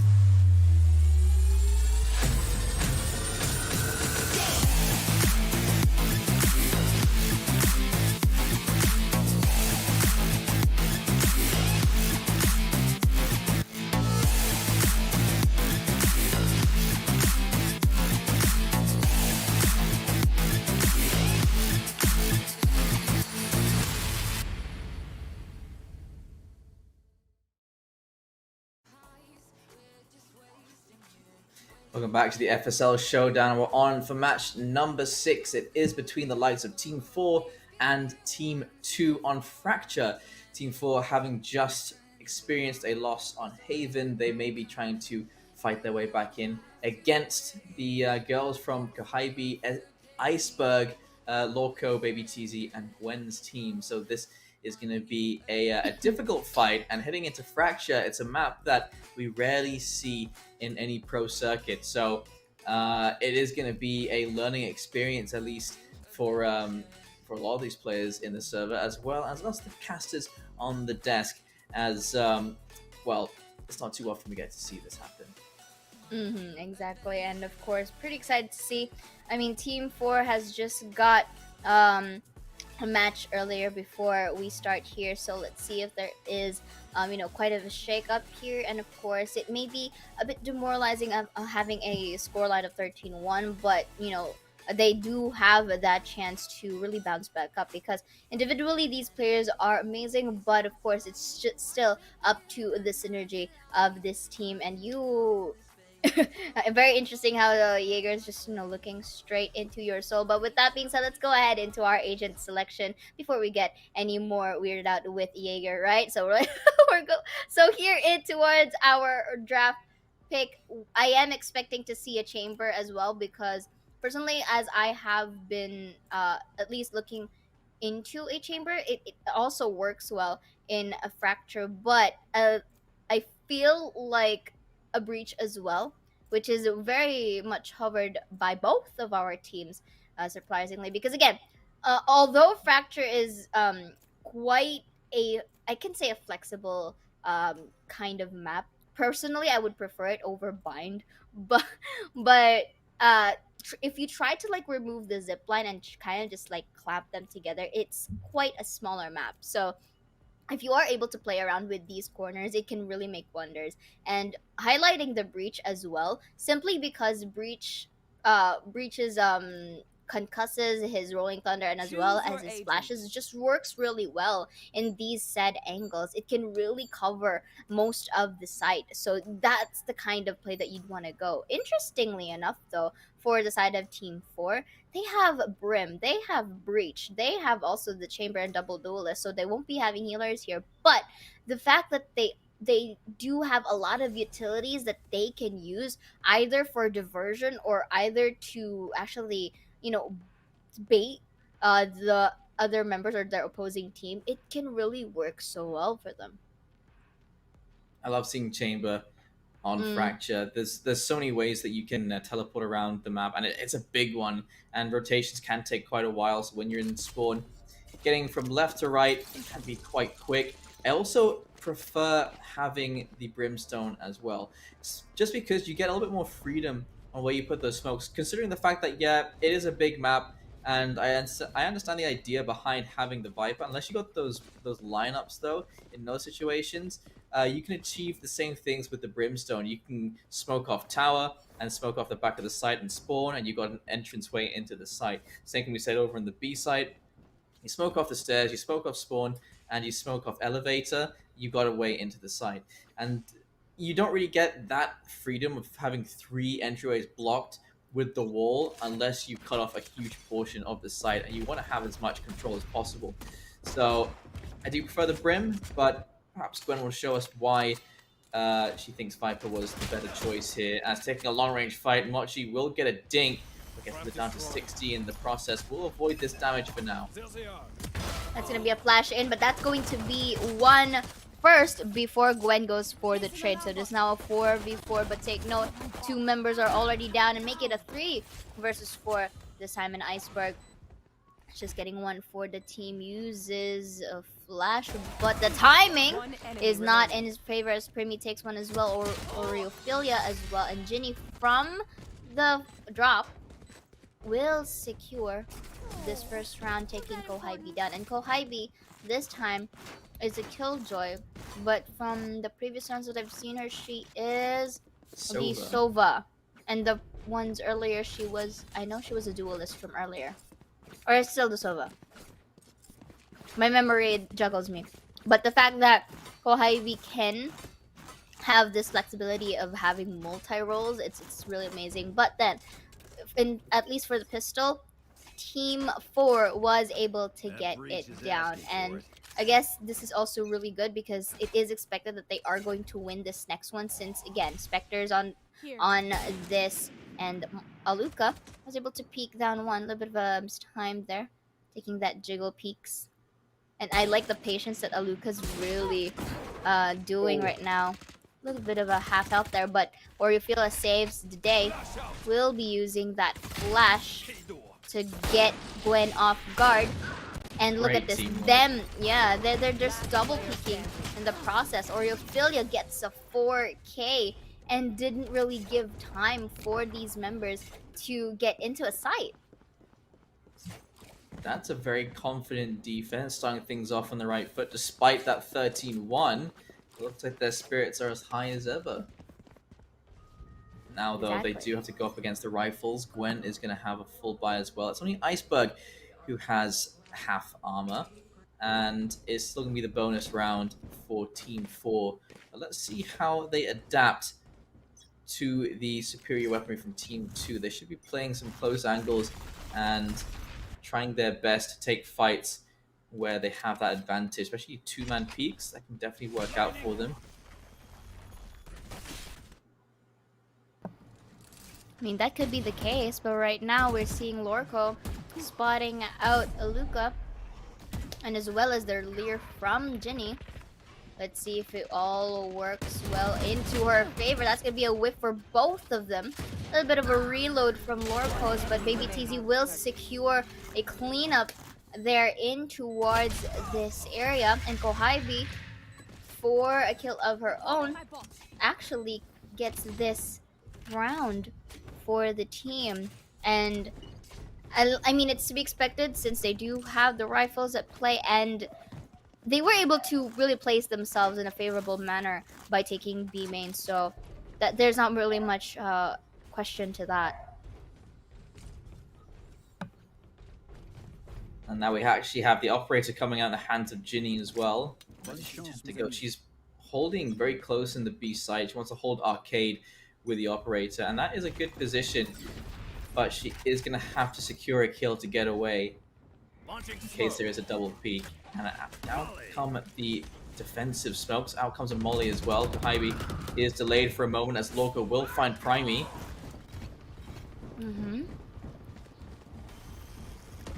That was the utility. They've already got control of this site, so now they have to worry about the retakes. And look at this, Toxins is going to be placed here as well, just so that they can delay the potential retake that's going to come in from Team 4. But right now, the spike hasn't been planted just yet. They're still giving space for the breach right now. Gonna be concussed a bit. Little bit of a spray down there. Liking the discipline that they're not really peeking as much and they're waiting for them to actually enter. But with all of these wall bangs here, Mochi will be taking Baby TZ down. That's going to be a flash. Forced to hide. Iceberg takes one, or Oreophilia for the trade.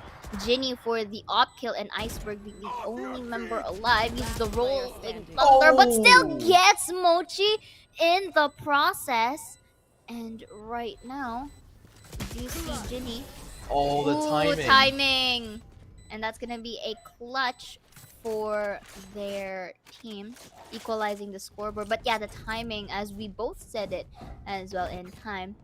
If ever Ginny didn't pick up that gun, that could have been a different story. But then again, it was an operator, so it's understandable why she chose to have that Vandal, because Again, having a rifle, especially in that close combat, can increase your chances of actually getting that kill.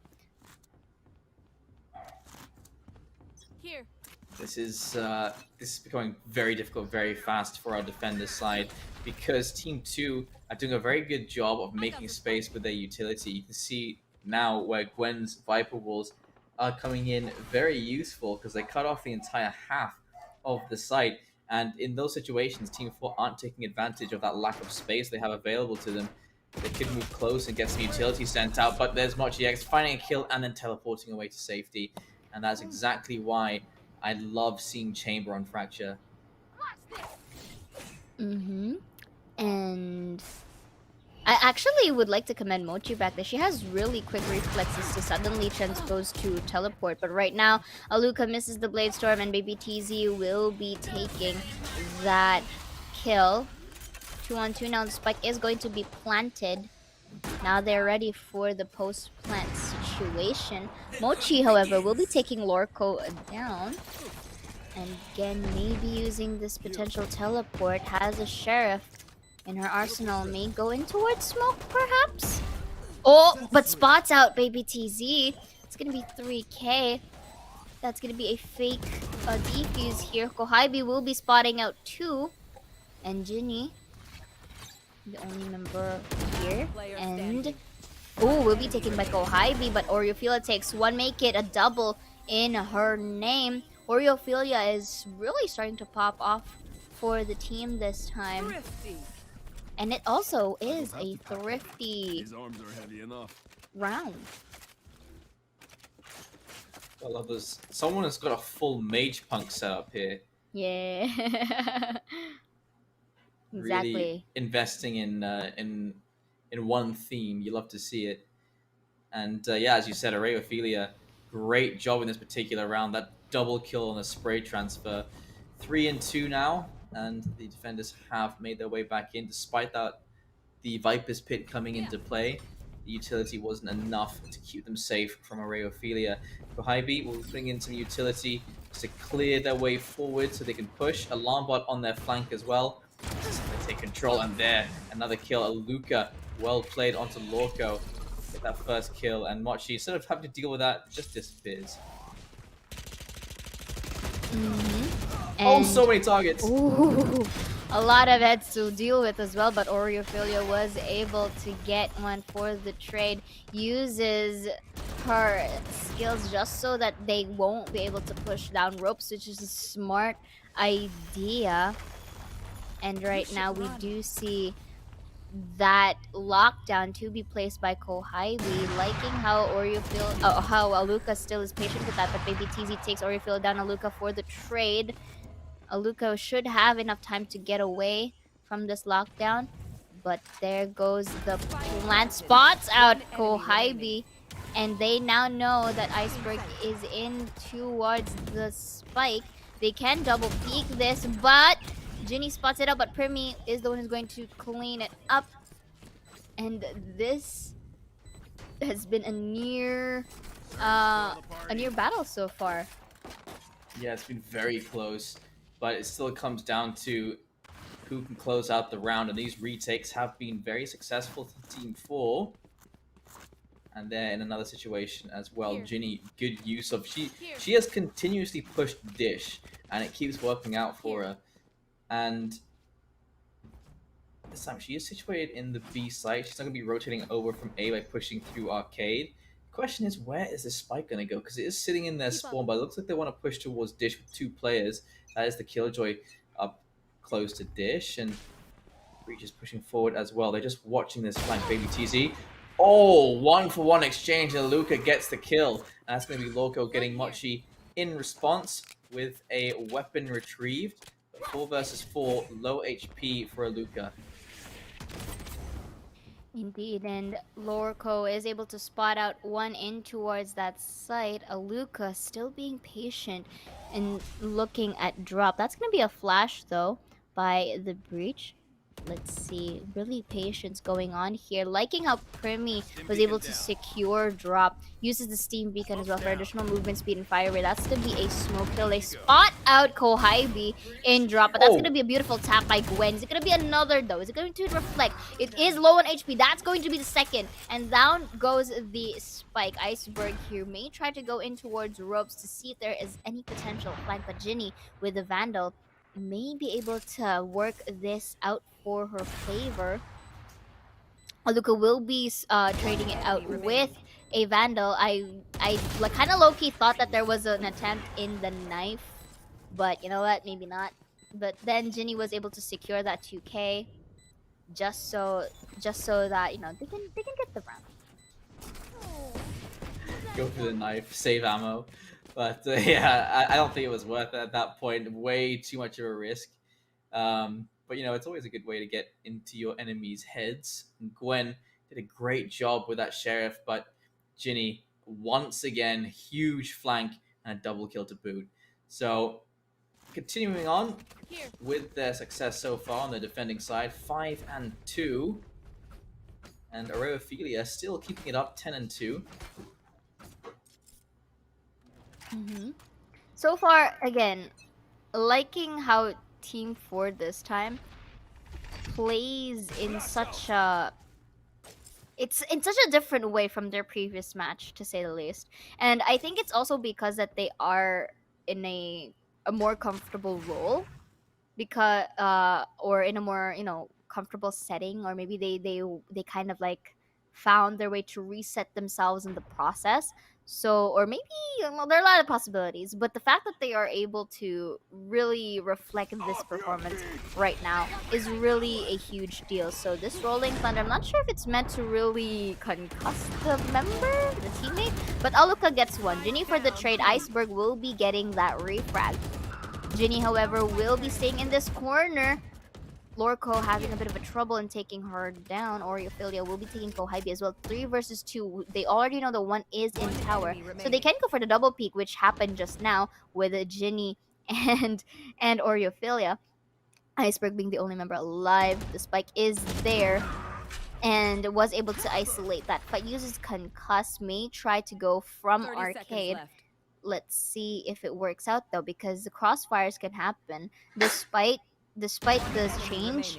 There can still be, I said, room for some adjustments, but then again, both of them takes 3 under their name, but Ginny wins the round in their favor. So it's a 6-2. This time they're the ones who's actually, you know, having this one-sided performance. It's working really well for them, at least for the first half.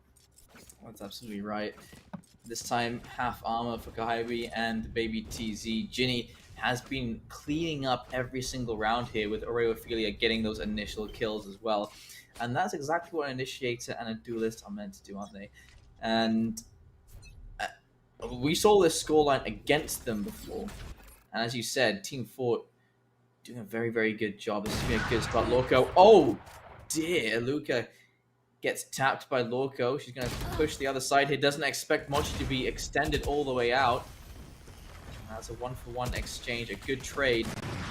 Iceberg can't push forward just as all the utility finishes. A smoke covers off the entrance. And now they have to rotate perhaps over towards the B site, where already pushed out Ginny is sitting watching B long.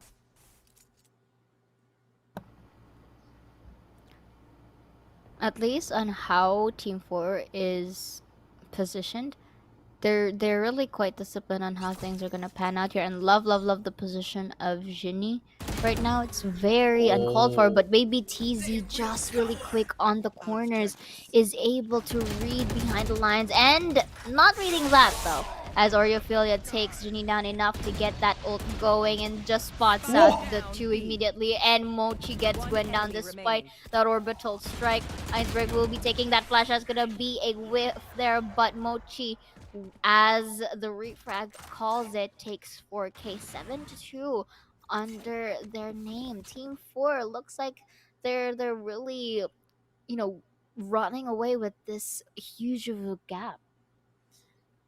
This shot from Mochi, watch as this ult comes out, you see it mid-air for Gwen. Mochi finds the headshot while she's in mid-air. What a shot from Mochi. And finding this last kill as well to trade for Oreo, who got a dink onto Iceberg, to be fair. That really was on Mochi getting those 4 kills. Well played. And yeah, team 4 for the win. As starting off with a kill there from Ginny, playing very aggressively, finding a double kill. And maybe biting off more than she can chew. No, absolutely not. She knows exactly what she's capable of. A triple kill to start things off. Flash, concussed. Every which way she can be affected, she has been affected. And yet she still survives. Ginny, you are a mad lad. I would like to. No, I'm kidding. But Ginny with the 4K, but Oreophilia denies the ace. But Ginny was there as well to pop off for the team. And despite all of those splashes, all of those smokes that was thrown upon her, she was able to really get that discipline going. So right now, this is the replay first. Head coming in, take a quick peek. That's going to be another before changing the tabs. Get the leer, make it a third. Uses the heal to, you know, kind of compensate for that and repositions herself to an off angle. But that alone was just, it's like making dessert and you put a cherry on top. It was beautiful. Very divine. No. Well, push in towards the A site now, and it's gonna be Primmy to at least slow down the push. Smoke's gonna go down into the entrance. Oreophilia. Another Rolling Thunder coming in from the breach. Oreophilia will be using that flash. Now you can really see how effective these skills are from a breach. That's gonna be a Viper Spit as well, planting down the spike. Primmy in a slightly interesting angle goes in towards that box over there. Uses the updraft to see any information. And they just really went down. They just go down here. Going to be one. Not gonna be another as Kohibi and Gwyn gets that trade off. Kohibi as well takes 3. Looks like she's also a madman here as Gwen finishes it off, taking Ginny down in an off angle as well. But that's gonna be an 8-3. But again, overlooking that, to be fair, they kind of used 2 ultis, if I'm not mistaken, in the process. So it's not easy to repeat that. Yeah, you're absolutely right. And of course, they should be like finding ways at least to get these rounds without purely depending on their skill sets. Sometimes at the end of the day, like also really winning these aims can also be very beneficial for your team. So Ginny here, bit of an overextend in towards drop. But I like the discipline as well, just waiting for the right time to strike. Gets a little bit of whip there, but gets the heal. Not sure if she's going to see Lorco, but Lorco takes the frag to equalize the numbers advantage. But it will be Primmy to dink her down in the process. Will be catching some bullets, but is enough to reposition Baby TZ. However, will be taking Oreophilia down, who's been very much doing wonders for the team as well. I'm watching here. Oh, Baby TZ and Iceberg takes a little bit of peek of themselves. Then let's see. It's gonna be Chambers. Snipey snipe. By Mochi. Uses the teleport. Has to be very careful with that because she can be taken down by the one at drop, which is Lorco. And Baby TZ takes one. Aluka, though, will be securing that kill and drop as well. That's going to be concussed. Uses that dash. Spots out Iceberg despite being concussed, but Baby TZ gets the free frag. And with that, 8-4 scoreline before we switch sides. This can still be a viable score for Team 2. Unless, of course, Team 4 runs away, you know, and makes things really work for their attacking side. We'll have to see, because just seeing the likes of Baby TZ and Kohibi struggling a little bit on that attacker side, I'm not sure what that's going to do for Team 4. But perhaps they have the confidence, right? After those first 8 rounds, you can sort of get in that mindset of just winning those aim duels still. But I guess what's going to set the tone and the pace for this second half is going to be how this pistol round goes. So avoiding the concuss there is going to be Aluka leading the charge. They want to dash straight into this side, straight in and up close. Kahaibi gonna shut down Aluka.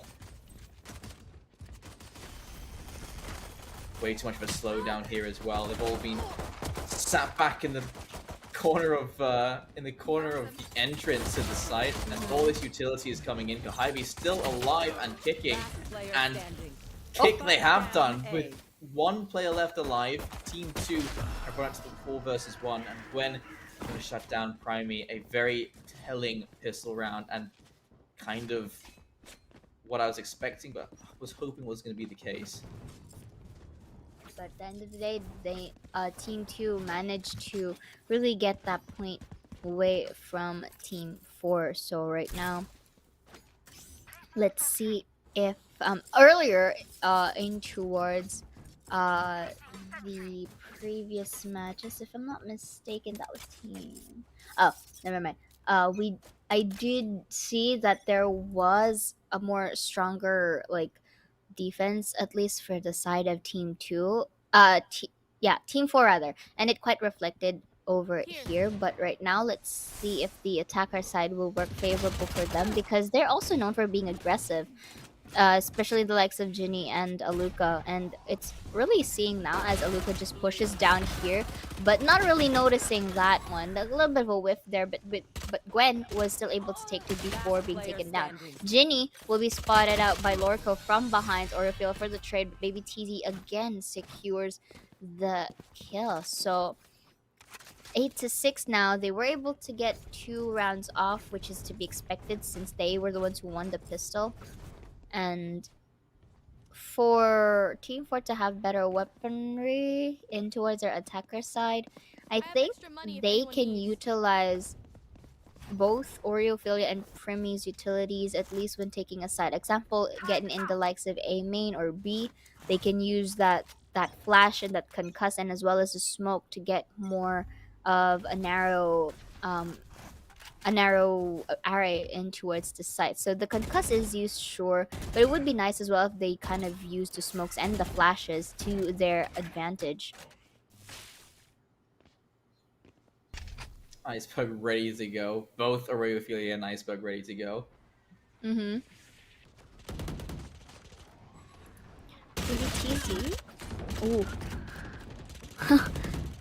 Aluka with the frag there. Kohaibi takes a trade as well, but Orifil and Aluka was able to capitalize on that off angle, as well as Mochi. Mochi now will be taking a free Vandal to salvage, and with only Lorco to work with here. Not sure if they were able to identify that she was in this area, but that's going to be concussed back there. Forces her to dash away. But I think Orifil already has an idea to where she is, so this could be a signal for the others. And beautiful trade peek back there for both Oriphilia and Aluka, just so that it can really throw Lorco off guard, just to identify exactly where she'd look. Need a drop. And with that, that's already a 9-6 scoreline for Team 4. But ooh, 3 of them does. Oh, at least Ginny will only have a half armor to work with here for this matchup. I mean, it's a Reyna. She can heal herself up in most situations, so not too big a deal, unlike if it was someone else in that situation. But it's very important they're planning going into this round. It looks like there's plenty of presence from Team 2 in that A side, and I think a split towards B would be very good. But we do have a pause real quick, as seems to be an issue with someone. Yeah, there you go. So they'll just sort that out as quickly as they can. It's actually the first tech pause we've had all day long, which means it's been a very good day for some online Valorant. Don't jinx it. I'm just stating facts. Here Well you done are to the guys behind FSL. Appreciate you all. Of course. And of course, thank you for having us once again, despite all the shenanigans that we have caused through the previous ones. But then again, a quick tech pause here again. We'd like you guys to watch these games in the most optimized of conditions. So while that is being fixed, what do you think about more ways for at least Team 2 can do, just so that they can equalize the board here, Jaeger? Calling my bot. I think. I mean, they actually already have the right idea Placing swarm grenade. for the defense, because the defense has really mostly been about how good the retakes are. And when that spike goes down early, the retakes are that much easier because the site's very small. You don't have too much positions to hide in, especially with all this utility flying about. You've got mollies, you've got the you got a charge coming in from a breach as well. It forces you out of these positions. So they need to, as much as possible, at least for Team 4, they need to keep being aggressive before that spike goes down. And for Team 2, they just need to play passive. Wait for your chance to fight back in. Exactly. Not really much more to say at that point, as I mean, it's basically the ideal play here, but right now we're seeing some interesting takes for the side of Team 4 right here, getting in towards A main. Just hoping that they would also watch their backs respectively, and that's also gonna be the camera. If the camera does detect Kohibi, that would have been a different situation. But then Kohibi was able to really go back to safety, and they just created presence towards A. That's a signal for others to go back to B. But look at that, Ginny was able to deny the flank that could have come from Team 2. So Kohibi here just places that swarm grenades, but it didn't really halter them. With that, they were able to enter the site. That's going to be a double leer right there. He also uses the rolling thunder, but Ginny was able to hide to safety. Aluka takes baby TZ down. Primi will be using that molly, at least, to deny whoever's in the corner. Primi as well. Let's see if he is able to watch main. He should be able to hear that. Oh, Goodbye. but we do see Kohibi is able to spot out Primi. Aluka for the trade. Kohibi being the only member alive. Not really the best of time to peek back there. And just like that, we do see a 10 points now for Team 4. 18 to 10 on under Ariofilia's name. She's been really popping up for the team, and as well as Ginny. This is a different performance that she had in towards the previous game that, you know, they recently played. Yeah, they have been coming back stronger and stronger, and I think maybe that 13-1 was a wake-up call for them to start performing their absolute best. So now you've got Ginny leading the charge yet again and spotting on the corner. Didn't manage to do any damage there, Gwen. And they are just going to split this A site straight up. Everyone's in spawn at the moment, and they are being forced back by all this utility. Spike yet to go down. And again, it's those retakes that are the strongest thing, but with this forward offensive coming into play from Team 4, they don't even get a chance to fight back in. Very aggressive plays for the side of Team 4 at the moment. Primi will be taking Lorco down. Mochi as well, just spraying in towards this site. Aluka though will be taking Iceberg down. Ginny as well in towards that corner, and they should be running off, hunting down Kohibi. Will be meeting ends with Ginny, and Ginny just ends it, and this is where fight goes. 11 to 6 now in favor still of Team 4. One more, and this could be match point for them. This has been a huge turnaround from Team 4. Their first game, we saw them play earlier. They lost 13-8. They lost 13-1. Now they're in the lead, and they're well on their way to getting this match point. But here's a response from Team 2, right? Baby TZ has an operator, no armor. Again, it's Arena. She can heal herself up a little bit if she does take some damage. Ariophilia making her way through the underpass to try and get this flank going from a different position, but this is going to be another split towards the B site where all on her own, Gwen is going to have to deal with quite a lot of bodies being thrown at her. Out comes a snake bite, and she can't really look for safety anywhere. Mochi has pushed forward, but there, a nice kill from Gwen to find Mochi. Out comes the Viper's Pit as well. That's exactly what she needed, and now she can defend this side. A little bit of a whiff there from Oriofilia as Iceberg was able to take her down after all of those skill sets.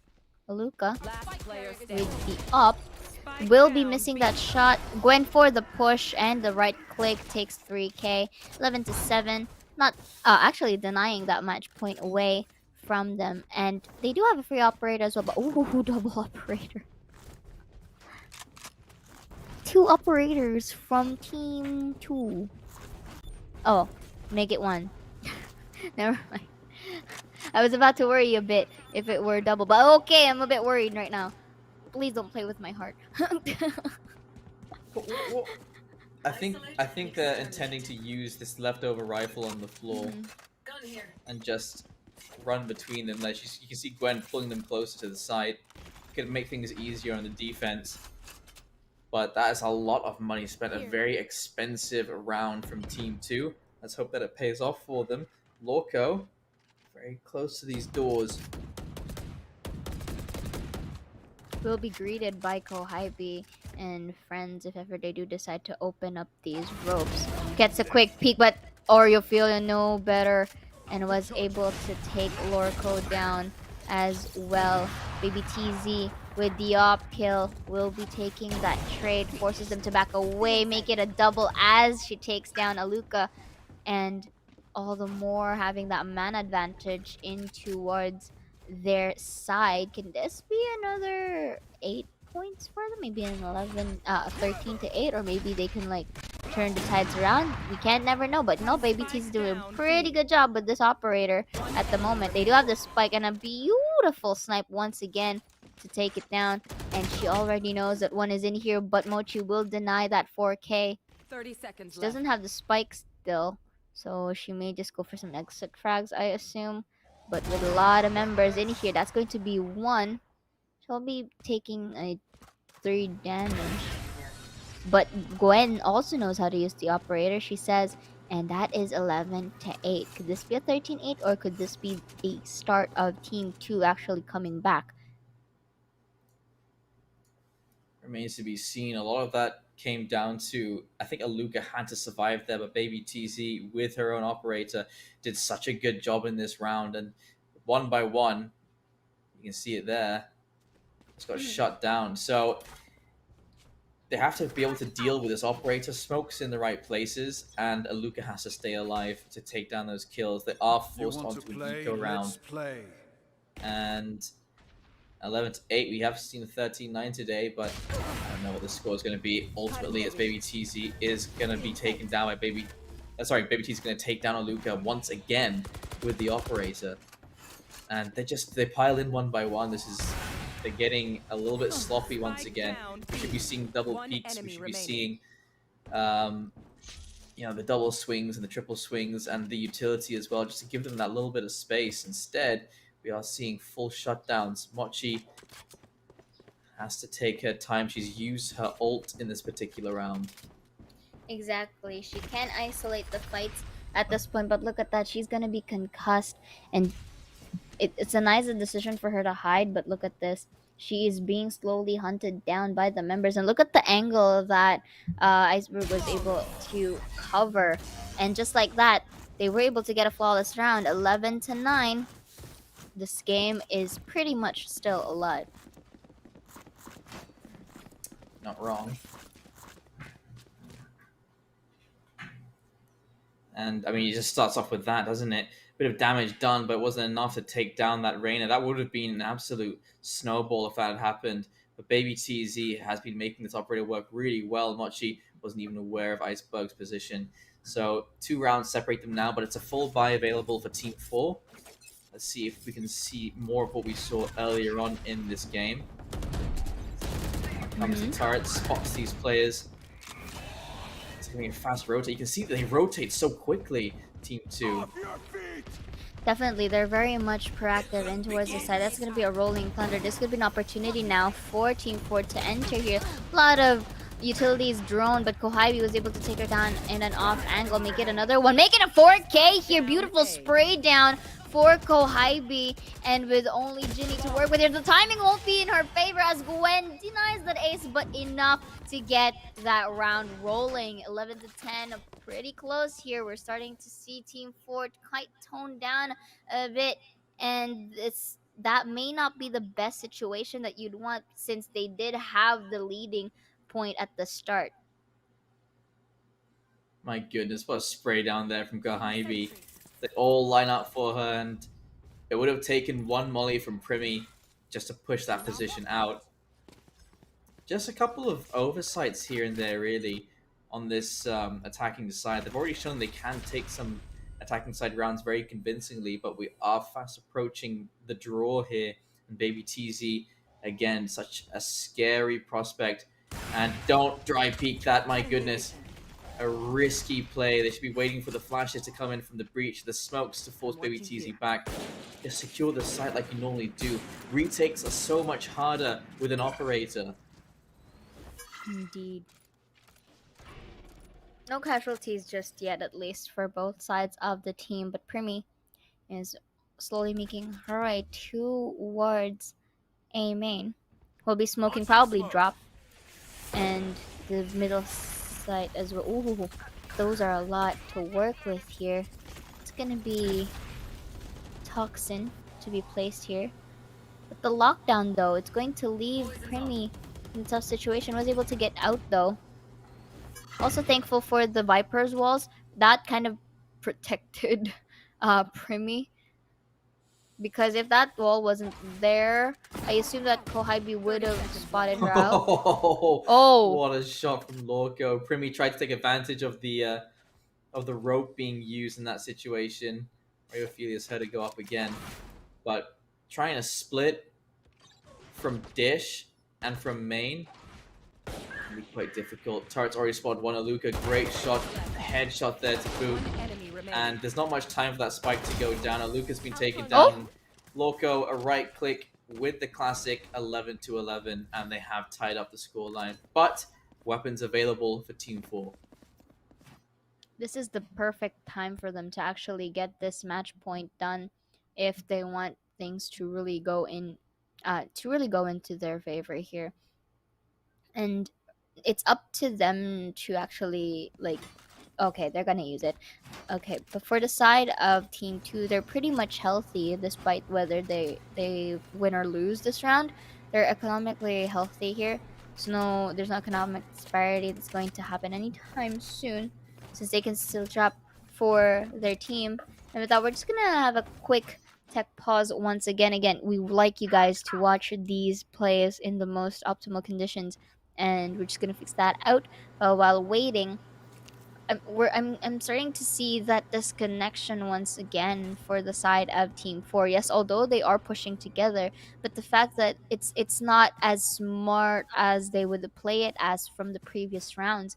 It's starting to I think it's giving it a bit of a mental fatigue here on what more they could have done just so that they can take the sites, because I think one of the fear factors here, or that adds additional threat to them, is Baby TZ's op, because the fact that Baby TZ was able to really isolate the fights and get a 3 before actually being shut down, I guess that's also quite tiring. Look at this timing once more. We'll be getting another casualty under her name.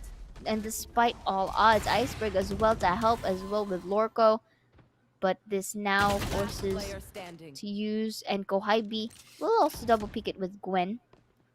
Or you feel being the only member alive. It looks like Team 2 was able, or is able, to get this match point, because I don't feel like Orfeo is going to do much here, since she only has 4 HP to work with, and she's only alone. That is heartbreaking for Team 4. No money and such a huge lead, but 6 rounds in a row for Team 2 just to get this comeback going. I mean, at one point the score was 11-6, and now it is match point for Team 2. It just goes to show how well they've been playing. And this is the final buy, potentially, at least it is the first for the first 24 rounds before overtime, if ever. A Bulldog, 2 Vandals, an Operator, and a Phantom. I start off with an aggressive play. Up comes the flash.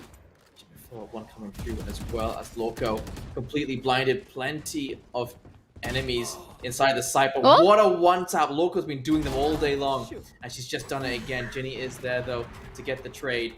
Spike down Looking B. for potentially a couple more. Iceberg sitting underneath the rope will find the kill onto Ginny. 2 versus 4 now, and this retake is already looking too good to be true. Indeed, and it's only Alucard's remaining, but the frenzy's there. But BBTZ for the knife to end this matchup. Unnecessary, but there you go. Team 2, another victory and a very close one as well. 13-11. Kahibi really came to life in the second half with Ginny keeping it close, but this has been a tale as old as time. The fight between these two, it's always been a question of who is better, but they switched those titles every single time. So Kahibi 23 this time, Ginny on 21, and 13-11. Team 2 doing a very good job securing another win for themselves. I think Team 5, Team 5, they did lose the first, what was that, sextuple overtime, but it's they've been able to bounce back, and there you have it for the 6th matchup on Fracture.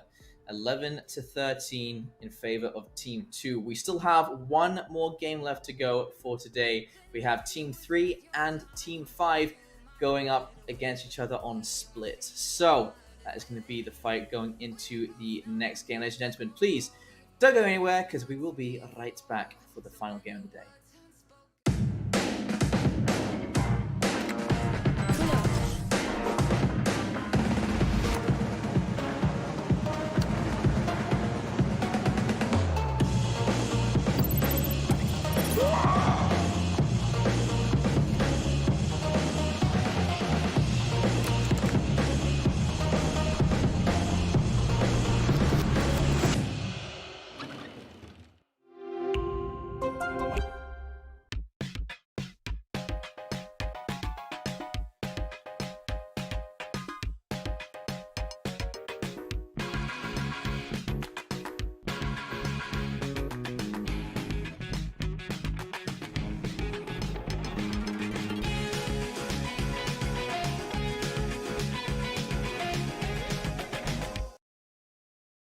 You took my heart, it's already broken.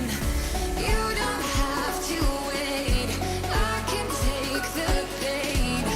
I will surrender, let me go. It's a new adventure.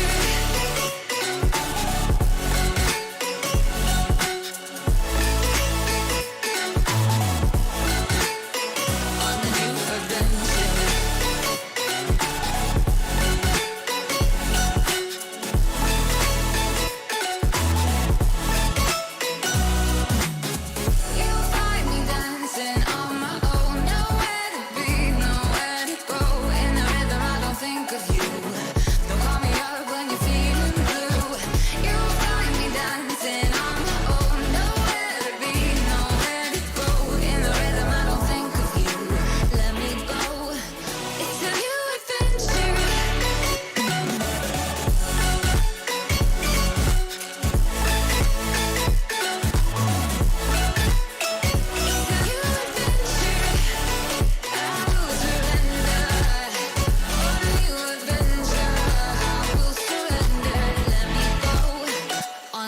Adventure.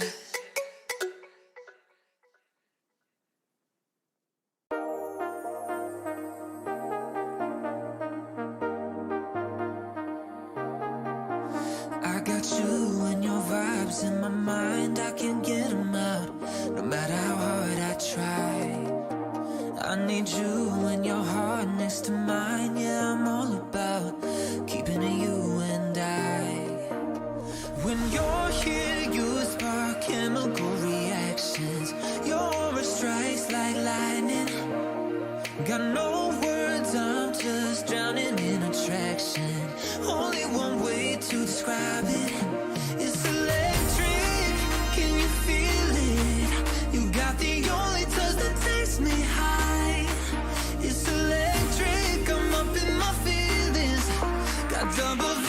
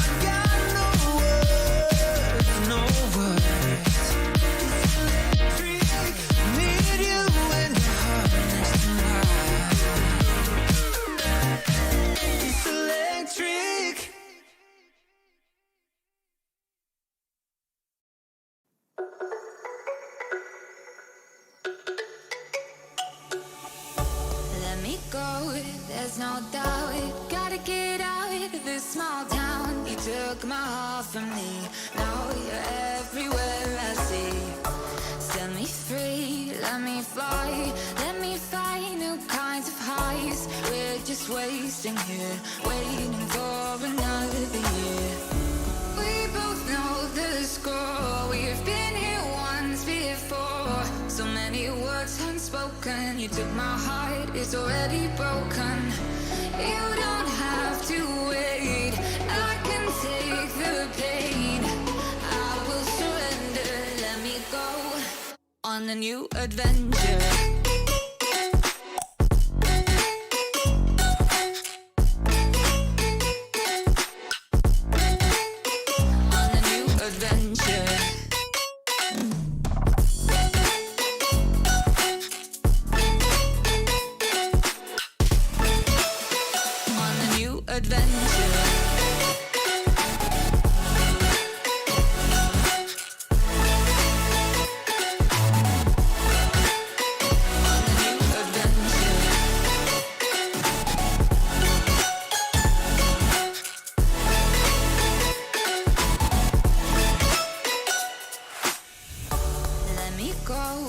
My time.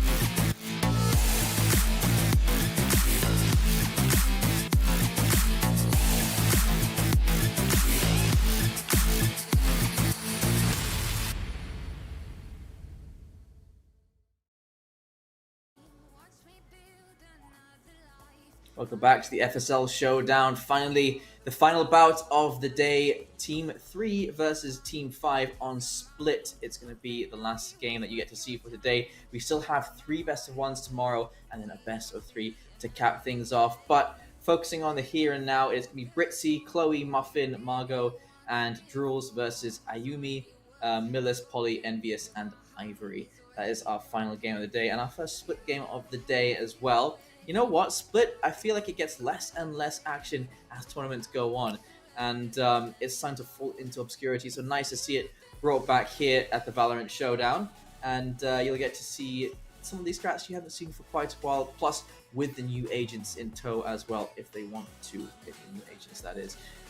They haven't really had too much use. Having a Chamber, having a Neon on Split, it's not always the greatest choice.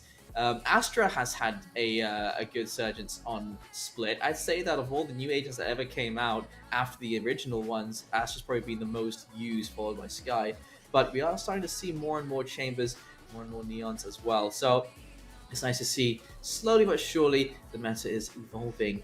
And between these two teams, again, it's another situation where it's hard to know who's going to do better. You've got players like Britzy, who are doing amazing, getting absolute smashing aces, triple kills, quad kills. Muffin as well has been having a very good time today. But Ayumi is on Team 5, and we all know Ayumi hit that 30-something bomb. But before anything else, let's jump into the agent select so you guys can see exactly who they can be playing on and who they may be fragging out on, as we can see the Sky and the Astra, both of which I mentioned. Actually, it's kind of weird to see both of them. I'm not gonna lie, but that's, you know, it's not a bad choice.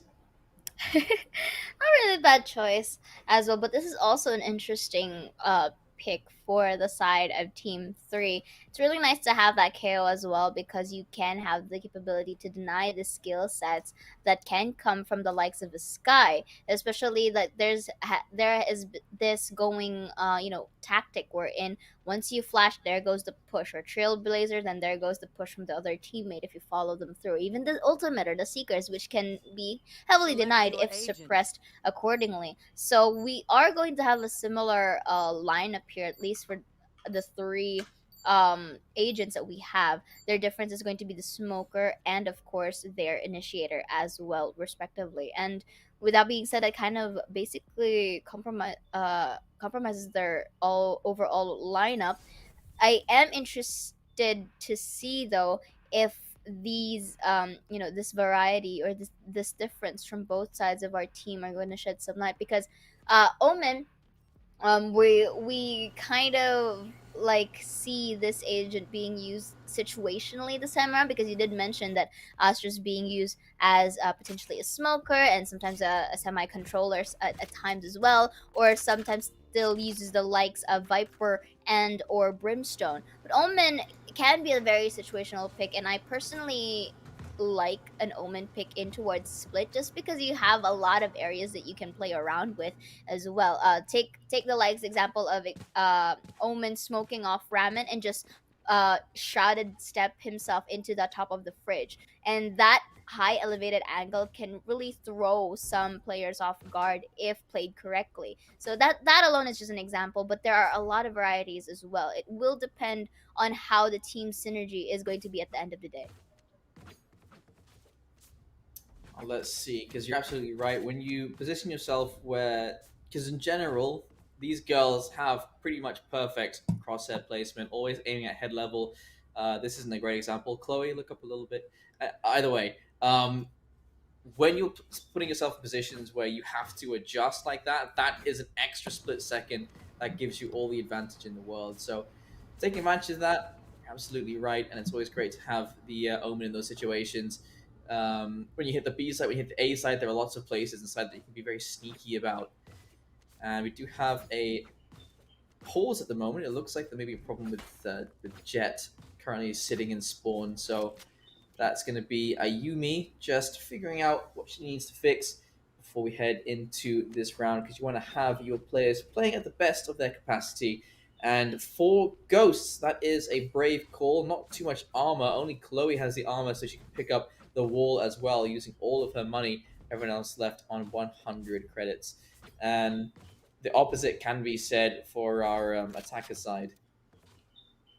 Indeed. So right now, we're just waiting for this pause basically because we've been mentioning this time and time again in towards our games that anything can still happen. Either of our teams are quite it's really hard to predict at least on how they're going to perform since we are playing in different maps in each of our games that we have today. But if we're only going to base it on how many games that they won, Team 5 was able to um, get themselves at least an exemplary amount of performance in towards in the third match of the day. They were able to have that 7 overtimes only to be taken down by Team 1 at the end of the day. But they were able to dominate in towards their second match, which is a 13-1. So that was a huge high roll from them as well. So we're going to start it off with Team 5 really going aggressively in towards here in mid, but only to be refragged here respectively. But Muffin takes 2. So Envious as well will be having that refrag. 3 versus 2 right now. Duels is below them, but will be spotted by Envious just in time. So Margot from the flank will be spotted by Ivory. So that's also intel from the Sage. Let's see if they are able to get it. The beautiful double P coming in from them. Ivory for the trade, and Margot just to take advantage of that secures round number 1. That was a very chaotic pistol round, and it all starts off with Chloe getting that burst shot. Very good job there. But even with that spike going down, just didn't have enough time to adjust and no way to get into both plant positions at all. So well played by Team 3. Team 5, surprise, surprise, actually losing that one, considering they do have Ayumi, they do have Ivory. I think maybe because that tech issue at the very start of the game, that could have like thrown them off a little bit. But here they're going to go for a bit of mid control. They're going to watch in case it pushes from B. And they've got 3 players going towards sewer. Indeed. So now we do see they are breaking the walls coming in from Poet here towards mid. They're creating this presence, so they do have the opportunity to rotate at any time. I am seeing the Trailblazer go here. Nicely done by Margot to just go back just so that intel is not going to be reply to that. Margot will be taking one down. Envious for the trade here. Muffin will have to refrag as well. One enemy And remaining. Margot is doing a pretty good job as well with Chloette. That synergy that we've been mentioning is kind of reflecting into the performance of Team 3. But now they have the rifles available for them. And again, half armor because a couple of them decided to invest in the last round. And I'm generally not a fan of the idea, considering that your chances of winning them are quite low, and you could have had full armor in this round. But Ivory and Polly, well, your controller can stay back, and your Reyna can heal themselves. So not too big an issue in this particular situation. They destroy that dagger immediately. You'd be throwing that when no one can hit it, and Ivory and Ayumi immediately with the first double kill. Muffin to get one in response, and Muffin doubles up as well. Beautiful trade for both sides of the team, but they were able to equalize the board. Now Ivory is going to go for the plat. Envious with a quick whips it off, unfortunately, and just Muffin there for the crossfire to get herself a third. Ivory now being an A-back will be dashing in as for Muffin over here, but goes in towards site, getting that crossfire down, but Rules is already breaking the wall and is enough to take Ivory off guard, and that is going to be the third point for the side of Team 3.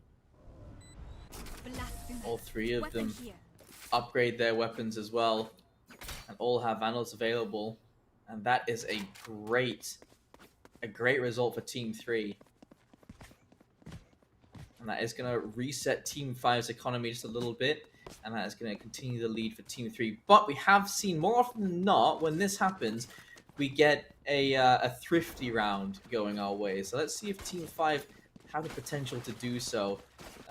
It wouldn't be the first time today, and they do have a decent amount available to them. Polly is actually full invested into this round. Actually, two of them have, which is a little bit risky.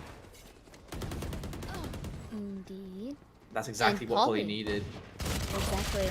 Polly has been popping up for the team, and from all of that solo plays now, she is going to be the duelist for the team as well. Chloette, though, will be going in towards screens. Envious will be catching her first. Gets that gun out. Beautiful double P coming in. Enough to apply pressure. Margot, however, in towards A lobby, gets that trade. Makes it a double in towards herself, but it's not going to be a triple as Polly wins out that fight. And as you mentioned, the thrifty happened and pulled through for the side of Team 5.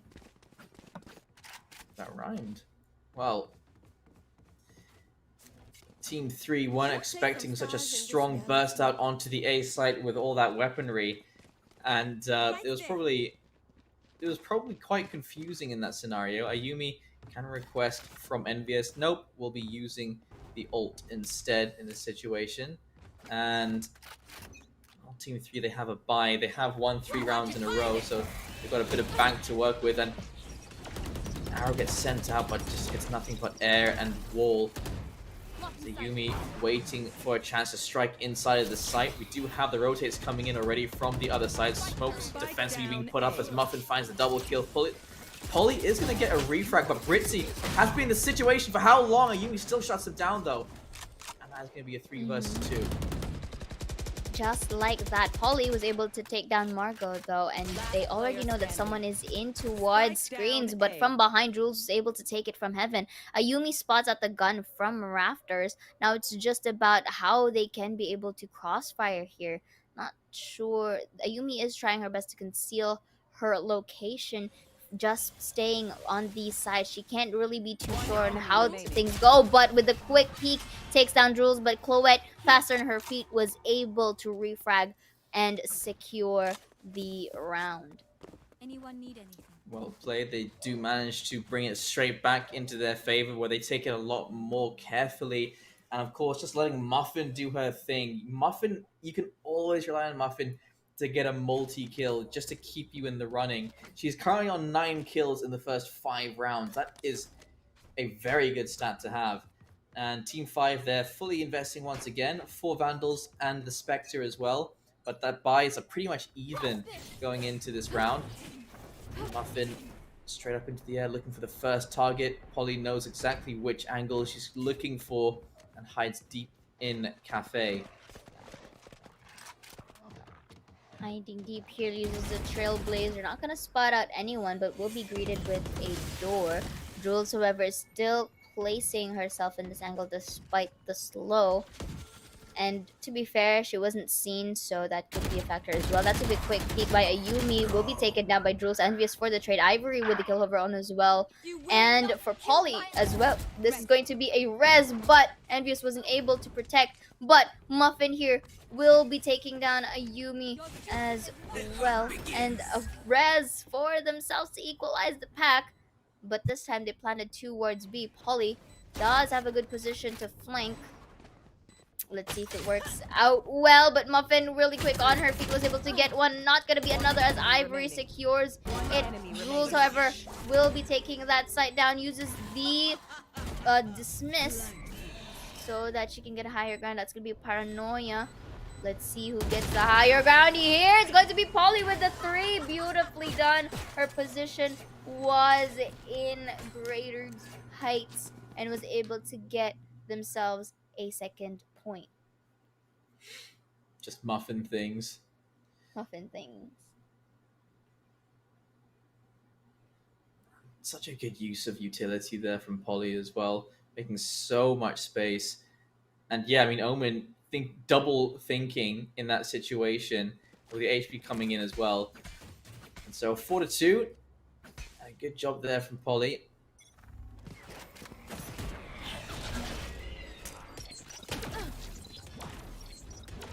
Put that utilities to delay the push from the team 5 at the moment. Muffin's just really watching down A here. Ooh, that was very close. Muffin was able to take some hits there. And Ayumi just retreats and just slowly walks their way through from spawn all the way through B. But I think Margot knows better and is just watching B as well. The wall is going to be destroyed by Chloe, but let's see how they're going to reflect here. That's going to be the Trailblazer. I think it's going to spot out Chloe, rather. But Polly will take Margot down. And not going to be another here as Jules takes her down as well. Chloe will be having a kill up for herself. 4-3 manpower in their sides. Britzy, bit of it sneaky, takes one. Envious for the trade, but there's going to be a stabilization there only for Jules to just clean up the fight and get their 5th point. Looks like the gap is still secured in towards Team 3 here, but Team 5, they don't have enough to actually have a full buy here, so they may go for a save.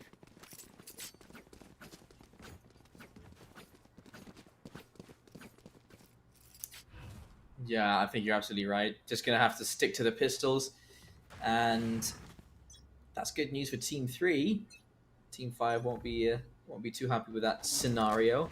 They are making their way towards mid again. They are very insistent on taking that mid control, and that is a very important part of the attacker side on split, because it's one form of rotation that you can take control of and capitalize on, and that could be dangerous. You got shut down in the course of that fight. Muffin, realizing there's way too many players around that corner, makes a little bit of space for herself, but still wants to take that fight, as Polly has found plenty of space, pushing into heaven, and oh, timing could be there. Polly finding the kill onto Margot. Britzy aware of Polly's position. Oh, the question is, did she go towards screens, or did she go into spawn?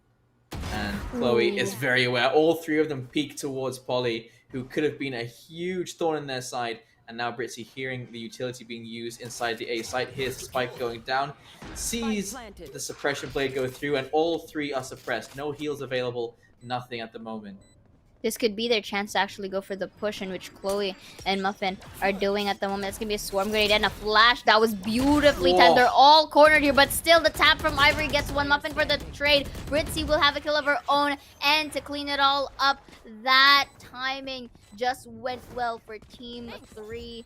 And especially with that flash, if that flash didn't really pull through, that could have been a different story. But then again, it was a nice attempt because Ivory still was able to get that tap on before the other two just went for the cleanup. Solid frag there from Britzy as well to force them out of elbow. Gives them that space for their jet to push forward. Muffin took full advantage of that. And just a 3k for Muffin, a 2k for Britzy. Perfect teamwork. A 2 versus 5, technically, at the end of the day. 14-4 in 8 rounds. That is very, very good work for Muffin, who, again, they look to go for mid control in Team 5. And Ayumi into heaven. Chloe has to exercise some self-control in that situation. Who gets to spot out who first? I wonder. Oh, timing. Oh, timing is in the hands of Ayumi. Envious will also get a kill of herself. Jules for the trade. Millis is also there. That's going to be the heal. Cosmic Divide will literally divide B site. And down goes the spike. They do have numbers advantage here, but Britzy is crawling her way up towards stairs. It is walled, so they do know that someone's gonna be here sooner or later. I guess the play could go for that flash again, but Ayumi can just buy time, and Envious can just go for the trade. Oh, beautiful suppress right there, but is it enough though? Ivory, though, will be taking Margot down. And I think Britzy didn't have much to do at that point because she is double peaked. But still, we do see Team 5 able to get their 3rd point.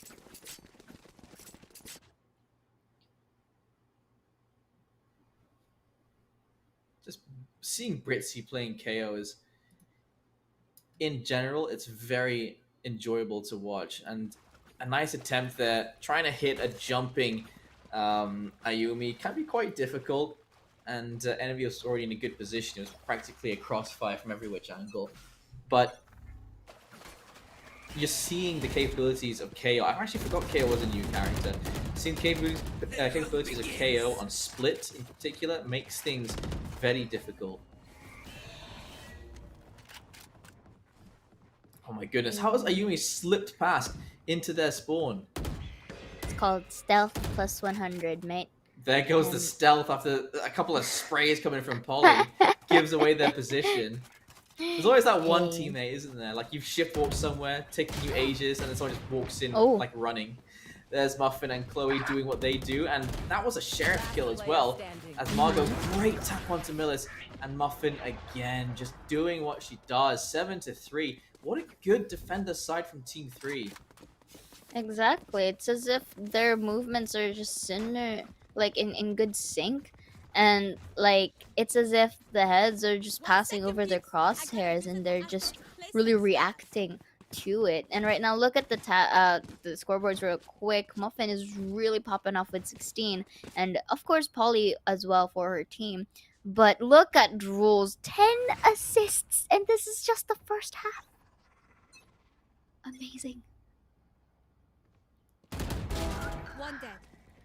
And speaking of amazing, Envious too was also to get that first blood right there, taking Margot down, who's also been doing very well for the team. Muffin spots out Envious and is now going to reposition. Takes out that slow orb.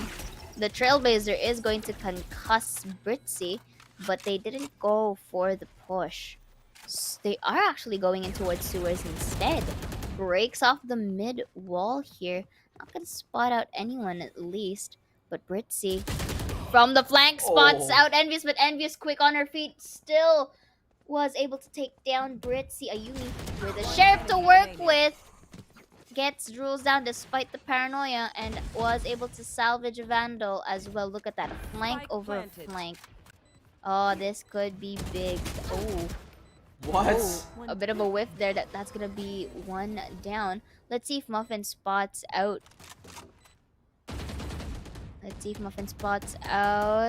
Envious here goes down from the hell. That's the dash, makes it a double. Is it gonna be a triple here? No, as Ivory just ends it with a tap. And that goes the 4th point for the side of Team Last 5. round in the 7-5 is half. your viable scoreline here for the side of Team 5, so that things would slightly be easier if they are to attempt the second half. See how long Envious took to get into that position and doesn't even secure the kill. Like, shipboard all the way through spawn. You hate to see it. But Muffin's still doing a good job on up on 18 kills. But Team 5, they could get that 5 and 7 and start fighting back once they switch sides. See them do it. Oh, okay. That dagger has to hit the side of the site, not so deep in, because they can actually manage a little bit more there. Muffin securing a kill onto Millis, but immediately rezzed and then punished as well. But Britzy and Chloe doing a great job, a triple kill, giving them the advantage, but down goes Britzy. Down for 2 versus 2. Make that 1 versus 2. Margot, so much to do, no flashes available. Down goes the spike, one's not available for the fight just yet, but there's the first. Got the information, opens up towards elbow. 6 bullets left for Ivory here. Oh, Timing! And Margot Margot as well. Yeah, absolutely. 8 and 4. We've seen a couple of 8 and 4s today. Indeed. 8 may be our lucky number today. My heart's Maybe. racing. Don't you think so? Perhaps. Switching sides. Has anything else happened? 8 between us? I don't. 8.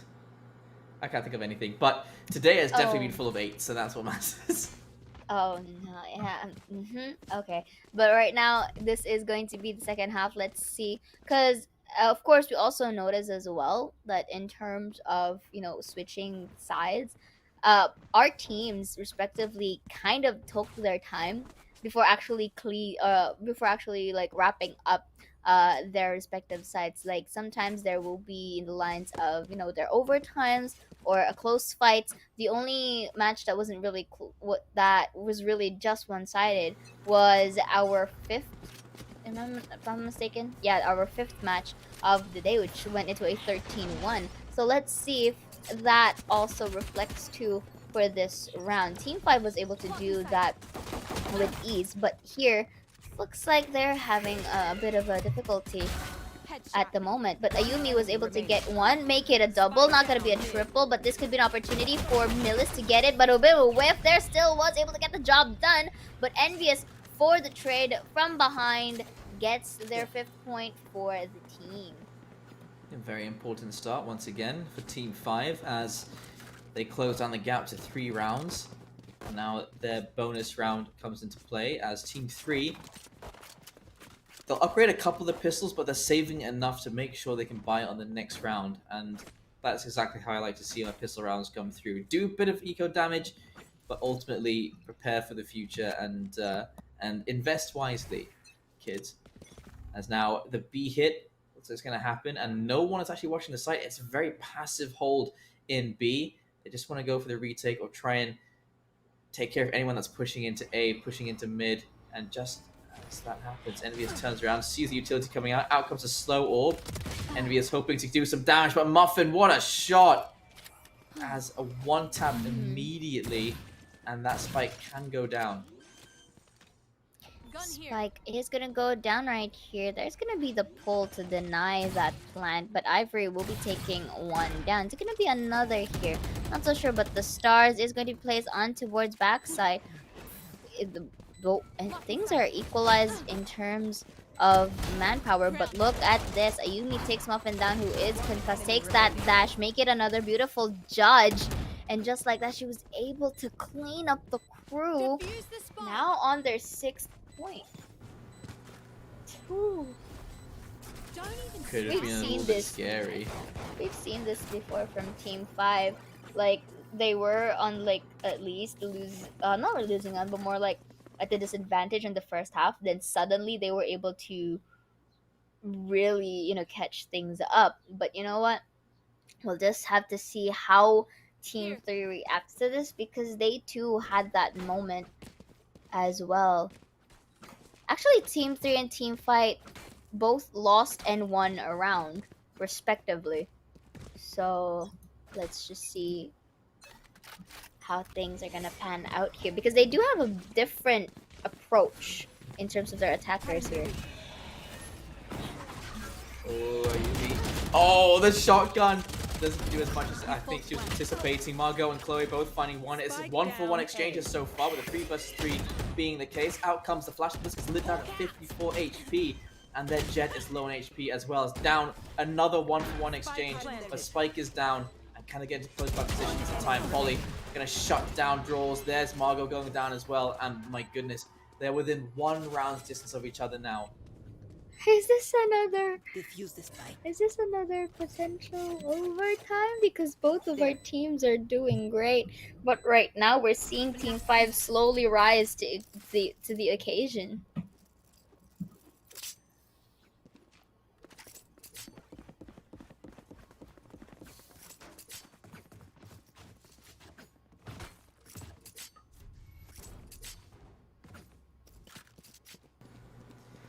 Once Looking again, at their- onto the Sheriffs. They're going to have to go for a couple of those taps once again. And Ayumi has picked up an Operator. That could be difficult to fight against Margot and Chloe's weapons of choice on this round. So let's see if that is the right choice. 3 rounds lost in a row now. The money bonus for losing is going to be increasing. And, oh, nearly a collateral kill there. Indeed. They can't really break off this one as much.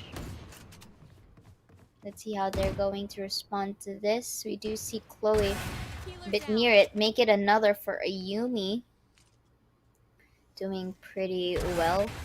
Could be a third here. Beautifully done as well. It is not a great feat to peek them off one by one, to say the least. Remaining. Oh, quick scope from Ayumi. How is that possible? How? Why is it that when I do that, that doesn't reflect? But you know what? They're pro players. I'm just a caster for a reason. But then Ayumi has been doing tremendous job here, especially. I mean, I was about to say that you shouldn't really peek an op one by one, but then again, they really didn't have that much of a condition to double peek at that point. So Margot with only a Sheriff will be taken down, and Ayumi with the ace. Beautifully done here. And it equalizes the board just like that.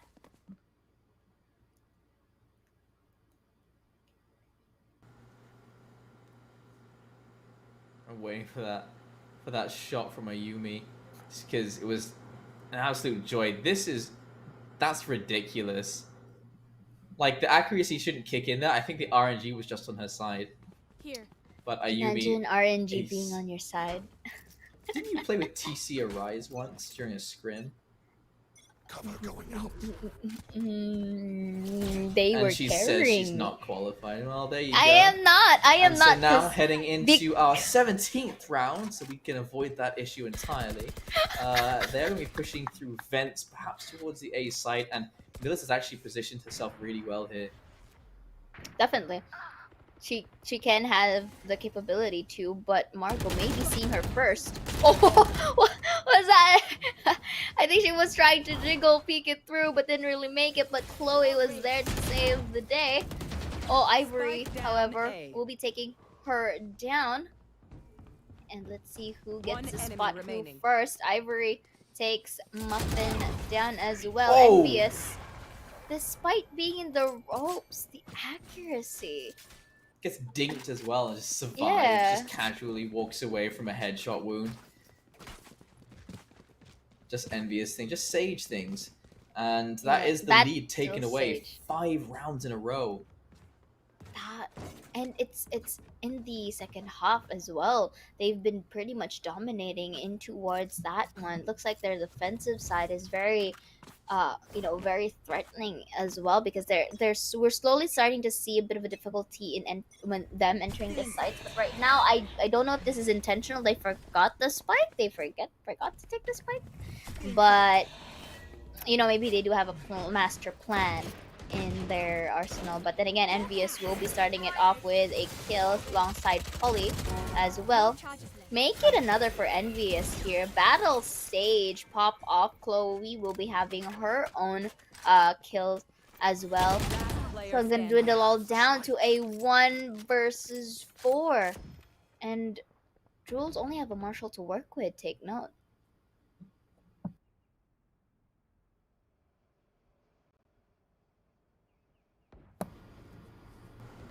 Let's go, Drools. See some of that, more of that quick scope action. It's 45 HP. You're just hoping to do a bit of extra damage. And, oh, just missed the timing on the cross in mid as well. 40 seconds left. Could perhaps find a plant in the A site. They all have left it alone, but I think Drools is making the wrong choice here because, uh-oh, some noise being made, and there's Polly. Shut down Drools. 8 and 10 double digits found for Team 5. So I'm starting to see the Team 5 does have a slow start, but then suddenly pops off whenever they either switch their sides or like during the later phases of our game, because that has been an evident pattern, at least for their gameplay, despite having, you know, these variety or this different sets of players in different teams, and the fact that they are able to adapt to each other is also quite commendable here. And look at their kills for the defense. All of them mostly have 17 in their heads. Like 4 of them.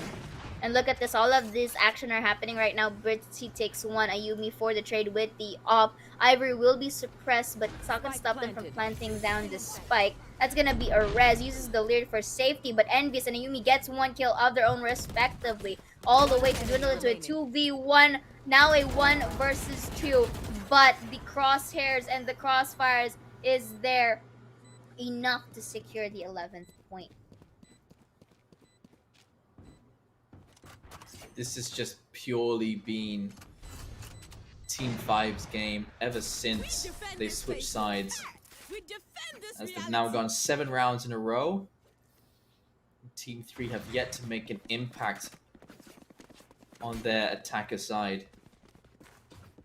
They seem to be having quite the difficulty in actually taking control of this side. I mean, I can understand why they're quite scattered all throughout the map, but it's not really reflecting in towards the initial plan that they intend to make, because I feel like they're just creating a presence towards a certain area and then maybe try to you know, get a site for themselves, but it's not really working out due to the fact that Team 5 has been very much aware of their surroundings here, and Ayumi once again will be taking that first blood with an operator, and it's just too tedious to work with in their side. But that's going to be the rest coming in from Chloe to at least equalize the board, you know, like pretend that nothing happened per se, and back to a 5v5 you know, game here. Margot will be taking Ivory down this time.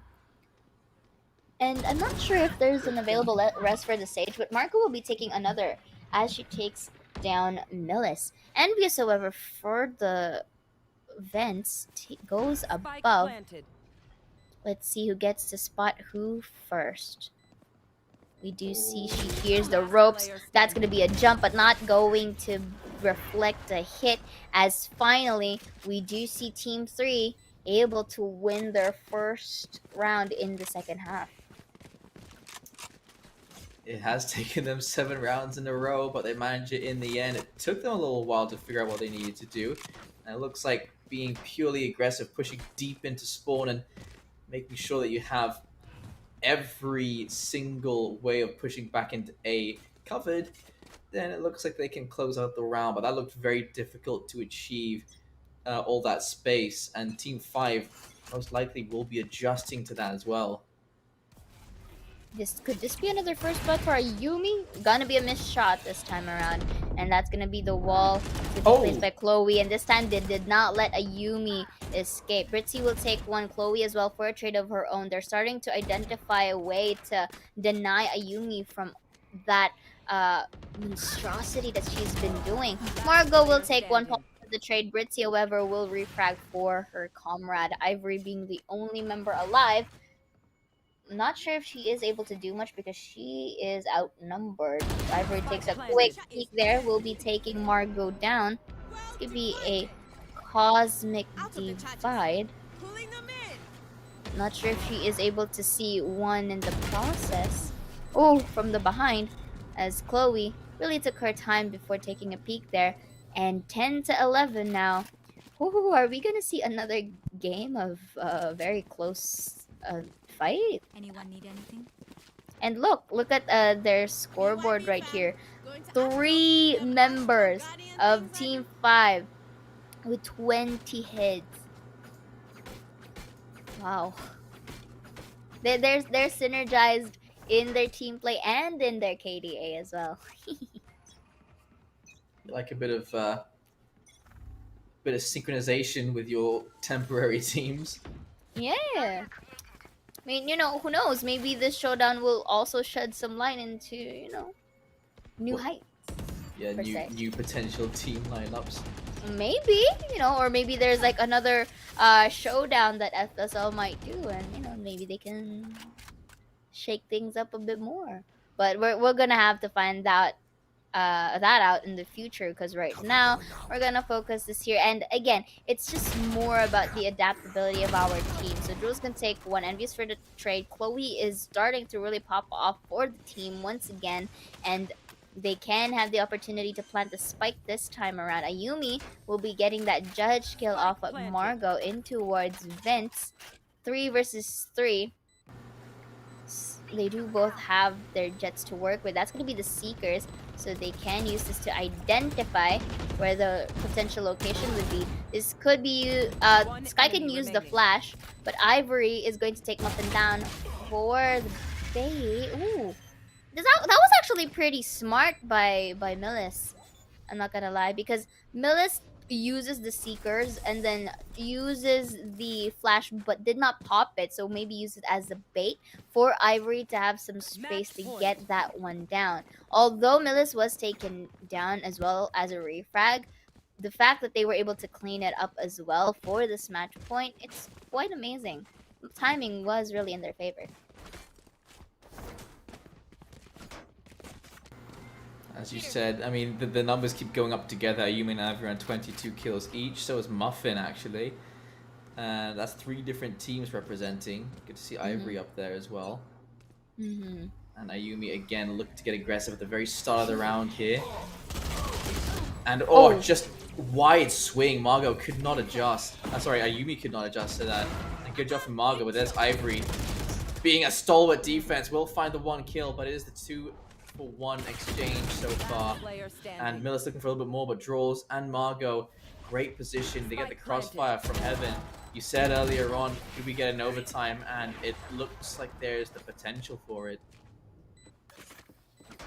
If Team 5 loses this round specifically, because again, we still don't want to remove the fact that they can get this at 11-13, but with the resources that they have, I can safely assume that it can go for overtime, unless they throw another thrifty. Not really a thrifty, more like a unless they can throw. I mean, unless they can win a game with half armor.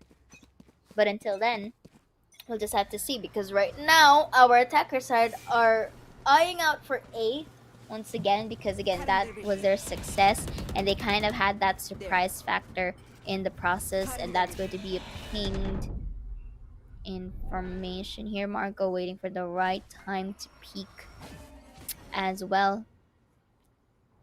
Let's see who gets to peek first. Millis, however, goes to reposition herself towards rafters instead, safely, to say the least. Polly also repositions herself in this angle so they can go for some crossfire. So both of them trade themselves off. A little bit of a peeking there. Muffin was able to get Polly down, her fellow teammate, and KO with a slimmer of health to work with. Not sure if this is the best situation. Ayumi, though, pops that Bucky towards Britzy, and Ivory takes one. Muffin, this is a battle of the Jets. Take note that Muffin only has a slimmer of health to work with. This could be an opportunity for Ayumi to change gun, but quite interesting how she isn't. Oh, change her positions to screen. Oh, I think Muffin can have the upper hand here. Oh, she didn't see the head from heaven. And with that, we are going in our overtime. Second one of the day. Right in schedule. Exactly 6 p.m. start of the final game. No, exactly. Well, I didn't say that, but it's exactly 6 p.m. start of overtime. Yes, Oh, nice job there from Muffin. A triple definitely. kill to finish them off. And now let's see how they do in overtime. Because it looks like both of these teams had a bit of a struggle when it came to the defender side, but their attacker sides were much better. And we can see here if Team 5 will be able to do that as well.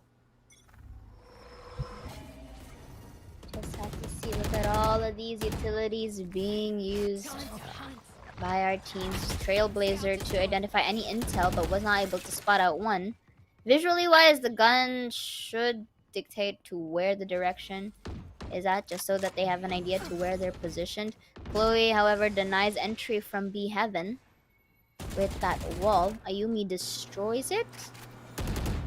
But look at them, they're patiently waiting for a perfect chance to enter Garage by making presence towards B Heaven. That is so smart. But Margot denies Ayumi. Takes one down.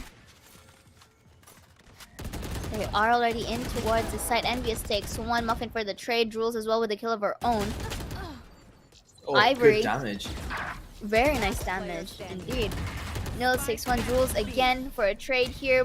But there was a whiff coming in from Millis, and Margot takes that round on a 13th Switching sides. Match point.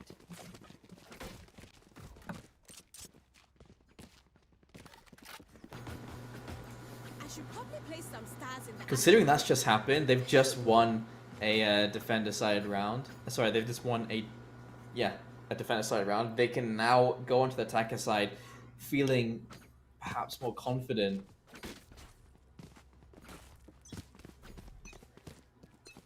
Because it's just a straight up run from them. I mean, they should be, because again, it's as if that they had their redemption arc here, right? They started off good, toned down, and then made it to this overtime. That's gonna be a beautiful second op kill from Polly. Now she has the possession of the spike, misses the shot, but Margot was able to take the spike. This could be a call for them to rotate, but Britzy, watching events, will be placing the swarm grenade, but they may be outnumbered at this point in time. But look at this, they are on mid. Envious takes one, not gonna be another as Margot takes the trade. That's gonna be a flash from Millis though. They can take advantage of this by Millis taking one. Is it gonna be another as Drools is going to be drawn, and Millis will be taking that kill to get ourselves in the second overtime. Interesting. They both did better on the defender side this time around, considering like they've got what, 8 in a row on their. Never mind. It's 8 on their defending side. Okay, interestingly enough. So again, it's a battle of who gets who first, or who gets to get tired. But I would like to commend Team 5 though. This is their second overtime in like 2 matches, and they're still thriving. They're vibing, And here, once again, they are on the attacker side. Ayumi patiently waits, uses the leer, gets that dash through. Let's see if this work out. Chloe will take one. Muffin as well with the trade. Britzy and Margot. That is just beautiful synergy from Heaven and Sight, getting their point advantage. That is a pretty intense defense, but it is this attacker side that has been the problem. And Team 3, we haven't had a great attacker side for them in a while. We go. But they did manage a really good job at the end of their at the end of the second half. That's where the flashes out. Ayumi's forced back as well, so they're going to push straight into the side, and so many blinds, and a bit of damage done to Ayumi as well, but Polly's still going to find Britzy. Margot with the trade, make it a double for the team as well. Muffin is staying in towards backside just to see if things are going to pull through. Ivory takes Muffin down. It's going to be another as Chloe and Ivory... Ooh, actually Polly takes Chloe down. gonna be a defuse as well. Do they have time? Polly is popping off for the team, literally. And that's gonna be a 4K again, going on to our third overtime. Switching sides. Overtime. Yeah, seriously struggling with closing out these games. In this particular situation, the post plant was not for Heaven, and that would have helped quite a lot, but Drolls and Margot were so far away from the site. In that particular situation, if those two peek from Heaven, they find the kill onto the Reyna. Perhaps there's a swing coming in from Elbow and the Sage goes down, but the post plant is still 2 players in Heaven. That could have easily gone their way. Instead, it's just a little bit disconnected. But again, these guys, these girls don't play together too often. So fair is fair. And another quick tech pause just to figure out an issue at the moment. You have to take note, however, Jaeger, that Team 5, although really commendable with their stamina in terms of really prolonging this game, in towards that third match from earlier, they kind of lost that match. So if they were to lose this one as well, that could be, a bit, kind of a bit a saddened moment for their times. But the fact that they were able to withstand like these long games is already quite commendable for these set of for these set of players. And we're already in towards our third overtime here in this match, and the fact that they are still able to really be unfaltered by these things and just really go back to the game, it's really it's really like commendable for them. For Team 3, however, the fact that they were able to catch up from an 8 to 11 down to a now 14 to 14 is also quite commendable as well. What's the plan here, Chloe? Unless she's trying to wall her up or something, but we're looking at what they're currently set up to do as these two dance around with each other and make our audience dizzy. It looks like it's going to be a 4-player push towards the B site. They do have Jet once again, Ayumi, perhaps to sell a push towards the A site. But really, this looks like it's going to be the B split with both the Sage and the Astra going up to Heaven, ice walling off the vents, taking control of the entrance and the entranceway to Heaven as well, and getting that spike down and properly post planting. Because what's really important is that they win an attacker side round. There. Exactly. So right now we're just waiting for things to be fixed and in good condition to resume the game. But look at the scoreboard real quick. Ivory and Polly this time having an still having an equal amount of kills as well. They're very synergized as well. And Muffin is also having 27 heads up on her name, which is quite interesting. Looks like these girls really don't want to give up without a fight. So I may be weird during this time, but I haven't really seen a full-on diversion play from either of the teams, at least in towards this overtime. Like, of course they're making presence towards the site, and then they suddenly rotate. But the thing is, it's not kind of working, since their way of rotating is quite telegraphed. It's quite anticipated. So I haven't really seen one that actually catches either of them off guard.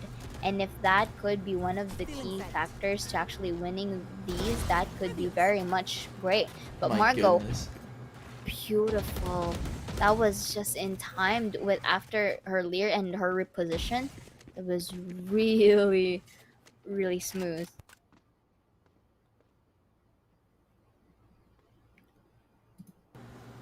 Ayumi may have found the right timing here.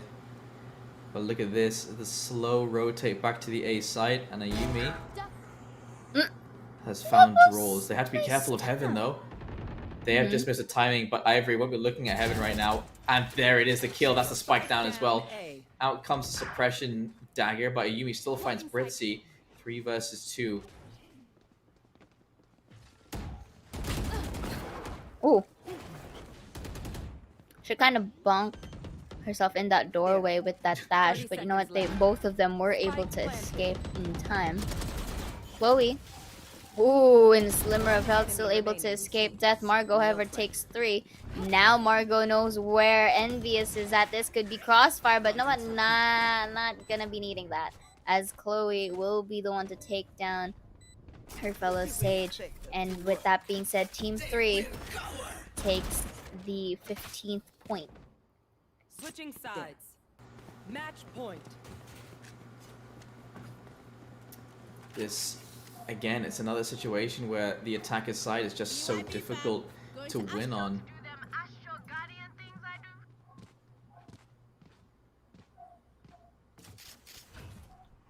And I think, like, if they really want to win an attacker side round, we need to have the utility just cover off Heaven, cover off the entrance, have your players just pour in, and then have them crossfire towards Heaven and towards the entrances. Stop taking that Heaven control. I don't think it works out for you in the end. Just have everyone pour into the side. Shutting them down. Enemy suppressed. Bitsy is able to suppress Polly, but still not identifying the position here. It could be anywhere right now. Ooh, but Polly, yeah, is able to spot out Bitsy there. Margot for the trade, make it a double. Chloe, however, is able to take Ivory down. Envious. Oh, the timing though was Margot was able to escape that, but Ayumi takes 2 as well. That's going to be a dash in for her and a heal as well. Ayumi should be able to know that one is under rafters, which she can tell Chloe. That's going to be a Blade Storm, but Envious ends it. And again, this is our Switching sides. 4th overtime. 4th overtime. Yeah, that situation in particular, Chloe should have been turning around and crossfiring with Omen.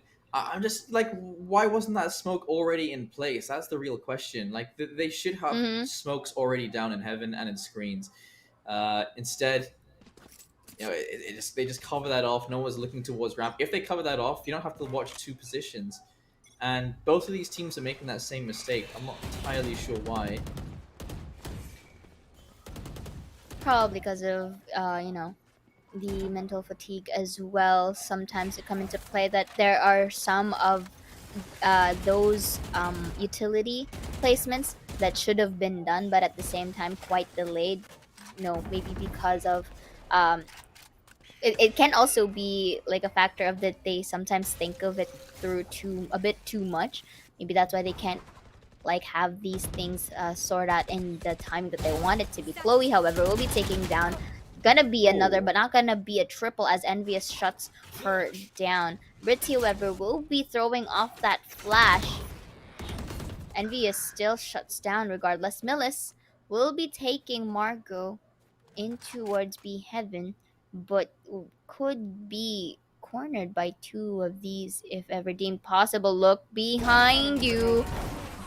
But Muffin was able to get that beautiful spray transfer. And just like that, they were able to defend. Match point.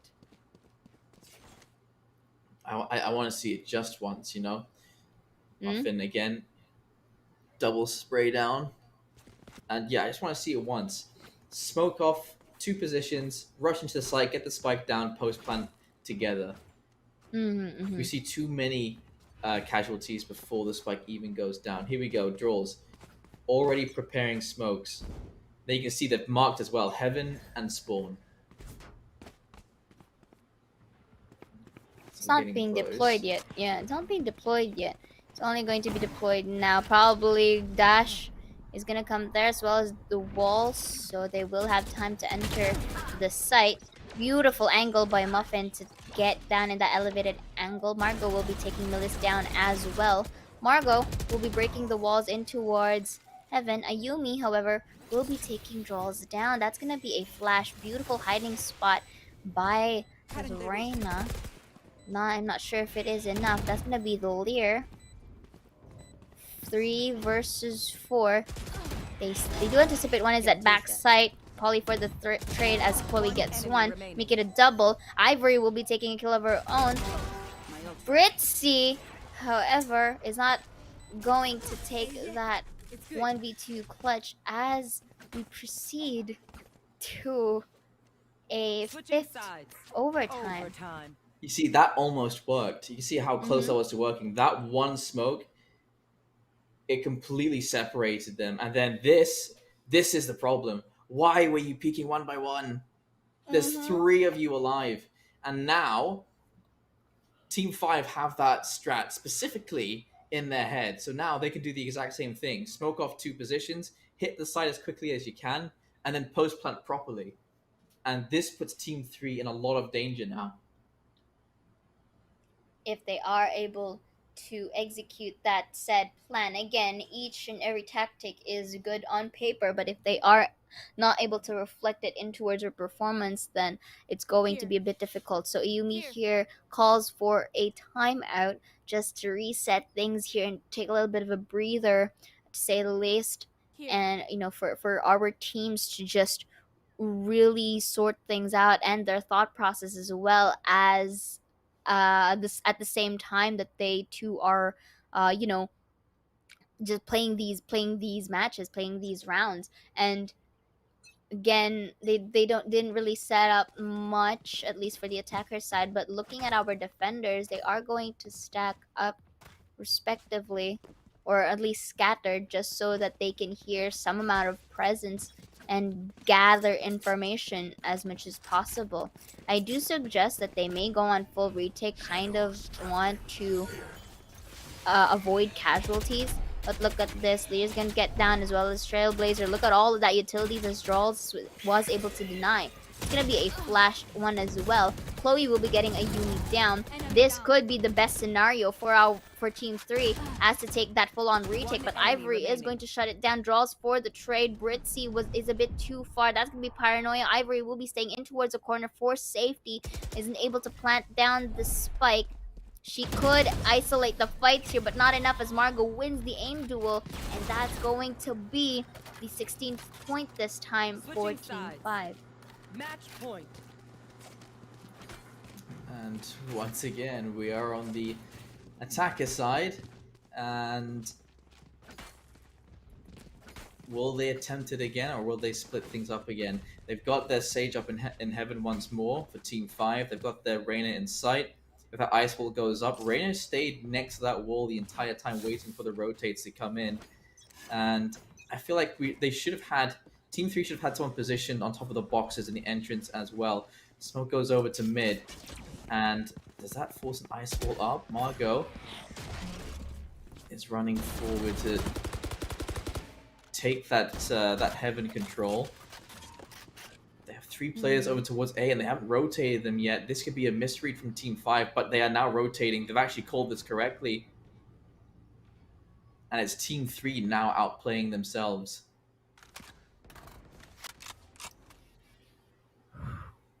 Little bit of a... They lost the controller. That should be the round over. You've got no control. You've got no way to stop the peaks from heaven or from screens. You have a player in heaven, in screens, and in sight. So this crossfire should prove to be a big problem for the remaining members of Team 3.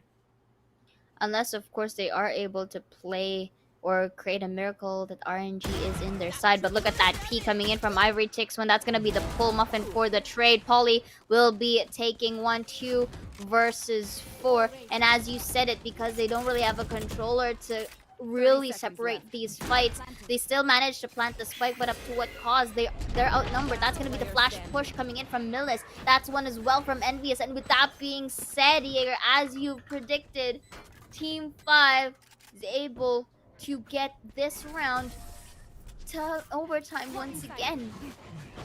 No charges left. Switching sides. Overtime. How can these games be so perfectly even? It's so strange.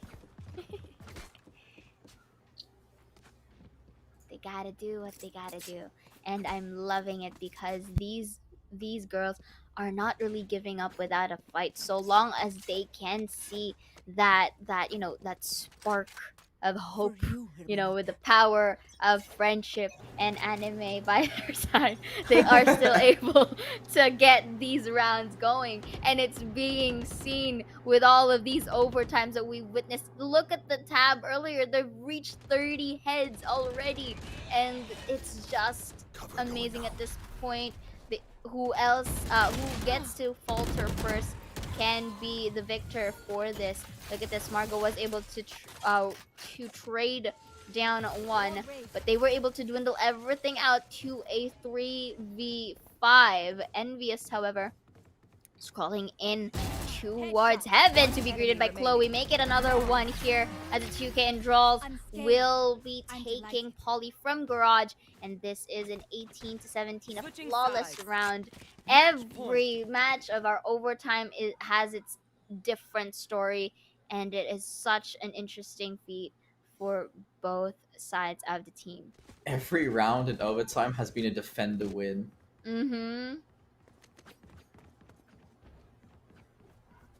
They are both struggling so much to finish off these rounds. So much emphasis on trying to take that mid control, but they're losing that fight. There's no one that can really cover off those vents either. But it's Owen put his smoke. Smoke over towards vents. Does that force Jet forward?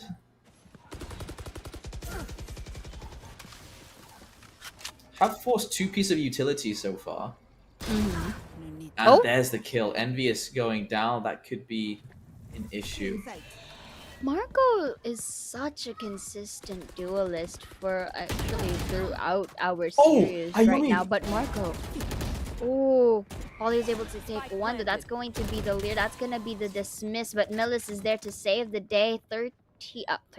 3 versus 3 to equalize our scoreboard now. Muffin is making her way towards this, but is going to take Ivory down. Polly for the trade. 2 versus 2 and the green. Rogue will be spotting out Polly. Beautiful crossfire in there as well. And Millis being the only one alive. There you go. That's what it took. Just all the smokes, all the right utility. You just needed to take away vision. And there you have it again. Well played from Team 3. It took them a while to get there, but what matters is you get there in the end, right? And so Margot, a big part of that, because every single round, the biggest problem was Envious. Envious had come back from a huge deficit and was making so many problems, healing up teammates, slowing down pushes, just so many things going the way for Envious. Getting that first kill, Margot really was the one that opened up that round. Indeed, definitely. And just like that, they were, you know, able to really make ends meet. But that was 6 overtime still. What a way to actually, you know, end our series. And Team 3, if I'm not mistaken, was the one winning that best of 1. Really intense, but good game, well played as well to Team 5. They were able to withstand this long, and even in the previous matches as well, they did have their moments of highlights. But then again, you did say it's all about them, you know, just using their utilities in the right time for them to really outplay or perform in an exemplary stage. And it was just shown to us by, you know, by Team 3. That's right. And so those are your final results of the day as Team 3 go up 19 and 17. That's pretty close to the 20 and 18 that we got earlier today. But as it stands so far, we have a victory, 2 victories for Team 2. We have 1 victory for Team 3. Actually, 2 victories now. We have a victory for Team 5, just the 1, I believe. And Team 4 haven't won a game yet today. So I think those are the final results for today. But we still have 3 games tomorrow. That is going to be between Team 1 and Team 3, Team 2 and Team 5, and Team 4 and Team 1 on Haven, Ascent, and Vine in that order. And then we'll be having a best of 3 based on those results. But again, a big thank you to our sponsors, a big thank you to Yahoo for being here for us. And Intel, of course. We don't forget about that. And of course, again, these have been your games for the first day of the Valorant Showdown. And as Jaeger have mentioned, there will be more action in store for you tomorrow. But for now, I guess this is it for this first day. And of course, we are your casters for this day. My name's Sarah, and with me is Jaeger, bidding you guys a good evening and good night.